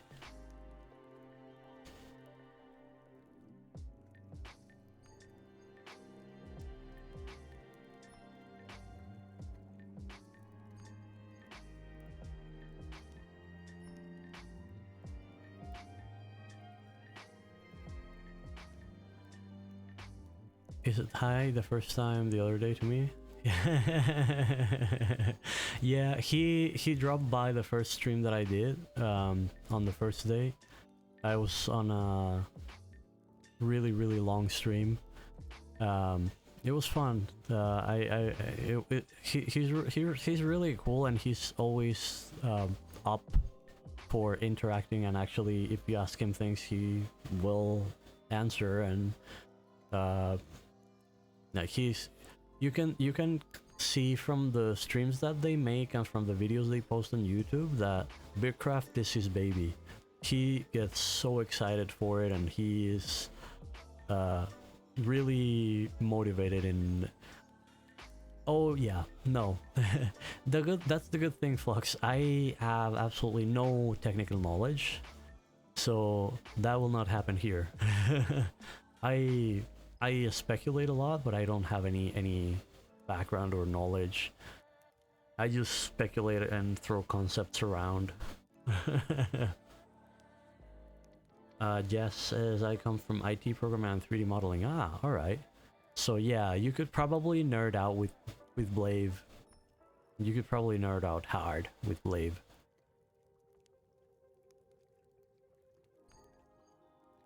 What happened to the salt? I thought I had found the salt. Now there's no salt again. Oh, there seems to be salt that way. How much do I have? Just a little bit more. I mean, if I'm making this trip, I might as well make it worth it, right? Just saying, boot up WoW or League. Easy salt farm. Yeah. Yeah, I should go farm there. For sure.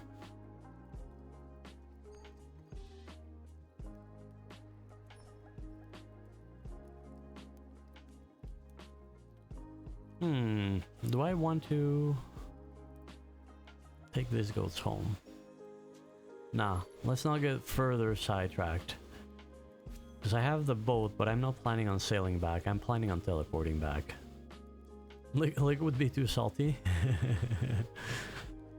30 cooked bricks. Whoa.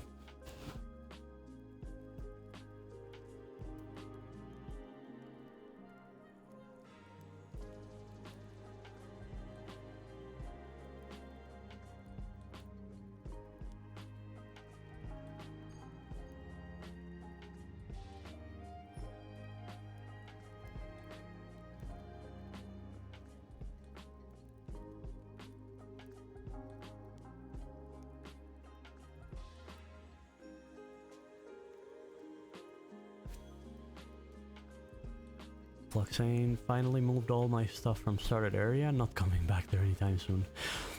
I mean, you will once you have the waystone. Yeah, saying, bro, I don't even care anymore. I'm eating ground meat with mash balls in town. Too much hammer clanking? Yeah, I lower the sound effects a lot just to make that bearable.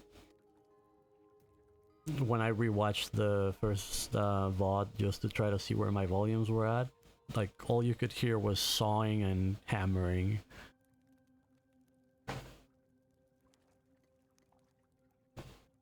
To turn it up louder, you could, because I think by default this is probably set around here. So if you want it louder, you could probably do that.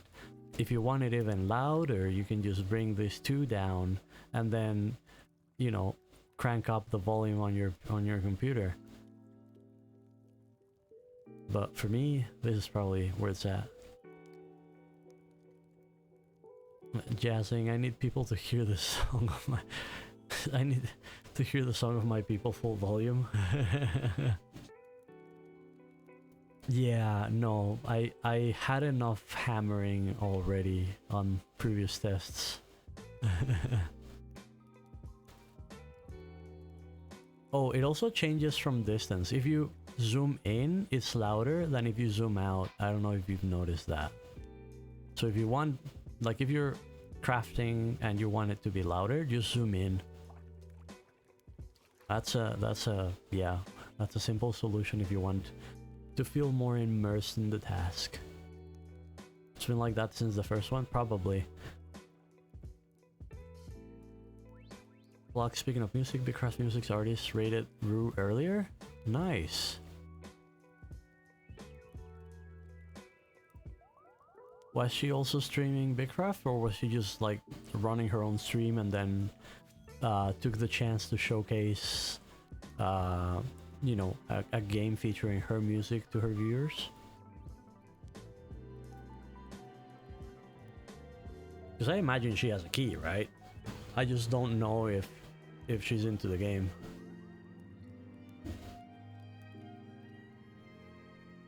Running on stream, but is planning to play again. Yeah.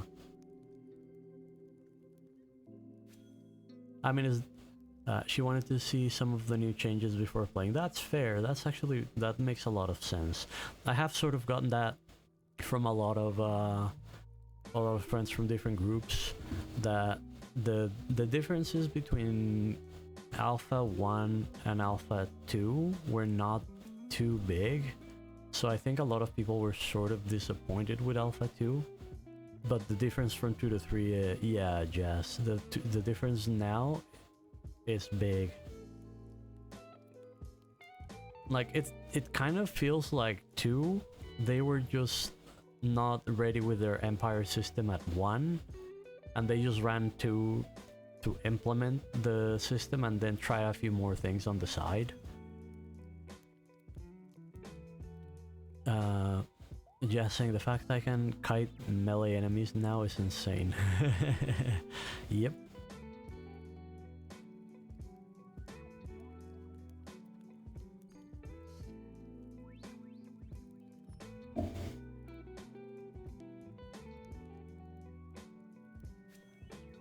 Remember the Alpha 1 boat rubber band? Oh, yeah. It's probably still there. I haven't... Oh, yeah. No, I have been a passenger, but I haven't been... You know when when you have a passenger on your boat, sometimes either the... I can't remember if it would be the passenger that was glitching or the boat. If you were the passenger, the boat would glitch. I can't remember exactly what it was, but it would rubber band real bad. Like, there was some hard desync in there.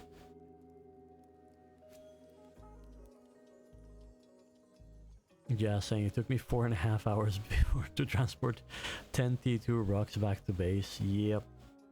I'm also EU, and I think I suffered it the same as people that are US based. From what I can tell, I don't think it affected that much.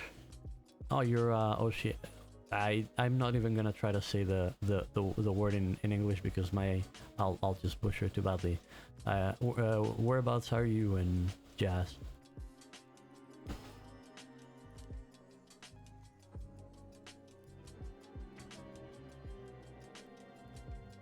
Australia? Cool, cool. Blockchain Alpha 2 rubber banding appeared after 2.5 weeks. I don't think I paid attention that closely to when it appeared, but probably. Doo-doo tier internet part of Australia? Isn't south where Melbourne is though? Although I guess it's probably, you can probably have good internet in Melbourne, but not like outside the main area of the city. Adelaide? I'm not as familiar with Australian geography to know where Adelaide would be. Oh, okay, so southeast from Melbourne. That makes sense. Yeah. I literally just know where Perth is because it's to the far west, and I know where Melbourne is because there's a track nearby Phillip Island, and I watch races that happen there. It's really a country that I wish I can visit at some point, but it's so far that it's really expensive for me. You don't talk about whom? The Tasmania?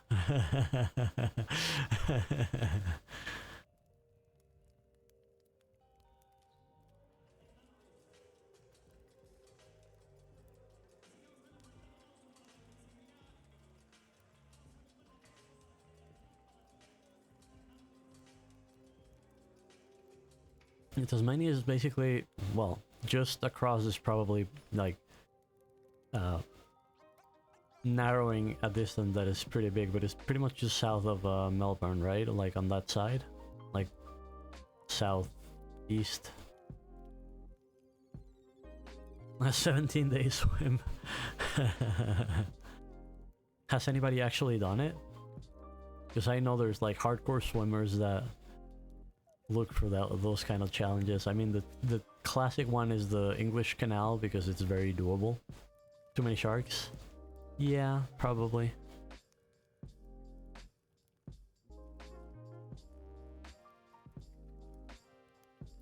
Also, I mean, 17 days is not the same as, you know, just a full day swimming. 17 days, like, how would you sleep, right? Whenever a swimming distance goes beyond 1 day, it probably becomes unrealistic. I mean, you could have a float to sleep, but then you would just get hypothermia.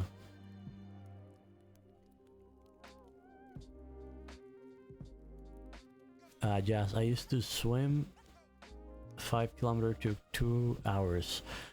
I have absolutely no idea what level of swimming that is, but that sounds good.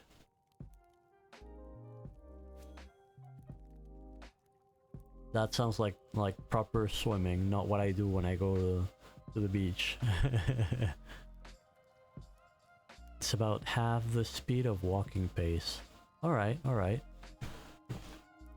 Which for swimming is pretty fast actually.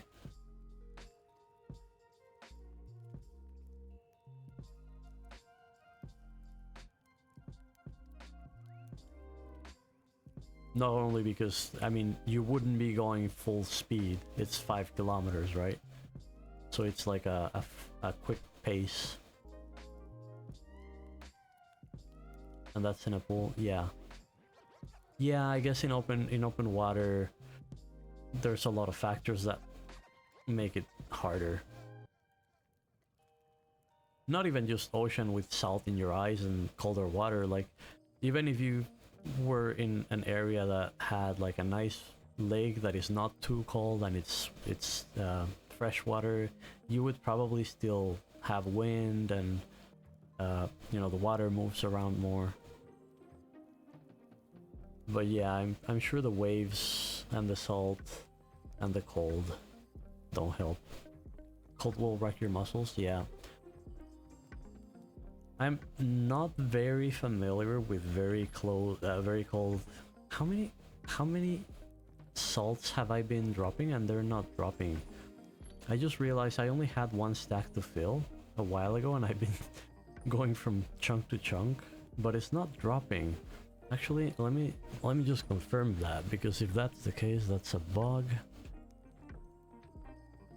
As I was saying, I'm not too familiar with cold water because I was born in Mexico, lived there most of my life, and most of during my adult life I spent many years in the coast, but the water was really warm. Like the water in the Caribbean in Mexico is like 29 degrees all year round. So okay, just to write down the timestamp, I'm at 4 hours. So it looks like there's a little bug here. I have a full inventory. If I mine this salt, it should... Oh, never mind, it's not a bug. It's going here. I did not want it to go there because that means running back, I mean sailing back. I did not want to sail back, but now I'm gonna feel bad if I... No. You know what? You know what? You wanted salt? You wanted salt? Here's your salt. Yeah, here's your salt.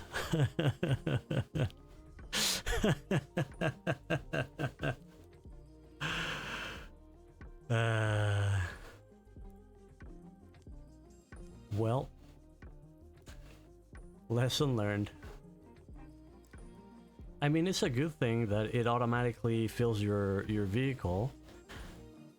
I think that's a good feature. I just wasn't counting on it.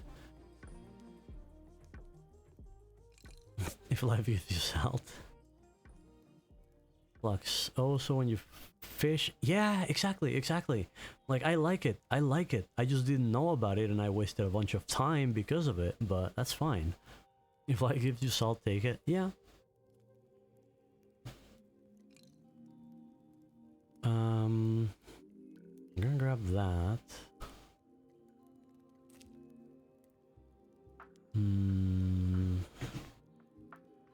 That's just using space that it shouldn't be using. Just saying, I always have my storage open if I'm using vehicle. Yeah, the vehicle storage. Yeah. I was really not counting on the raft grabbing anything. Like, I was just out there until my inventory filled. And yeah, I just got distracted with swimming. And I expected to see, like, I didn't open the inventory because I expected to see the dropped items once I got to that point, and they were never coming. And when it was going for longer than expected, that's when I figured some kind of bug, but then I remembered, no, it's probably going into the raft. This is the first raft. The second raft is probably bigger. It's the same model, but it just has more space, just like the cart. I can probably see... no, because I don't have the other one. But this one has 6 item storage and 1 cargo storage. The other one probably has 2 cargos and maybe 10 items, I'm guessing. And yeah, it's not a bug, it's a feature. It's a good feature too. It's a really good feature. I just was not prepared for it. Is it 10 stack of cargo or 5? It's 10. It stacks to 10. And that's why the starter car now only has 1 slot, because that 1 slot stacks to 10. And then the improved one has 2 slots, and that's 20. The previous one, I think it was 5. I think the cart, like the plain cart, each slot was 5 cargo, and I think both raft and skiff were 5. I can't really remember, but it's 10 now because Gigno was transporting 20 cargos over to their town on the big raft. So the big raft, I know it's is 20, so 2 slots of 10. Was the skiff 7? I think the skiff, it might have been. That might have been the weird one. Speaking of which, right now there is no skiff, but it is coming. I don't know when. I just know that it's probably better to save up for that one than it is to make the improved one, unless you really are like swimming in resources and then you just build the improved one while you get that one. But if you're working towards making an improved raft, just wait a little bit. Just wait a little bit. Just saying it was 2 7 slots, because I was sad when I went chum fishing the first time. Maybe wasn't it 3 5 slots, or was that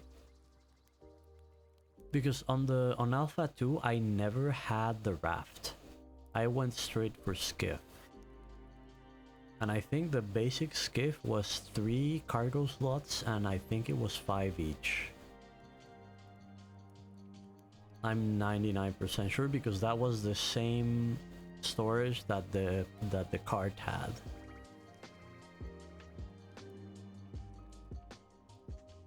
Yeah, the skiff had the same storage than the cart, and that was 3 slots of 5 cargo each. Yeah, not stacking to 10 is sad. Is there anything else that I can move around in terms of storage? I can store that there. I'm gonna be using some of this here. Then I can drop that in there.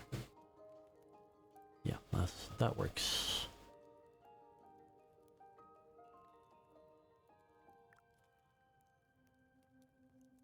Just saying, I spent like 2 hours looking for a T1 big fish spot. Yes, they were really hard to find. Harder than I feel they should have been. Now, before I get onto that, I did this because I wanted to try that. Oh, it takes sugar? So, you know all that salt that I went to collect? I didn't need it. I did not need that salt. Alright. Do they have a cooking? Yeah. Well, Visker and War Dogs are gonna be very happy because I am dropping a whole bunch of salt in their base. Was it here? Yep. Yeah, typical Bitcraft gameplay. At least when it comes to me. Alright, let's go find a tree that is not surrounded by jackals. Is this a tree? Yes, there's one jackal there. It's stalking me, but... Oh, really? You're gonna come all the way from there? Alright.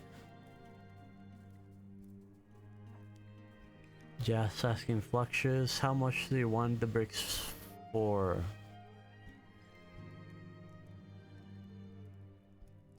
Flux, you around?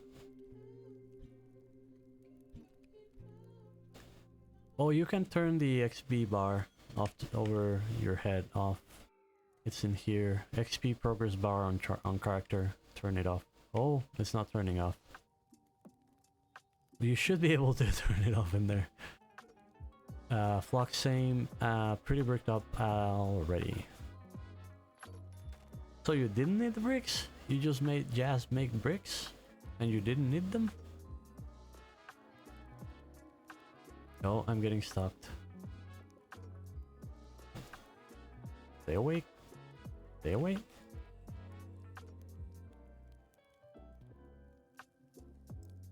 No, he's coming.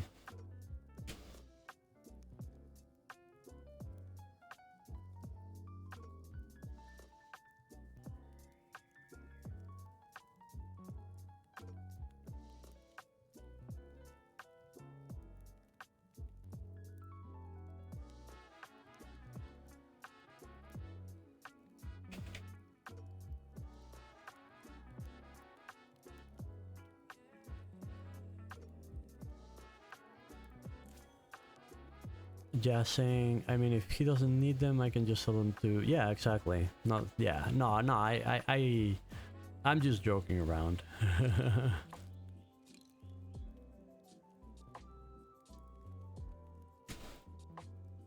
I need to find a tree that doesn't have any enemies near it, because I don't really want to deal with them. Oh, I already have 3 sap. That's enough.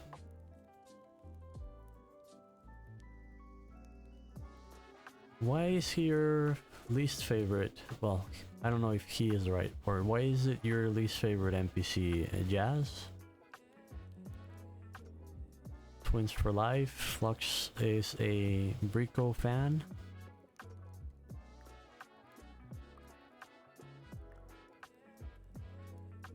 This is where you do sugar, right? Yeah.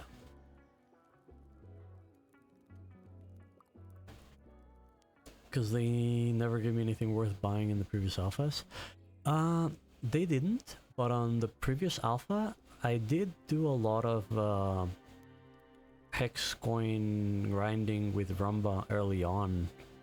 Like maybe not a lot, but I did go find, like I did go search Rumba with planks in my inventory. I think it was planks to get hex coins. It's much better to have them be in the starting base. It's exactly the same thing as it was before, but now it's just more accessible, more comfy, more reachable. Brico has all the deployable updates. Yep. Not anymore though. Rumble has them, right? Upgrades? Does Brico have any upgrades? Like what? Is there like a cart thing that makes it better? The expanded and the bottomless, you mean? Are these ones Brico?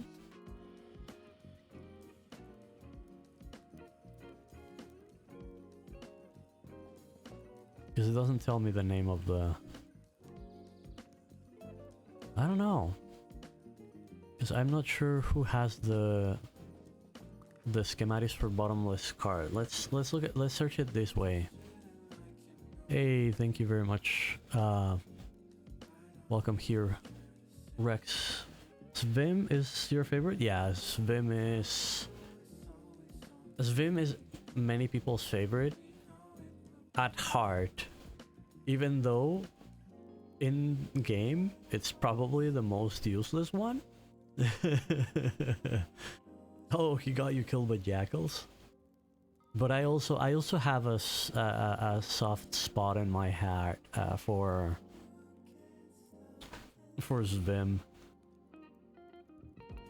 I like lore as part of of world building, and I get that they haven't really gone into that too much, but I expect Svim to be the source of like world knowledge, to find out what's up with the world, to follow maybe some sort of story at some point. Flux saying, yeah, Brico has carts, mallets, and other stuff. Looks... is the one with the 60... there's no Bricos near me. 60, here we go. 63? Well, maybe you got a few more things unlocked in there based on what you've interacted with. I don't value people based on their usefulness, I value them based on their drip. I mean, in that case, I think Svim is still better. I think the twins are cute, but I think I still like Svim better than the twins. Oh, yeah. The bigger deployable ones you get from Brico. I guess it makes sense that Rumba, since it's the NPC in town, would provide the very first ones, but Brico's still the guy to go for these things.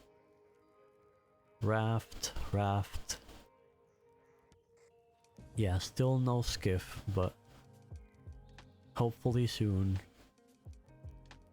Like if all they did was just keep the same model and just make it bigger, I think it would be a waste of resources that they already have. Like they already have the skiff model, they already have the fishing boat model. There's no point in not having them accessible. Yeah, saying I hope if they add a weapons vendor in the future, his name is Chad. I don't think they... I mean, I guess it could be something that is worth, if it's not just like the blacksmith doesn't just make the weapons, but there are better weapons that can be unlocked with schematics. I don't know that it would make a lot of sense early on though, because you're just going up through the levels and then you'll have access to higher tier things. If they put the weapons behind an NPC wall, then I would think that's a step backwards. Making a blacksmith Machamp looking. Luck saying weapon enchantments would be cool. Yeah, exactly. That's more of what I'm thinking. Like something that you could make weapons, like you could have the basic Firelight weapons and you could have like improved Firelight weapons. And then I guess people would be trying to find the better ones, and then, you know, if you don't really care too much about adventuring, you could just do with a basic weapon, but if you are actually going at it, then you would look for the improved ones. Maybe they have yeah, exactly, boosts like attack or poison or I don't know, there's a whole bunch of things that they could do.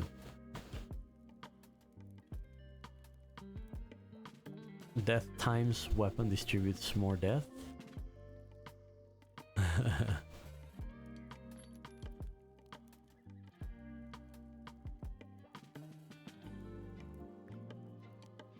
Alright, let's see what these things are like. I wanted to make just a couple, ended up making a lot more than I wanted to. It's a good experience, at least. Just saying, I want to be able to use a stick as a weapon, and it does 1 damage. I'd love that, actually. I think that would be super fun. I would actively do that. I would actively have a stick equipped here. And then, if I saw somebody in the woods getting attacked, I would probably yell, "Don't worry, I'm coming to your rescue," and then just starts to hit the jackal with a stick.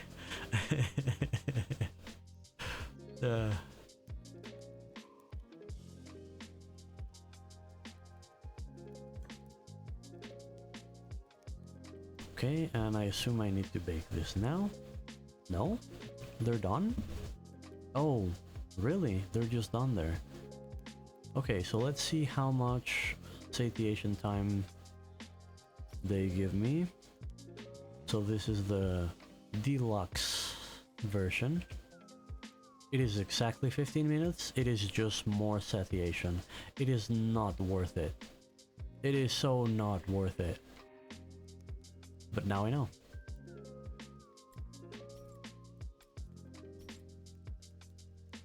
Alright, let me drop some things in here. Just saying, calculate damage on jackal so it's on 1 HP and then get the glory kill with a stick. Nice. I'm almost 30 plus in everything and still haven't built the claim. I mean, yeah. If you're doing everything yourself, that sounds about right. I'll be 40 foraging before I can get the writ. Yeah. Yeah. Did I hit 40 already? Foraging? Oh, here. Nope, not quite yet.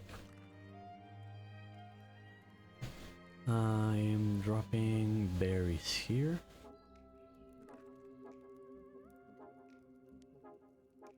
Block saying I'm at 39 foraging, just need tools. Yeah, that tends to be... Every time you're close to the highest tier that players have reached, that's the issue. That's a big issue. It's part of why I've sort of taken a step back from like trying to be at the forefront of things. Because I feel it just stresses me out more than I'd like, and in the end everything from these tests will be wiped. I know that when the game is live and when like there's not gonna be any more wipes, then I will definitely try to join a group that's going for the forefront and like assume one job and just be the guy for that job and try to get up the tiers as fast as possible. But for the tests,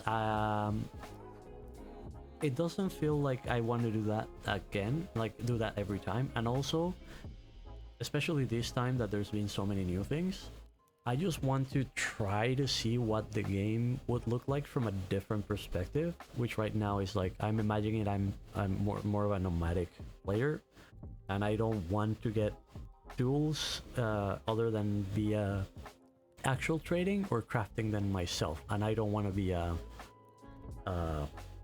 blacksmith. So yeah, that's why I have Firelight tools.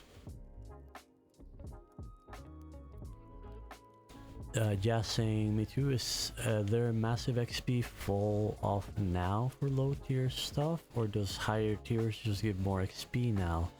I mean, I just need a level 50 in everything to achieve what I want to achieve, so I'm not stressed. Even on full release, I don't think I'll rush endgame. I'd rather just build a community and try everything. That's fair. I think I will rush endgame on full release, mainly because I would enjoy that. And at that point, I think I would already be sort of within whatever community ends up being the group that wants to go hard at it. Because there's players that I get along with that are doing that, or that then I know that they will want to do that when the time comes. So in that regard, that's basically why I think I will do that on full release. But yeah, for now, I mean, if I was to do everything the same way every test, I'd get bored. And when there's so many different things between the last test and this one, I feel I have more fun just trying to see all of that. Guessing I'm just a filthy casual who tries to avoid drama. Yeah, right, a casual. But I avoid drama too. But that's the other thing, like, I think if the trading works, it is viable to be with the group that's at the front of things without depending on, like, without anything that would lead to drama. Because you could just work your craft and that will give you hex coin influx, and you could sell the things that you need. Once you set up a claim, I understand that whatever, like, whenever somebody's crafting in that claim, that creates wealth, right? That creates hex coins. So then whoever is managing that process is responsible for buying things from me. Like, if I become forager, like full on forager, then yeah, I'll go, if gypsite is needed, I'll go get gypsite. If berries are needed, I'll go get berries.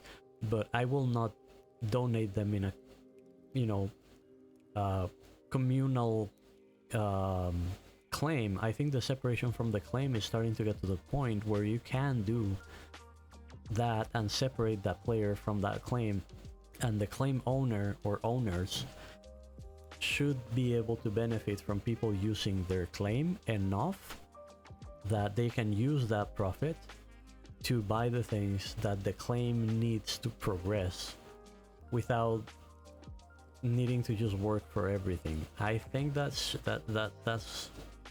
what I envision would be an optimal scenario.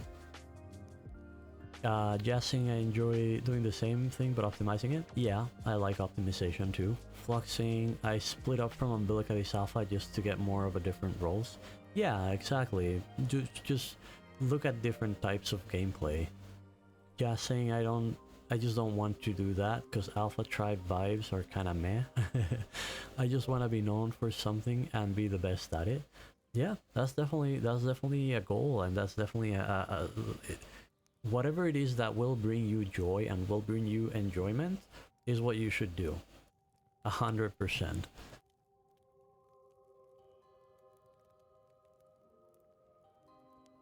Alright, what was I doing? Oh yes, I dropped that thing here. I don't want this bark.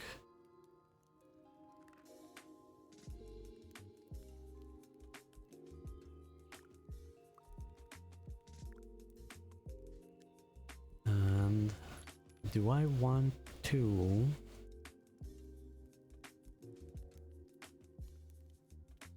Do I want to grind any more farming? Because my cooking is getting close to 20. I have enough food on me. And I have fertilizer. So I think now what I'm going to focus on with the crops that I get is just stuff that I'm going to bring with me so that whenever I decide to go into the tier 2 farming and cooking, I will already have the plants, because it takes five plants to for tier 1 to make the tier 2. So if I wanted to do like 10, 20, 30, 40, so that's 200. Maybe I want to get 200 of these. That's 10 rows. Yeah, that's probably what I'm gonna aim for right now. Flux saying, damn, the salt is respawning so fast this alpha. So you say, so you say. Yeah, saying my favorite part about Bitcraft is crafting big crafts. Yes, it is fun. And talking polite trash with others while I'm doing it. Yeah, yeah. Yeah, once you get to the, like, it's funny because there's different points of gameplay. At first you're sort of like all over the place doing all these things, but it comes a point where Bitcraft becomes you're just chill.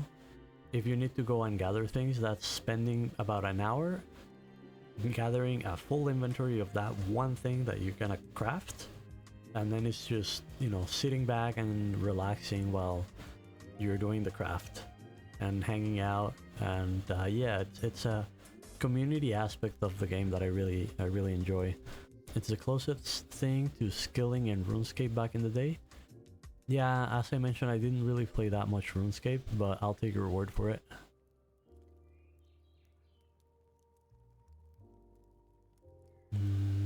How many seeds do I have? Do I have any seeds left? I don't. And how much fertilizer I have? 157. So I don't want more than 157 seeds. So I'm gonna start here. Like saying, when I played Minecraft, I love long mining trips for multiple hours, so gathering for hours tickles my brain real good. Yeah, gathering is just, it's a fun, like, brain off, chill task. Just saying, you're just in the middle of nowhere mining a rock and someone else pulls up and now you're just talking with a dude you never met for half an hour, and then yeah, you're both hitting rocks. And as it stands down now, you might run into that person again, you might not. Once we have, you know, a more social features, you'll end up adding people that you met mining, and then when you need something else, you will probably know somebody that can help you with that.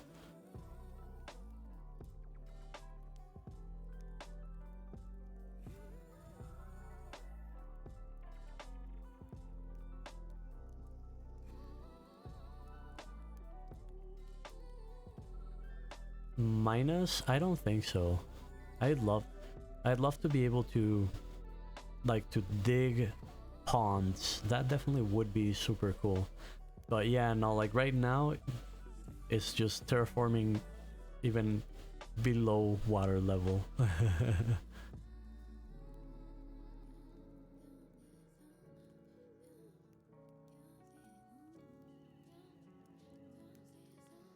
Yeah, saying I want to make a koi pond. Yeah, that would be so cool. Just terraform rivers.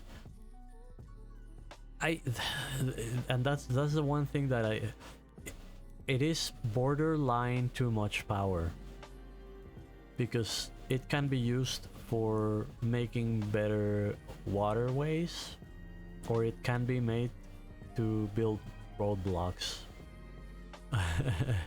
So yeah, that's the one reason why I guess it's probably not really going to be a thing. But who knows, maybe they'll test it one test. Like, we should at least have one test where they give us the tool and see just how much we break it. Like saying, I hate all the waterfalls I can swim up to. I know, I hate them too. I love the waterfall climbing glitch. That should have been a feature.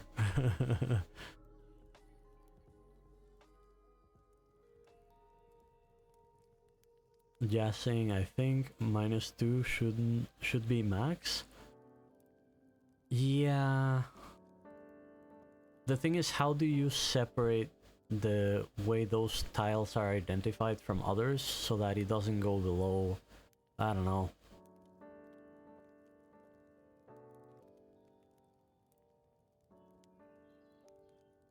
And for for waterfalls, I hope that at some point, just like now there's that elevator for cliffs for just the little guy, it's not cargo enabled. Eventually I think it really should allow you to go in there with your cart. It would be really cool to see like locks, like level locks that you could use to go up and down rivers. That would be really cool. Just saying, deep enough for small and big fish, not enough for chum fish. Yeah, that would be a good balance, but again, how to track it? I guess there might be a way for them to do it. I don't know. Is there a volcanic biome or a hot springs biome? There isn't, but I could definitely see the rocky biome become that. Yeah, it already is kind of like halfway there.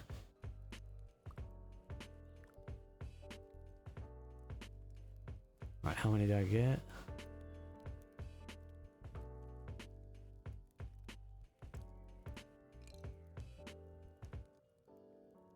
Oh, that one stacks in hundreds? Okay, so I'm going to need to...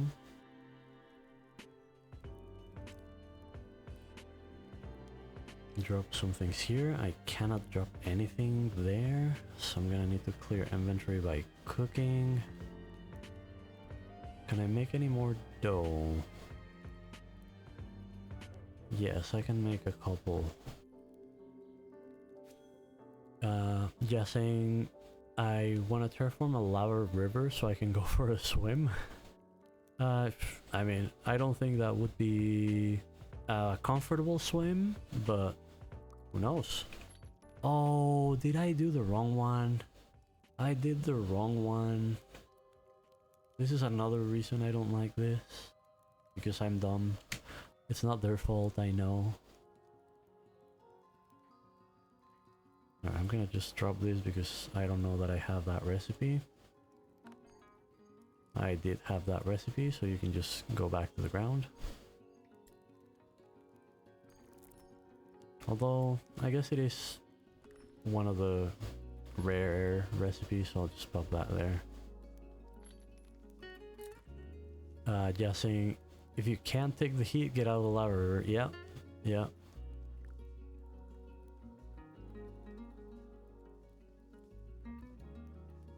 Oh, I'll make this. Action speed? Alright.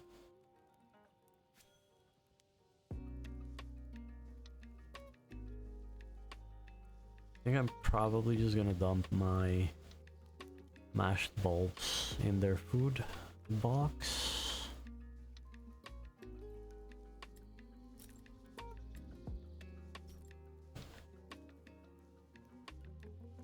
I'm trying to figure out how I will manage my inventory to head back to the west ruined town and get back to the hex coin grinding, because I'm probably going to be ending the stream in about an hour or so, and I think that's about how long it'll take me to organize everything and get there. Food. You go in, you go in, you go in, you go in, and you don't. Yes, you do. Yeah, I'll probably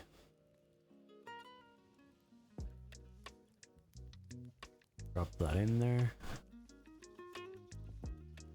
Just saying, how much supply drain is it for a base of that size right now? It's not bad at all. The 5,000 X coin that it costs to build it will become 5,000 supplies in here, and at these guys have grown it up a little bit. I think the base area is 817. At 817 it's about 12 hours, as like just the moment you make it, you will have 12 hours of supplies, and then to get more supplies you will need to find a rumba, and you need to get the sacks of coins. 12, sorry, 12 days, 12 days, 12 days, my bad. 12 days. I can't remember if it's a sack of coins. But you can get a sack of coins. You basically give Rumba hex coins. Like if you give him 1,000 hex coins, he will give you a 1,000 sack of hex coins, which is a cargo item that you just drag into here. And I think there's also some things like this. This says can be used in construction of buildings. Oh, it used to say that it could be used as supplies as well. Maybe I'm misremembering. Flux saying, I told you that it was 12 days earlier. Yeah, that's why I was worried when he said hours. My bad. My bad. It is days. It is days. Okay, I got rid of that food. I still need a few more seeds. I want to have a total of 107, right? That's... Do I have more? No, 157. And how many plants do I have right now? I have 83. So let's do one more batch with a cap of 480-ish. Like that. Just saying 800 tile base. Yeah, 817 just because of how the math works with hexagons. Flux saying I feel insulted. Jamaican just didn't trust me. Just saying, and it doesn't affect the drain rate. That is the drain rate for that size. You make it bigger, the rate will be a bit higher. They are massive. They want they want claims to be harder to make and then easier to maintain. And yeah, I don't know if that might have been a little bit too easy to maintain, or if what they're expecting is that, you know, somebody's going to end up making huge claims that are truly massive cities, and then that's why they need the decay to be lower. Let me actually see. I don't know if I can see which was the... Here's the claim button. Like right now the maximum amount of tiles is 1,000. I don't know if I'll see research. Oh yes, I can see research. Let's see, what does a tier 6,000? It doesn't feel that massive actually. 6,000 tiles, so that's like 6 times this thing. I mean, it's not bad, but I was expecting bigger. Yeah, Flux, just like I want to see a properly massive city. Just saying, I think if it scales more, the bigger it gets, it would be fine. Yeah. Oh, plus 6,000 from the last tier? That's how that's calculated?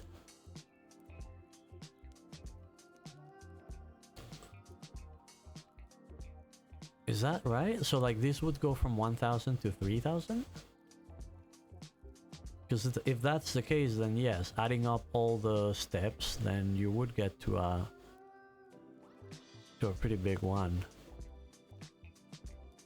I guess it makes sense. It doesn't make sense that it's just 1,000, 2,000, 3,000, 4,000, 5,000, 6,000. Yeah, saying it's better than letting everyone build one of the RIP and then spend the rest of their day's supply simulating. Yeah. Flux saying, oh never mind, I just read. It unlocks up to... Oh, yeah, because I don't see, because I'm not a claim owner, I don't see what it says there. But if it unlocks up to that amount of tiles, I would expect this to be bigger. Because if you look at this footprint, like, we are familiar with hexagons at this point, so you can sort of imagine, like, this is 1, 2, 3, 4, 5, 6 times this. Although I guess it's bigger than this because it's 1,000 maximum right now, and these guys have 820 something, so there's a little bit more than that. Like, maybe the total, like, the total size one claim could reach is similar to 7 times this thing, which is big, but it's smaller than the ruined towns. I feel if a player has worked hard enough to get to tier 6, they should be able to build a town that is bigger than the ruined town. That's just me though. Jazz saying, but bigger ones are better and are maintained easier due to scaling with people. Yeah, exactly. Because, as I understand it, whenever someone uses one of the crafting stations, that generates claim profit. It generates hex coins for the claim, and that should go into supporting it as well.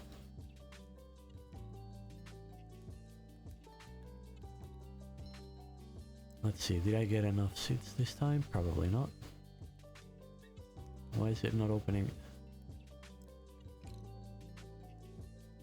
Why is it not opening? Is this lag? Is it crashing? No? That works.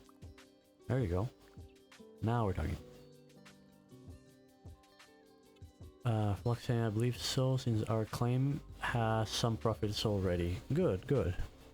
Yeah, there need to be more sources for hex coin, and that feels to me like a really good source for hex coin because it promotes the idea of the public claims. It promotes the claim owners to really have the best stations out for the public to use.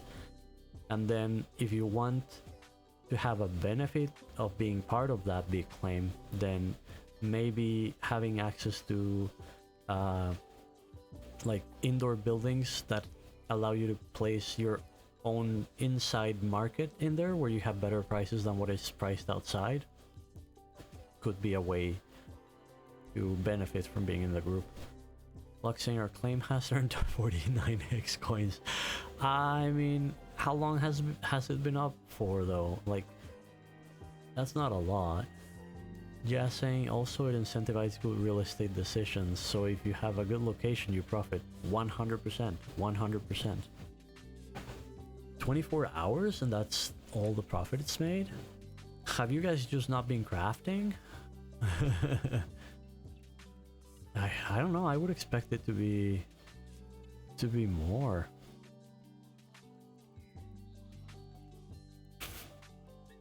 $49 hex coins is a couple of hours of upkeep. I mean, that's fair.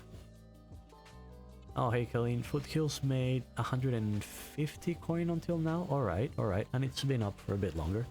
Yeah, the AFKing, like, I guess you guys were mostly spending energy in setting it up. So it makes sense that it's a bit more tired. The people are a bit more tired now. And I think it's probably something that scales, like Jazz says, with if you have a good location and people are going there, the more people that go to your claim because you have the best stations, the more you will actually notice that income. Jazz saying, I blame Liam for AFKing too much. Jazz saying, no wonder you make no hex coins. Yeah, exactly. If you have a good location, then people would gather there and process things in your place, and then it's, yeah, exactly. Instead of doing pilgrimages. Yeah, although I do wish they didn't do the teleporting, because I think the teleporting is gonna really kill most pilgrimages. I think the only pilgrimage right now is setting up the base and getting it up to tier 3. Once you have the waystone, I don't think there's like anything that is cargo that would involve that you need a to transport it can be processed into the inventory components, which is what you use mostly. Like you would need to import cargo trunks and cargo, like the big pieces of things to build stations. But once all the stations are built, it feels like there's just no more incentive to travel from one place to another in a way that is not instant travel. Kelly saying if you need to supply the base, yeah, but you can just buy the rumba. You can just buy the rumba. Just saying, imagine if the teleport is only a teleport to the closest settlement. Nah, yeah, the teleport, it's a list. You can choose any settlement that has a waystone. You can teleport in between them. Block saying, I think both transporting will still be a thing and supplies too. I would like to think that teleporting should have limited range. Yeah, maybe a limited range would help, because then those middle of the way towns make a lot more sense as trading hubs, and then those towns that are deep into the wilderness are like processing cities.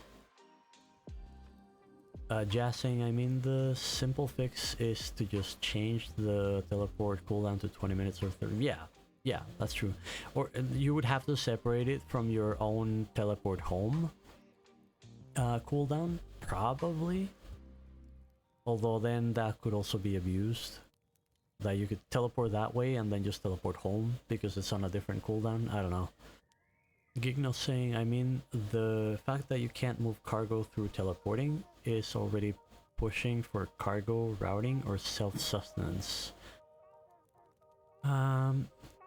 In a way, but the thing, Gigno, is that there are things that need cargo. Mostly buildings. Buildings need cargo items to be built.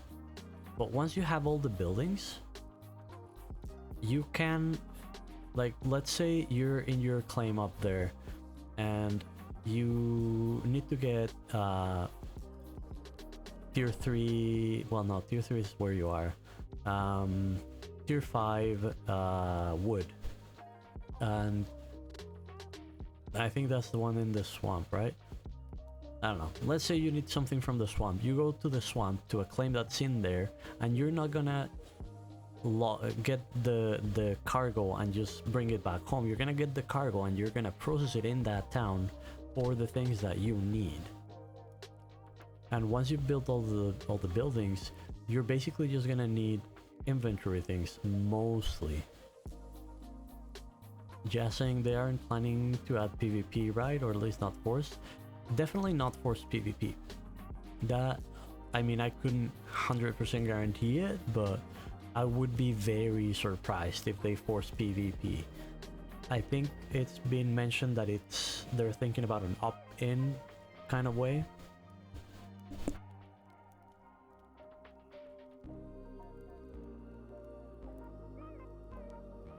Hey, there's Tyler. How's it going? Flux saying, I use cargo to teleport T1 resources. I just bulk pack them at someone else's claim and swim back. You need way too much to wait for teleports each time. Yeah, maybe. That applies if there's a range limitation. Confirmed right now by Blave, it's opt-in only if it happens for the PvP, Jazz. How's your day going, Blave? Having a lot of work to do?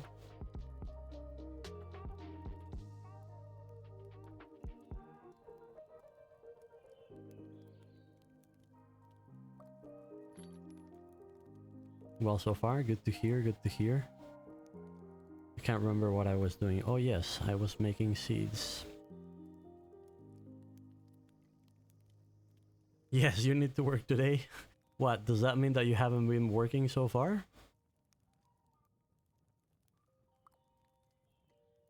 Yeah, saying, hey Blave, I don't know how complicated this would be, but could there be an option to salute, port, or starboard side while you're sailing your raft? so I can salute fellow friends and pass by sailing. That would be awesome. Oh, it's a Saturday. That's right. I'm living in Bitcraft time, so every day is a grind day for me.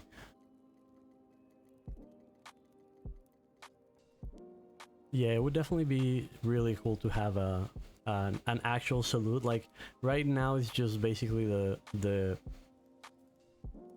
unspoken rule to, if you see somebody walking around on land, you wave, and if you see somebody at sea, you salute.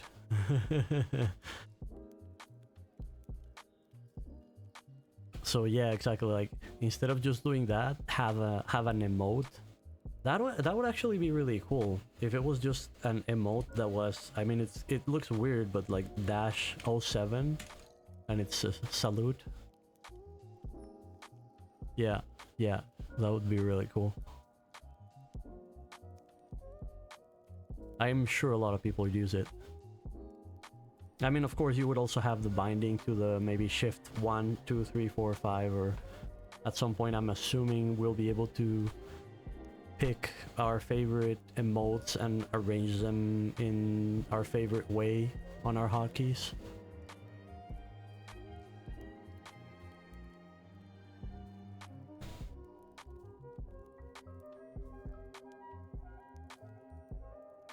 Flux or emote will, yeah, some way to like have customized choices of what emotes you like the best and have them, you know, at your fingertips. Oh, I'm now overflowing with these things. I don't know that I'm gonna finish that job. How many more seeds do I need? 3 more. Just 3 more seeds.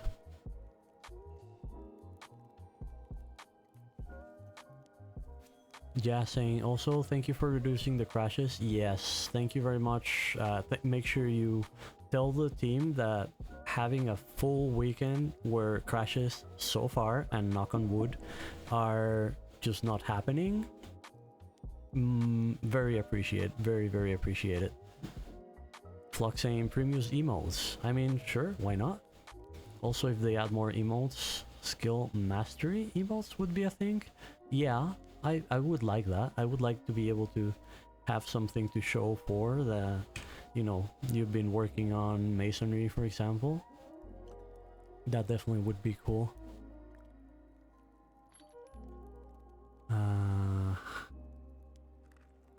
Jazzing or attack animation emotes for style points. Yeah, that sounds cool. Like you're hunting jackals, and then at the end maybe add 4. It could be a taunt that you could use, so that emote, if you're, you know, feeling cocky, you can just taunt them, or you can assign an emote that you use when you kill them. Flux tells Jazz Fortnite default dance on those jackals. Doom style glory kills on jackals. I can see everyone really likes to kill jackals.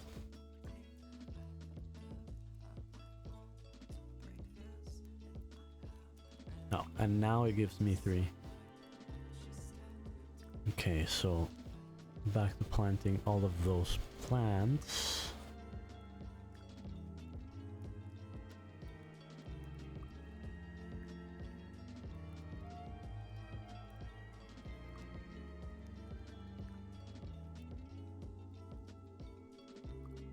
Yeah, saying because there is punishment for it, in that you get yeeted back and lose some time.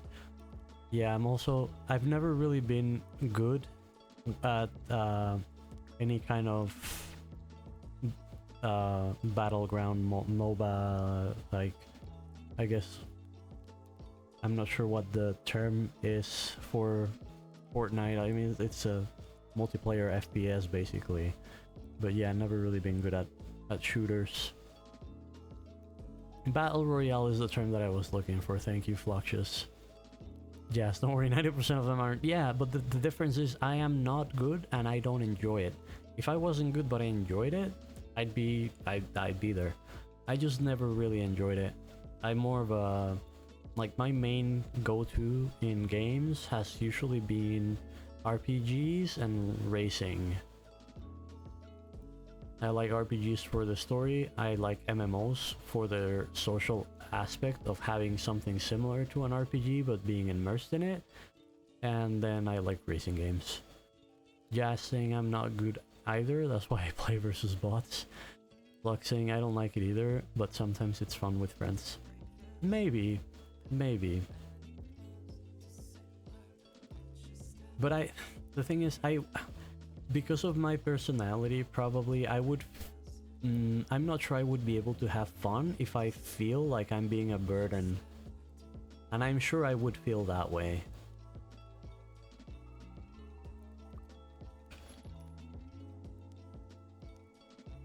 Yeah, saying a lot of games nowadays feel only fun with friends.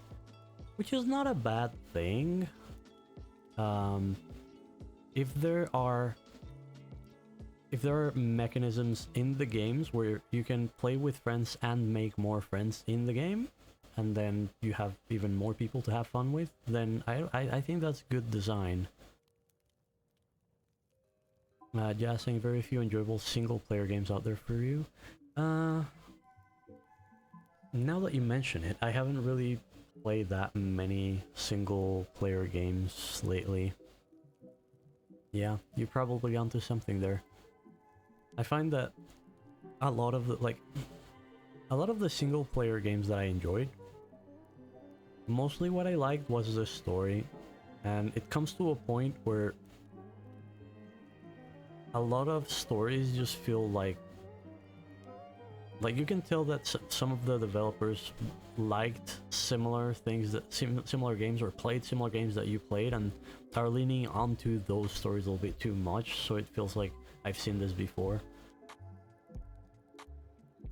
Jazzing, that's the point of an MMO, but a lot of them don't do that either nowadays. A lot of good single-player games nowadays also have co-op that enhances it 100%. I haven't played Wukong. I really want to. It feels like it will be fun. How's your experience been with that one so far? Everything I've heard from it is good comments. No, actually I probably should move on with this job instead of that one.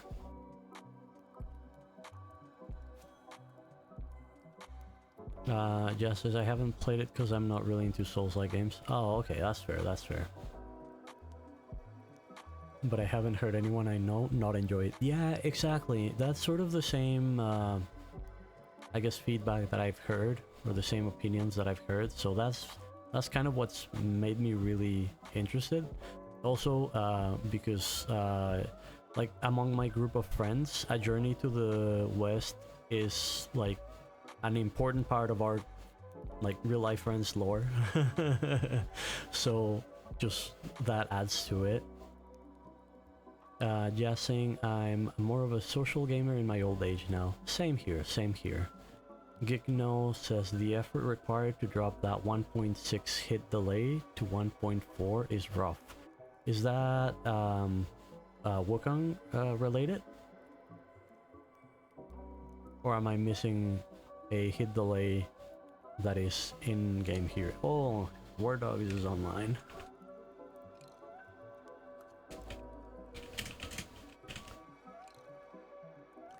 Gigno? Is that hit delay Bitcraft related, or... No. Thankfully, once I'm done with my final few tasks here in the city, I'm finally moving out for good. You really don't want to hang out in those ruined cities now. Look at the work bar on your screen. Oh, 1.6, I get it now. Yeah, thanks for reminding me. I was wearing the wrong ring. Thanks for reminding me. But Wardog's asking me if I know who has a teleporter. Payson, Umbilica, Tortuga, for what I've seen. I think those were the ones there the last time I checked. Jazz saying, does Wardog still need those bricks moved? Let me ask.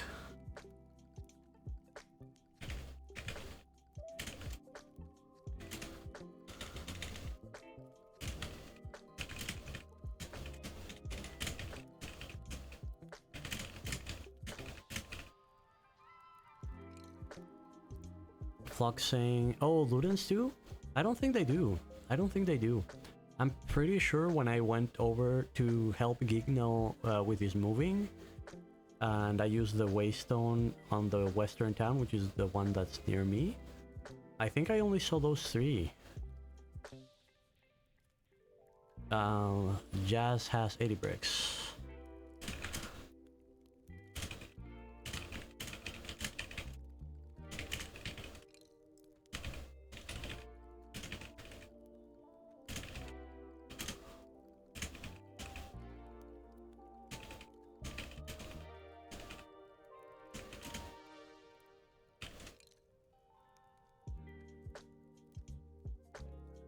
Ah, here's War Dogs. Welcome. Yeah, that's probably easier if you can communicate through here. welcome to the stream, War Dogs.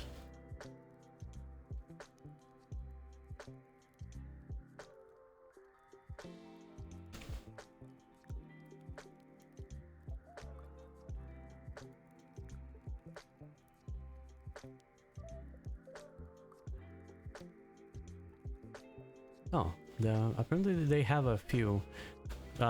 You should check with Visker War Dogs, because 80 bricks, not that much, because it's too, like, Jamaican Jazz would sell them for 250 each, 10 stack, so that's 2,000, right, for 80 bricks if he sells to Rumba. So, like, it makes sense that he makes a bit of a profit, so you guys can figure out the details. But definitely, I mean, I'm not here to set prices, it's not my goods, but I don't think it's gonna be 8,000.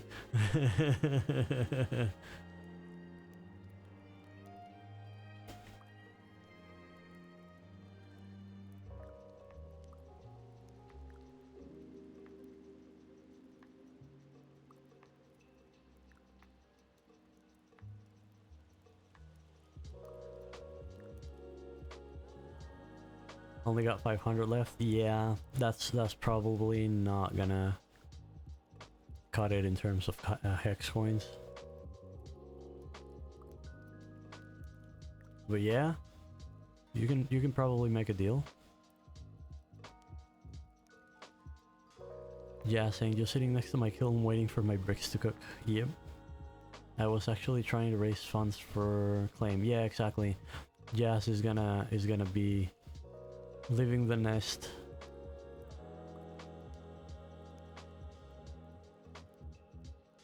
Gigno making a quick 3.2k here. Yeah, I mean, that sounds like a fair price for 80 bricks.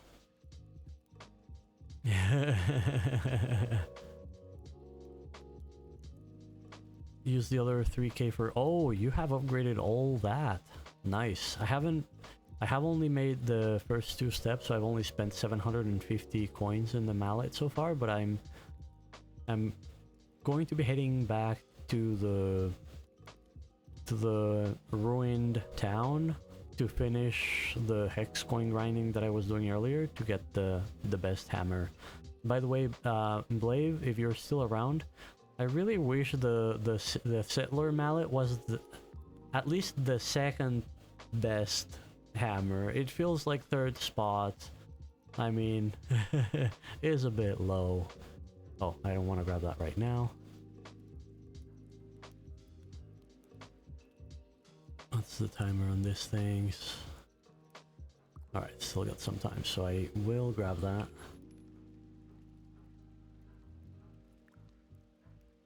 Here, and start crushing them.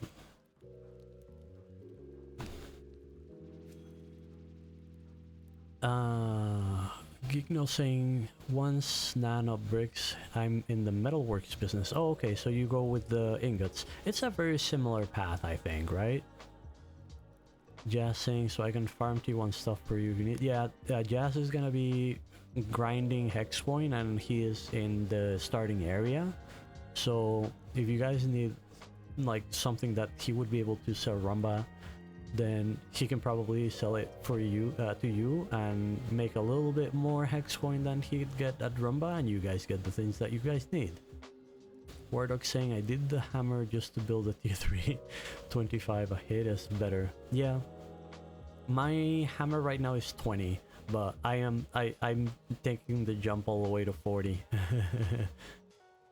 Yeah, just faster. So like the way it works, Jazz, let me search for the mallets here so it's easier to see. It's the same as the tools, like the power of the tool is what determines how fast your progress advances. It's just for construction.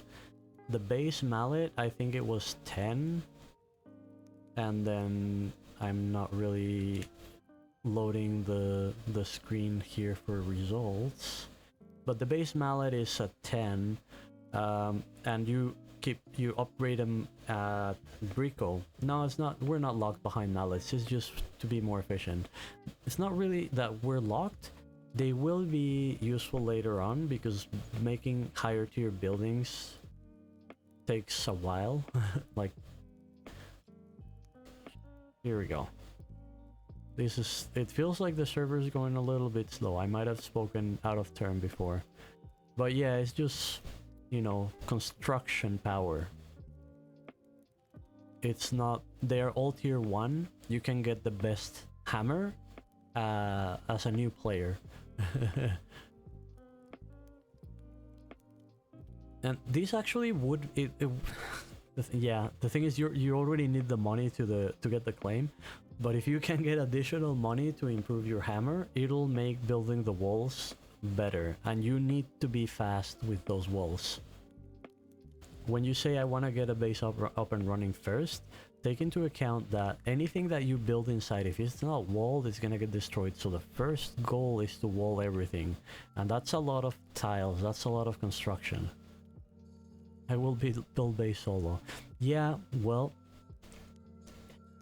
I can give you a pretty good tip that I'm not sure will work at night with the amount of wolves that are here. But if the very first thing that you do is set up a bunch of chew toys, the wolves, the jackals, will attack the chew toys before they target you, and that will buy you a little bit of extra time.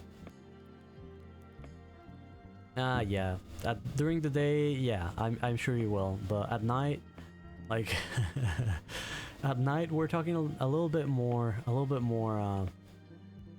hostile environment here, right?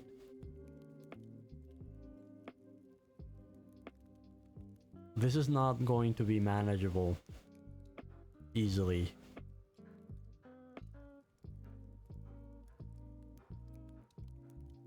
Well, I mean, it's your funeral. However, when you do that, Jazz, please do that on stream because I want to watch. Please do that on stream because I want to watch. Jazz saying, you haven't seen the Alpha Tech cave in Ark? I'm in there. I'm sure there's like more hardcore areas in other games, but like for the tools that we have right now and the mechanics that this game has, it is not easy.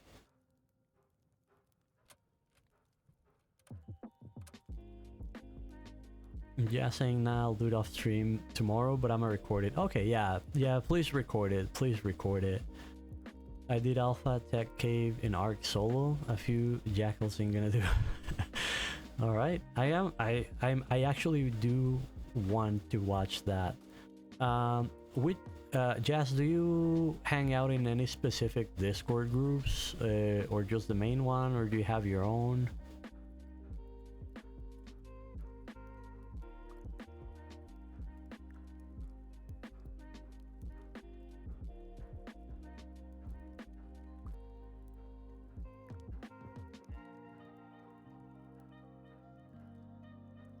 You're kind of bad at Discording. That's fair. That's fair. Well, if you want, if you could just pop the link to your YouTube channel over here in chat, so that I can go on and follow you, subscribe you, and enjoy the fun times that you're bound to provide us with. I don't think there should be any filters on my chat. I don't think. If there are, let me know.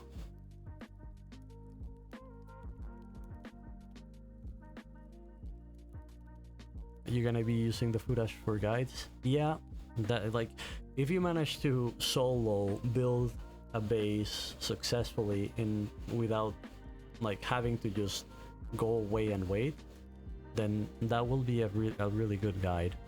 Unless it goes downhill real bad, and then it's content. Yeah, yeah. I mean, it's a win-win, right? It's a win-win. Okay, I don't want to do any more plants, because these plants are gonna be used for farming later. Oh no, this is recipes. I want to go to food. This is where you're putting the excess bulbs. Guessing I'm gonna try the core keeper strat. Keep the battlefield a bit before. Yeah, I mean, what I intended to do first, because I wasn't sure if Viscor and War Dogs were gonna be able to come here in time. So what I did, I loaded up with like the wood logs, the ones that I mentioned are used for the chew toys, and I just started laying chew toys around the whole area, and then I started making the main wall, this one. My initial idea was to sort of like make a perimeter that's a small perimeter and then just grow it from there. So that's something that I'm sure you could do solo. The thing is, find a claim, like in our claim, all of this area here had trees, so it would have been easier to wall around here and then just move the wall further out and enclose the next tree and then chop the next tree and then build more wall. So it definitely is doable. It definitely is doable. The bonfire keeps them away, I think so, but I wouldn't depend on it. So if I get a few down, I'm being chilling? I'm not sure what you mean. Wardog says it doesn't have a very big range. Yeah, it probably doesn't have a very big range. Like, the only actual sort of like the most safe element to protect your claim is gonna be this wall. So that should be your #1 priority. Be able to set it up nice. Yeah, saying I just need a foothold and I'm Gucci. Exactly, exactly. Like, if you have, like, if you set your claim like here, just start expanding the wall around these trees, and because you can move buildings within the claim boundaries, once you have an area where you can build a wall there and then move it out, it's easy to just sort of like start exactly taking it inch by inch. Yeah, it's definitely doable. It's definitely doable. Just saying, campfire is in bigger range than bonfire. The campfire that you bring with you is really small. It's really, really small.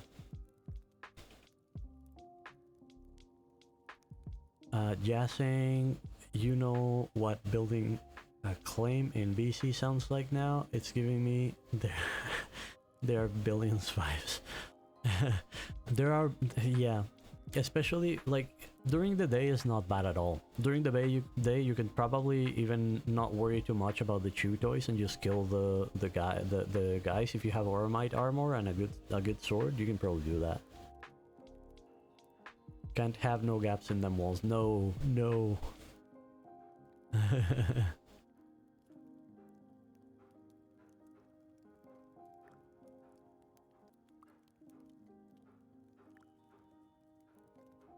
Okay, I'm done with the farming. Right. Okay, no more. This is a farming box. Yes, so I'm gonna just drop that in there. Hey Willow, welcome back. How are you doing today? Good morning. You or Viz need anything else? Farming, cooking, or anything other than hunting? I'm not sure, but War Dogs is here, so he should be able to answer that.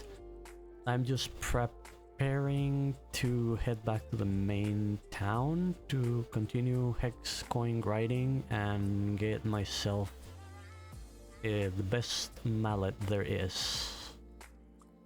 Because then that way, tomorrow I can go around and dig. Find people that are building roads and help them. Okay, tier 2 wood apparently says War Dogs.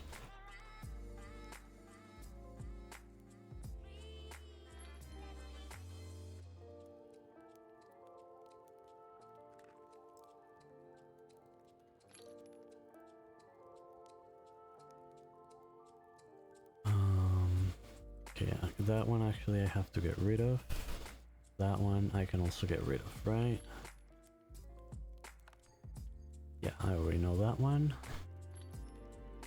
This is not a plant, so I don't care about it.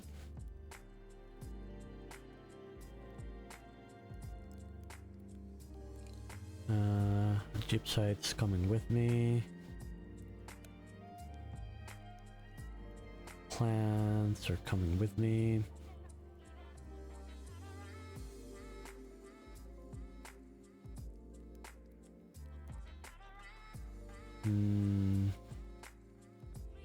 No, actually I'm just gonna leave the seeds here for them to use and have fun with. If I need to farm Wispweave again later, I'll figure it out.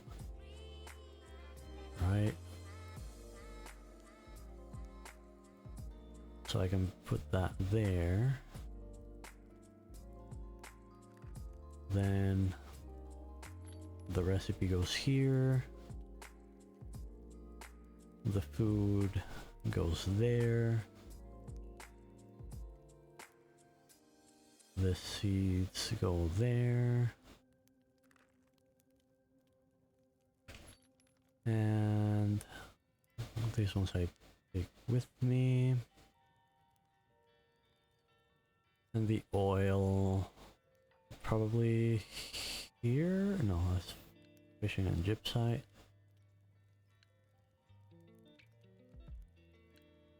Word of saying I'm also online for another hour. Got Factorio stream? Oh, cool. I'll be sure to watch that one too. Yes, this is where you guys keep your oil. Alright, I made a few donations while I was hanging out, War Dogs. A bit of crop oil, a few berries, some straw, and I think that's about it. And, you know, a bit of food and whatnot. So, I'm going to head back to the main town. Collect.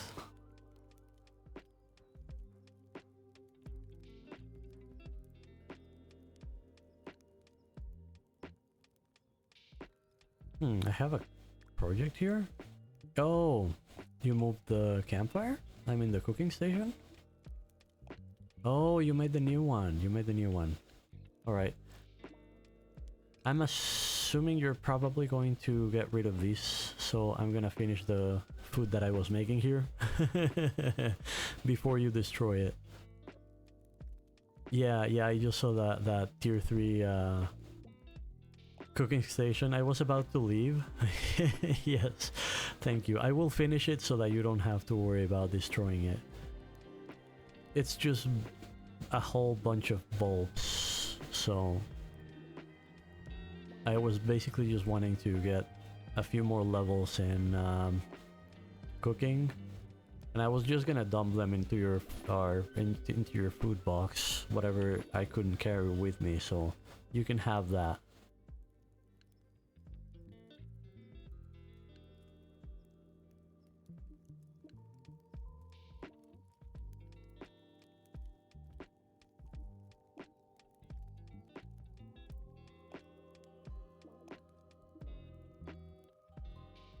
Warlock saying yes, there's some projects left. Oh yeah, that's what you just said before. This is a long one though. I kind of put them there because I was doing inventory management, and I figured I just would leave them there and wouldn't care about them. I might actually... Is there a way to cancel tasks? No, there isn't. What do you have in there, War Dogs? I don't know that I have inventory for you.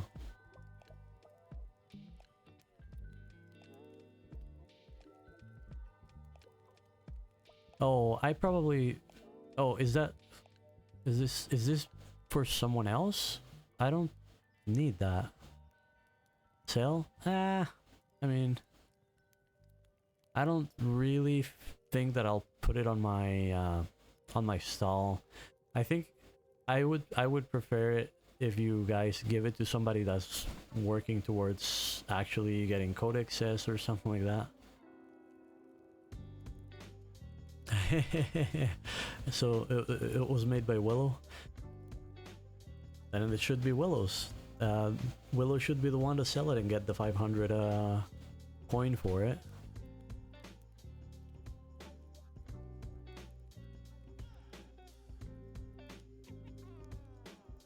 Yeah, exactly. Willow needs to go and sell it.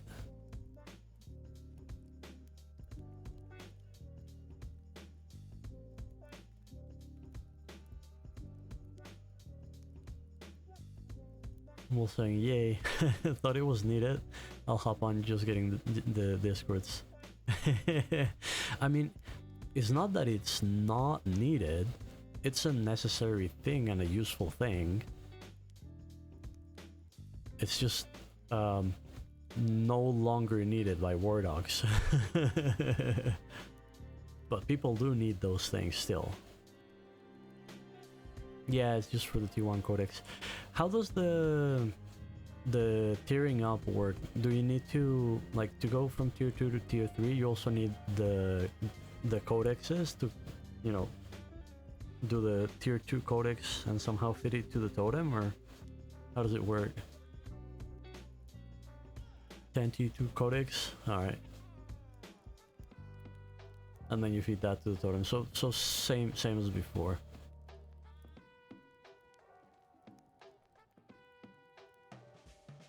So the potions you make for T1, you need 2 per T2. Yeah, I saw that with the bricks.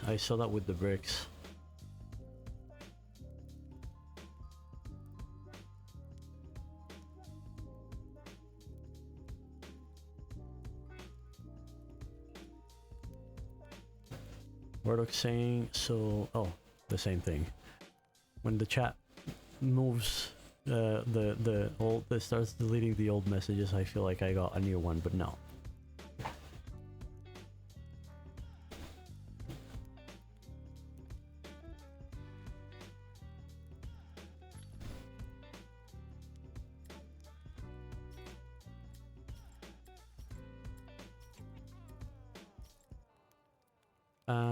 War Dogs, do you know if the... I heard that the boosts that the food is supposed to give you are not really working. Have you seen if that's the case, if that's not the case? And Warlock's also asking, you don't happen to have 30 tailoring? I do not. I really am nowhere close. I'm at 9. But I did plant a bunch of Wispweed, and I dropped the Wispweed here for you guys to use. I drop a whole bunch of Wispweed filament.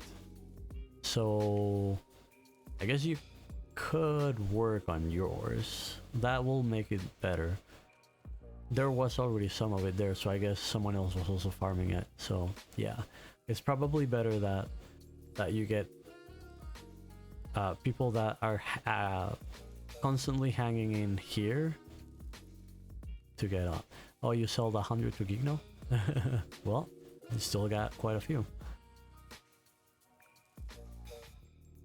That's the advantage of having a group claim where people are sort of working inside of it in a, like, I guess, communism economy. Like everyone owns everything, and it's just whatever is needed, whoever can do it does it.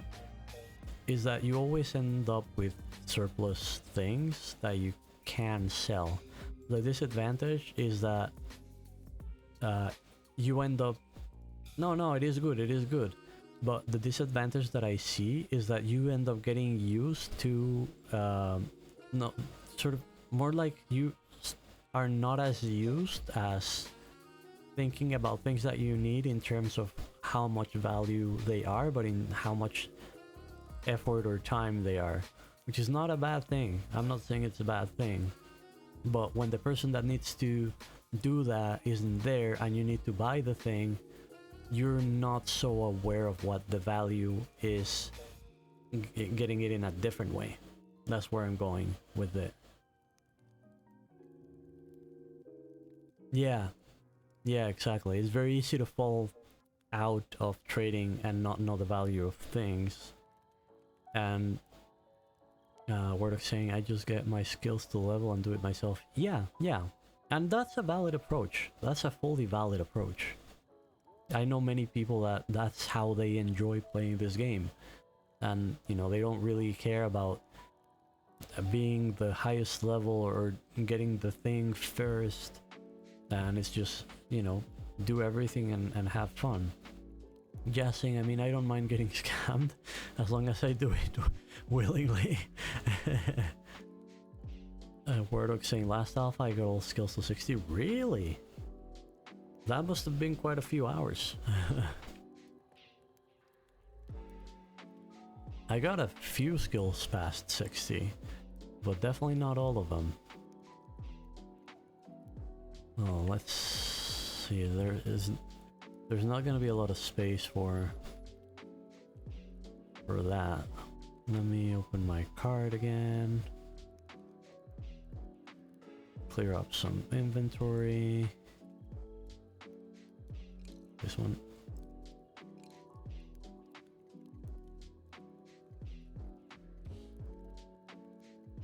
Claim those.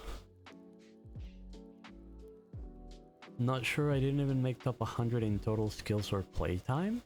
If you got all skills to 60, I think you would have gotten to the top 10 in total skills at least. I made too many bulbs. Oh, the dump box is full. I was gonna dump them in the dump box, but can't. I'm gonna put them on the recipes one, just so that they don't go to waste, if you guys can make better use to it. Gigno saying we should be able to turn cloth tarp back to cloth even if the return is lowered. I agree. I fully agree. What's the stack size for fertilizer? 50. Fertilizer stacks in 50. Seed stacks in 100, I think.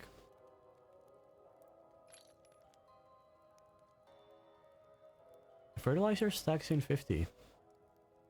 In inventory, fertilizer stacks in 50.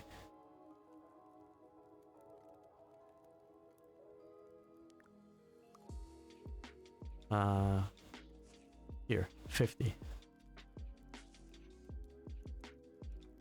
Same as berries, except it's 2 berries to 1 fertilizer. So if you have like 20 stacks of berries, it'll return 10 stacks of fertilizer.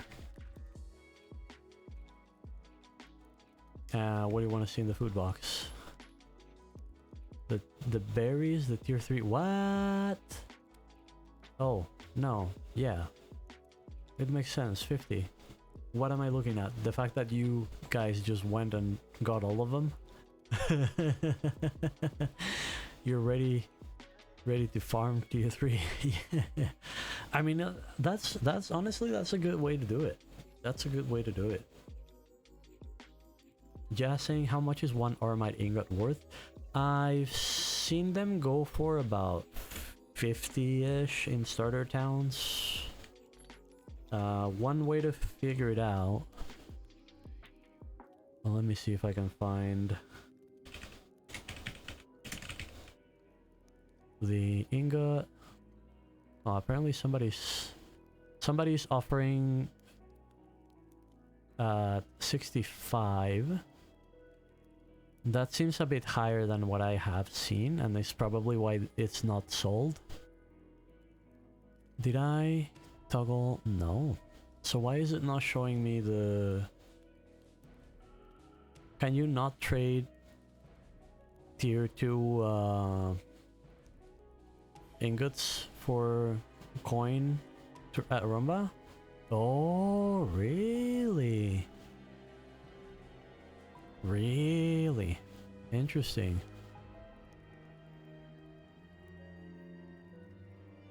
Well, so I guess we're gonna be figuring out the way the economics work from then on, but it's good to at least have a solid guideline at the base.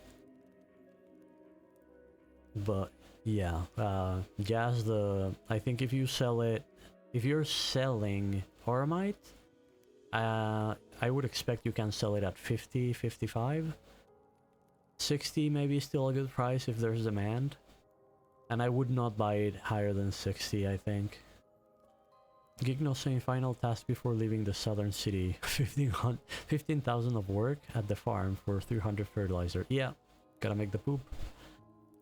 Wardog saying it's 25 per Pyrelite. I need 2 Pyrelite and work for 1 Armite. Okay, yeah. Yeah. But it's not...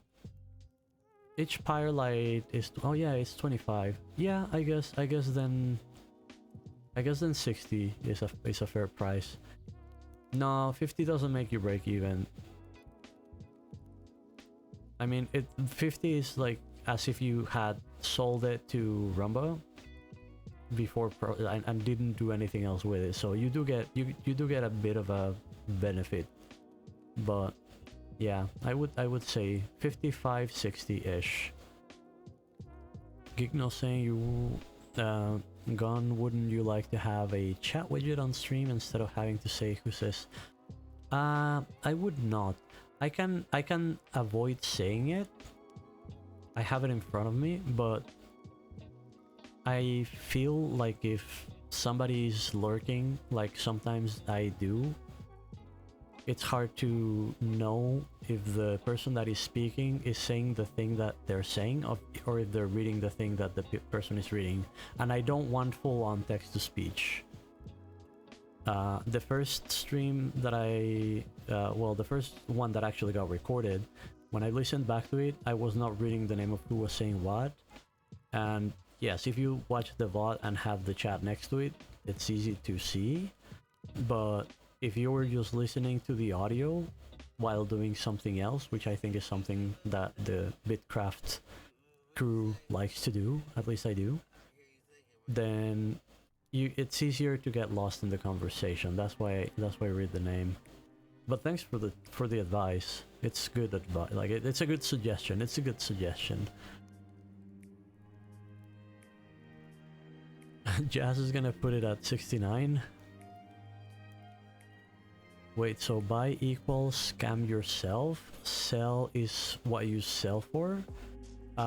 When you're posting your listing, I don't have a trade stall here, but it looks it looks the opposite way as when you open somebody else's stall. So if I open this stall here, they don't have anything, so I cannot use it. Yeah, see, Kaylin is just listening while playing, right? So if I just read or if I just respond to the conversation that is happening in chat without reading what who says what, then it's sort of like, I guess, it kind of sounds like crazy talk. Whereas if I say Warlock saying, also Gone, you can finish your masonry project. Oh yes, I need to finish that. Thank you for reminding me. Then everyone knows that War Dogs is the one that asked me that and that I'm responding to him. Without having to, like, glue their eyes to my stream. They can just hang out.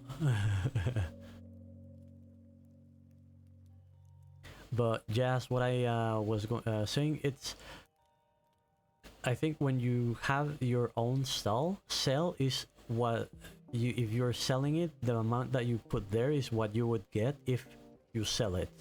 And when you place buy, is how much you want to pay for it if someone sells it to you. If that makes any sense.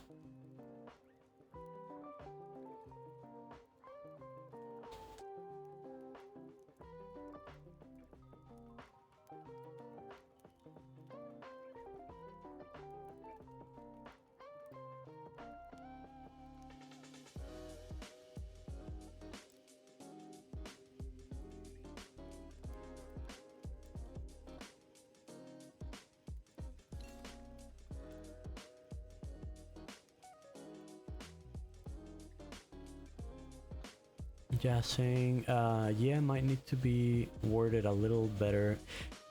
Yeah, I saw someone someone placed a stall where they were trying to buy everything for 0, and I don't know if it was because, no, not buy everything for 0. It was, yeah, it was buy everything for 0, and I think that was probably just them setting up a stall for people to drop things to them. But you sell for Jamaican saying you sell for X and you buy from another amount. Isn't it kind of worded like that? It sucks not having my stall here to check it right now, but like it never really felt too complicated. It is after, oh yes, after you make the listing. Yes, because the listing is posted how everyone else will see it. I think. Because when you're making the listing, you can toggle if you are buying or if you are selling. And then you place the price for that. And in there, it's really clear.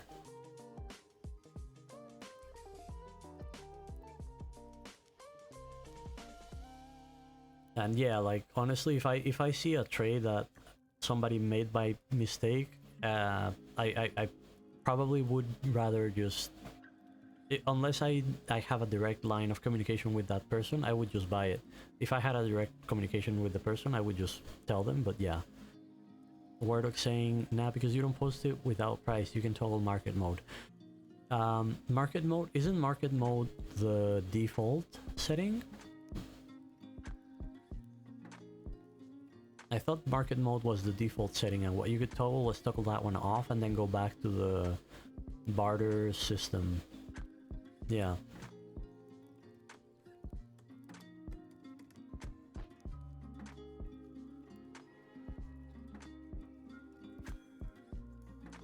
Guessing, I'm just saying, interacting with it for the first time. Yeah, no, I agree. It took me some time to be sure that what I was doing was what I wanted to do. Yeah, as a first approach, it can be confusing.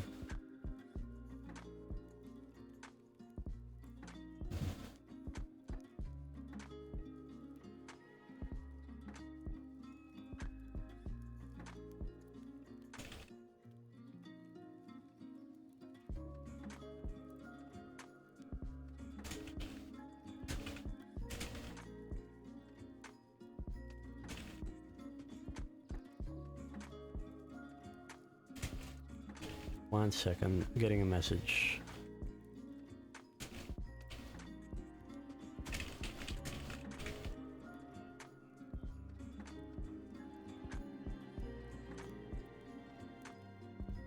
Just saying, instead of buy, sell on listing, it could just be I sell 4 and I buy 4.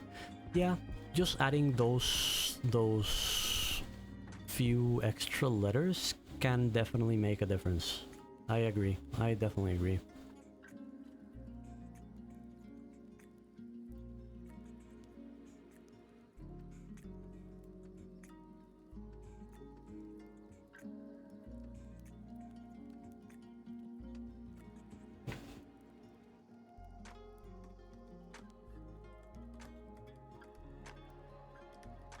I haven't been a very big fan of this roulette.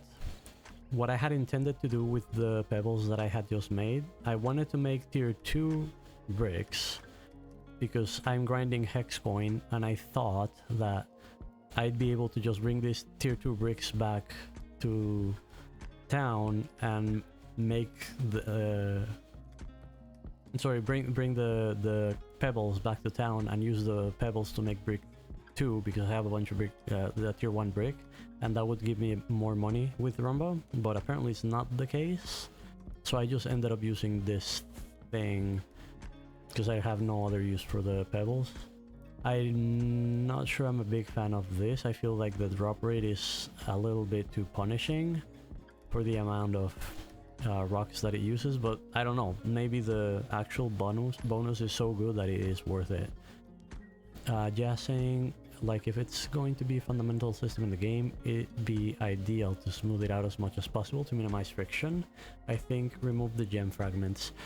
Remove the gem fragments, or just don't ask for 5 gem fragments for 1 gem. Do 3.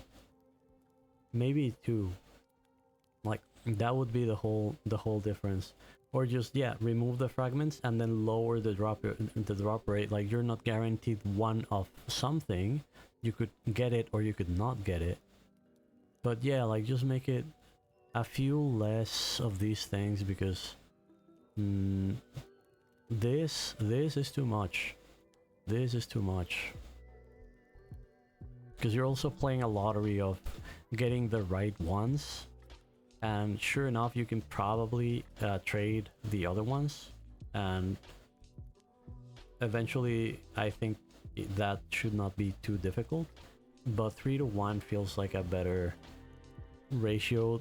Just thinking about the pebbles, yeah, like I saw areas where you could see tons of the of chunks of rock, like the cargo, these things, because I'm sure that somebody just said, I don't like this system, so what I'm going to do is I'm going to go to those rocks and I'm going to put only geodes in my cart, and I'm gonna go and I'm gonna destroy everything and only load geodes in my car, because honestly that feels like a better way to get gems than their lottery system right now. Let's see what I got. Yep, a bunch of things. Well, I have 1 red, and I was missing the red tier 1 rank, so that worked in my favor.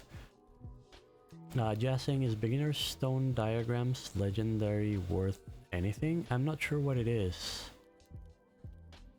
Oh, like the carving things that you get, the scholar? Let me see if I can find... You mean these things?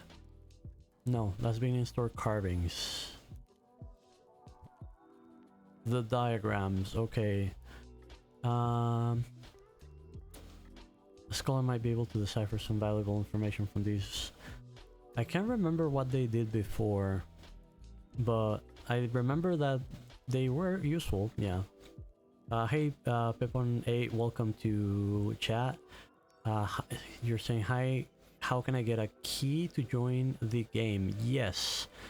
There are a few ways. The pay-to-play way, basically, the support the devs way, is that sometimes they will post something they call a founder badge, I think, that costs $20, and it will guarantee access to all future testing. They are not always for sale, and it is dependent on the development of the server stability side of things, because they don't want to sell too many of them. Supporters badge, thank you, War Dogs.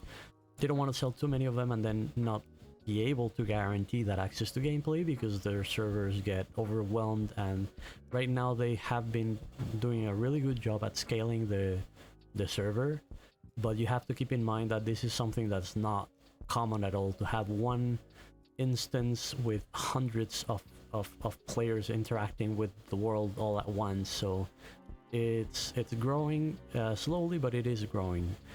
The other ways are just register for an alpha key over at the Bitcraft Online website and cross your fingers.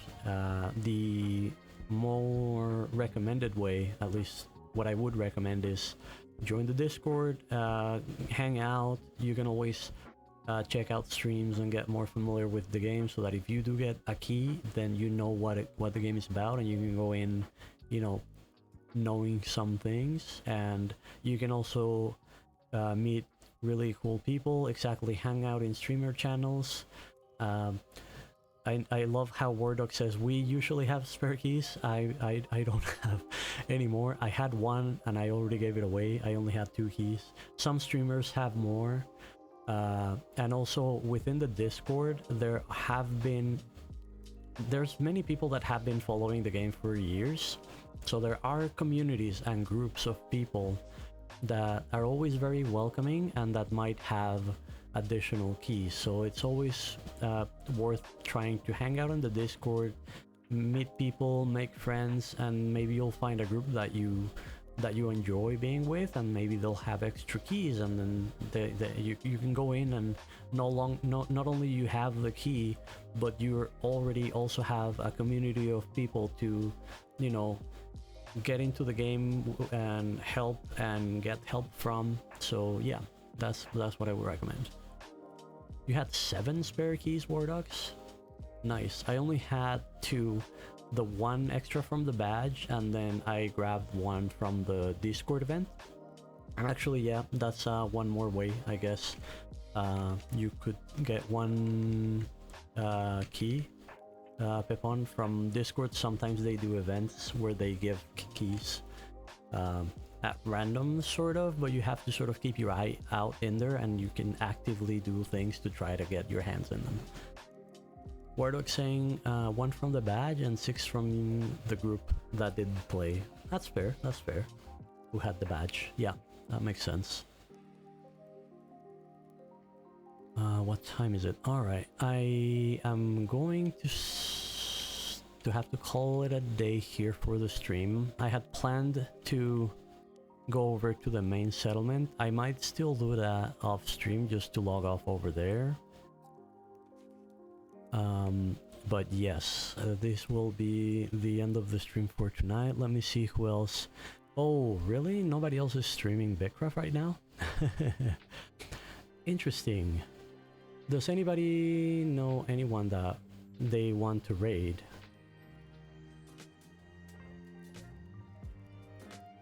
Just stay here and craft D3.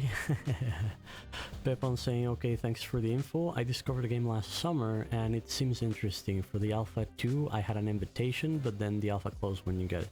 Yeah, you probably got one of the later-ish invitations. They have mentioned that if you got an email invitation for Alpha 2 and you didn't get to play, it's more likely that you might get one for this one.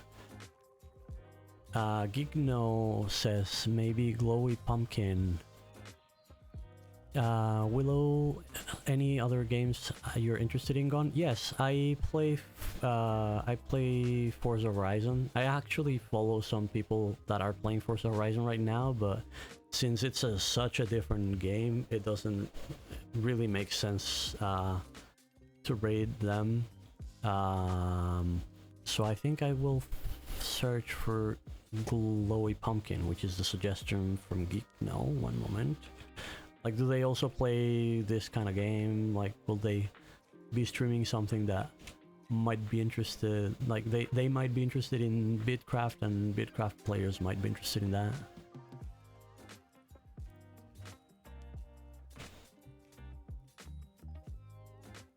Glowy pumpkin. Oh, just chatting. All right. If they're just chatting.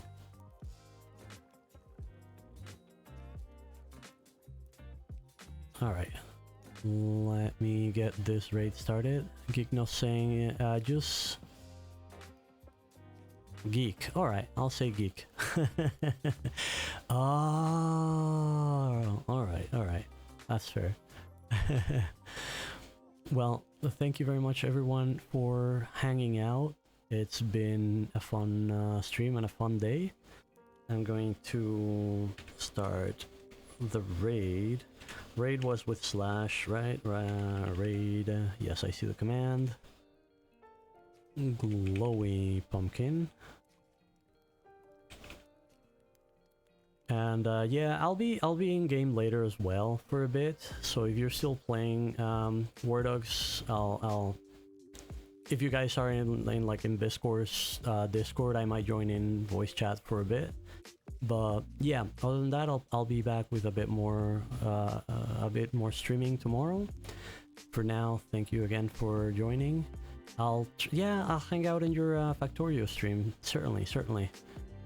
And let's go hang out with Glowy Pumpkin. Have a good day, everyone.